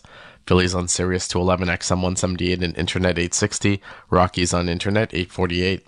6:40 p.m., Miami Marlins taking the San Francisco Giants. Marlins on Sirius 210, XM 177 and Internet 854. Giants on Internet 863. 6:40 p.m., Detroit Tigers face the Texas Rangers. Tigers on Sirius 209, XM 176 and Internet 849. Rangers on Internet 867. Spanish Feed on Internet 870. 6:50 p.m., Tampa Bay Rays taking the LA Angels. Rays on Sirius 137, XM 179 and Internet 866. Angels on Internet 852. 7:07 p.m., Toronto Blue Jays take on the New York Yankees. Blue Jays on Sirius 138, XM 180 and Internet 868. Yankees on Internet 858. 7:10 p.m., New York Mets take on the Pittsburgh Pirates. Mets on Sirius 139, XM 181 and Internet 857. Pirates on Internet 861. 7:40 p.m., Milwaukee Brewers take on the San Diego Padres. Brewers on Sirius 161, XM 183 and Internet 855. Padres on Internet 862. 7:40 p.m., Chicago White Sox taking the Kansas City Royals. White Sox on Sirius 160 XM 182 and Internet 845. Royals on Internet 851. 8:10 p.m., Houston Astros taking the Atlanta Braves. Astros on Sirius and XM channels 89, Internet 850. Braves on Internet 841. 9:40 p.m., Oakland A's taking the St. Louis Cardinals. A's on Sirius 85, XM 186 and Internet 859. Cardinals on Internet 865. 9:40 p.m., Arizona Diamondbacks taking the Chicago Cubs. Diamondbacks on Sirius 158, XM 185 and Internet 840. Cubs on Internet 844. 9:42 p.m., Seattle Mariners taking the Cincinnati Reds. Mariners on Sirius 106, XM 184 and Internet 864. Reds on Internet 846. 10:10 p.m. LA Dodgers taking the Washington Nationals. Dodgers on Sirius 119, XM 188 and Internet 853. Nationals on Internet 869. Spanish feed on Sirius 162, XM 187 and Internet 871. I am Frank Trachtenberg with your Sirius XM MLB schedule for Monday, April the 15th. All times are Eastern, and please remember, all games, times, and channels are subject to change. Check SiriusXM.com for the latest updates. In Major League Baseball, 11 a.m., Boston Red Sox taking the Cleveland Guardians. Red Sox on Sirius 208, XM 175 and Internet 843. Guardians on Internet 847. 6:35 p.m., Baltimore Orioles taking the Minnesota Twins. Orioles on Sirius 208, XM 175 and Internet 842. Twins on Internet 856. 6:40 p.m., Philadelphia Phillies take on the Colorado Rockies. Phillies on Sirius 211, XM 178 and Internet 860. Rockies on Internet 848. 6:40 p.m., Miami Marlins taking the San Francisco Giants. Marlins on Sirius 210, XM 177 and Internet 854. Giants on Internet 863. 6:40 p.m., Detroit Tigers face the Texas Rangers. Tigers on Sirius 209, XM 176 and Internet 849. Rangers on Internet 867. Spanish feed on Internet 870. 6:50 p.m., Tampa Bay Rays taking the LA Angels. Rays on Sirius 137, XM 179 and Internet 866. Angels on Internet 852. 7:07 p.m., Toronto Blue Jays take on the New York Yankees. Blue Jays on Sirius 138, XM 180 and Internet 868. Yankees on Internet 858. Get the latest news, opinion, and analysis from MMA to boxing and the professional wrestling world 24/7. SiriusXM Fight Nation, SiriusXM 156, and the SXM app. LA Dodgers manager Dave Roberts was on MLB Network Radio and talked about Shohei Ohtani. As everyone else knows how uber talented he is. And the thing about the superstars and even athletes in general is we just have a way, whether it's good or bad, to compartmentalize life from sports. And you sort of sometimes feel, when you do get to the ballpark or to the football field or the basketball arena, that's your safe haven and you can kind of let everything outside dissipate and quiet the noise for, 2 hours, 3 hours. And no one has handled it better than Shohei. And like you said, it is good to know that he's been exonerated from all these charges. Yeah. Do you think it's been difficult for the rest of the guys in the clubhouse having to kind of deal with this, or is this kind of just guys understand this is just kind of what comes with the territory, but we got a job to do? Are you kind of having to remind them, let's just focus on what we can control and hopefully all this stuff will clear up on its own? I mean, that has to be a challenge for you. I think for us, fortunately, we're surrounded by a very veteran, headstrong, focused group. And so it's a culture that we've created and the buy-in to focus on the day at hand and appreciating the fact that there's going to be distractions, all year long and, on the field, off the field.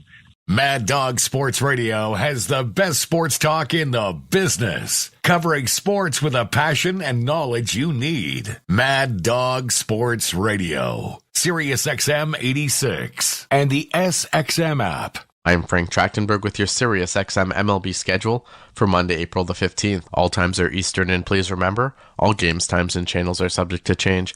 Check SiriusXM.com for the latest updates. In Major League Baseball, 11 a.m., Boston Red Sox taking the Cleveland Guardians. Red Sox on Sirius 208, XM 175 and Internet 843.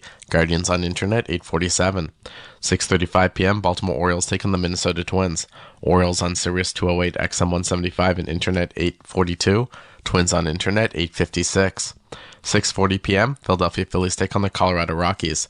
Phillies on Sirius 211 XM 178 and Internet 860. Rockies on Internet 848. 6:40 p.m. Miami Marlins taking the San Francisco Giants. Marlins on Sirius 210 XM 177 and Internet 854. Giants on Internet 863. 6:40 p.m. Detroit Tigers face the Texas Rangers. Tigers on Sirius 209, XM 176 and Internet 849. Rangers on Internet 867. Spanish feed on Internet 870. 6:50 p.m. Tampa Bay Rays taking the LA Angels. Rays on Sirius 137, XM 179 and Internet 866. Angels on Internet 852. 7:07 p.m. Toronto Blue Jays take on the New York Yankees. Blue Jays on Sirius 138, XM 180 and Internet 868. Yankees on Internet 858. 7:10 p.m. New York Mets take on the Pittsburgh Pirates. Mets on Sirius 139, XM 181 and Internet 857. Pirates on Internet 861. 7:40 p.m. Milwaukee Brewers take on the San Diego Padres. Brewers on Sirius 161, XM 183 and Internet 855. Padres on Internet 862. 7:40 p.m. Chicago White Sox taking the Kansas City Royals. White Sox on Sirius 160, XM 182 and Internet 845. Royals on Internet 851. 8:10 p.m. Houston Astros taking the Atlanta Braves. Astros on Sirius and XM channels 89, Internet 850. Braves on Internet 841. 9:40 p.m. Oakland A's taking the St. Louis Cardinals. A's on Sirius 85, XM 186 and Internet 859. Cardinals on Internet 865. 9:40 p.m. Arizona Diamondbacks taking the Chicago Cubs. Diamondbacks on Sirius 158, XM 185 and Internet 840. Cubs on Internet 844. 9:42 p.m. Seattle Mariners taking the Cincinnati Reds. Mariners on Sirius 106, XM 184 and Internet 864. Reds on Internet 846. 10:10 p.m. LA Dodgers taking the Washington Nationals. Dodgers on Sirius 119, XM 188 and Internet 853. Nationals on Internet 869. Spanish feed on Sirius 162, XM 187 and Internet 871. I'm Frank Trachtenberg with your Sirius XM MLB schedule for Monday, April the 15th. All times are Eastern, and please remember, all games, times, and channels are subject to change. Check SiriusXM.com for the latest updates. In Major League Baseball, 11 a.m., Boston Red Sox taking the Cleveland Guardians. Red Sox on Sirius 208, XM 175 and Internet 843. Guardians on Internet 847. 6:35 p.m. Baltimore Orioles taking the Minnesota Twins. Orioles on Sirius 208, XM 175 and Internet 842. Twins on Internet 856. 6:40 p.m. Philadelphia Phillies take on the Colorado Rockies. Phillies on Sirius 211, XM 178 and Internet 860. Rockies on Internet 848. 6:40 p.m. Miami Marlins taking the San Francisco Giants. Marlins on Sirius 210, XM 177 and Internet 854. Giants on Internet 863. 6:40 p.m. Detroit Tigers face the Texas Rangers. Tigers on Sirius 209, XM 176 and Internet 849. Rangers on Internet 867. Spanish feed on Internet 870. 6:50 p.m. Tampa Bay Rays taking the LA Angels. Rays on Sirius 137, XM 179 and Internet 866. Angels on Internet 852. 7:07 p.m. Toronto Blue Jays take on the New York Yankees. Blue Jays on Sirius 138, XM 180 and Internet 868. Yankees on Internet 858. MLB Network Radio is your home for 24/7 baseball talk, featuring on-site coverage of every major event from spring training through the World Series and expert analysis from former general managers and players. SiriusXM Channel 89. Major League Baseball celebrates one of the greatest that ever played the game with Jackie Robinson Day. Every player in the league wears the number 42 to commemorate the day and honor the legendary player. And President and CEO of the Jackie Robinson Foundation, Della Britton, stopped by SiriusXM MLB Network Radio on Channel 89 to talk about how she hopes it impacts future generations. It also excited me that we would be able to teach the next generation about Jackie's legacy, about how much he did, that he used his athletic ability and success to do so much more, to serve the community, to be the ultimate humanitarian. One of my favorite quotes of his is, the ballot and the buck is what is needed to advance, communities that have been disenfranchised. And I like that because it really does signify the notion of being civically engaged, and that, we still have a ways to go to true equality in this country. But as far as I'm concerned, as a Black woman, I very much carry that mantra of his very, very, sort of in forefront of my mind anyway. On the court and off, your home for the NBA is Sirius XM. Follow all the drama as your favorite team vies for it all. Sirius XM NBA Radio. Sirius XM 86. I'm Frank Trachtenberg with your Sirius XM MLB schedule for Monday, April the 15th. All times are Eastern, and please remember, all games, times, and channels are subject to change. Check SiriusXM.com for the latest updates. In Major League Baseball, 11 a.m., Boston Red Sox take on the Cleveland Guardians. Red Sox on Sirius 208, XM 175, and Internet 843. Guardians on Internet 843.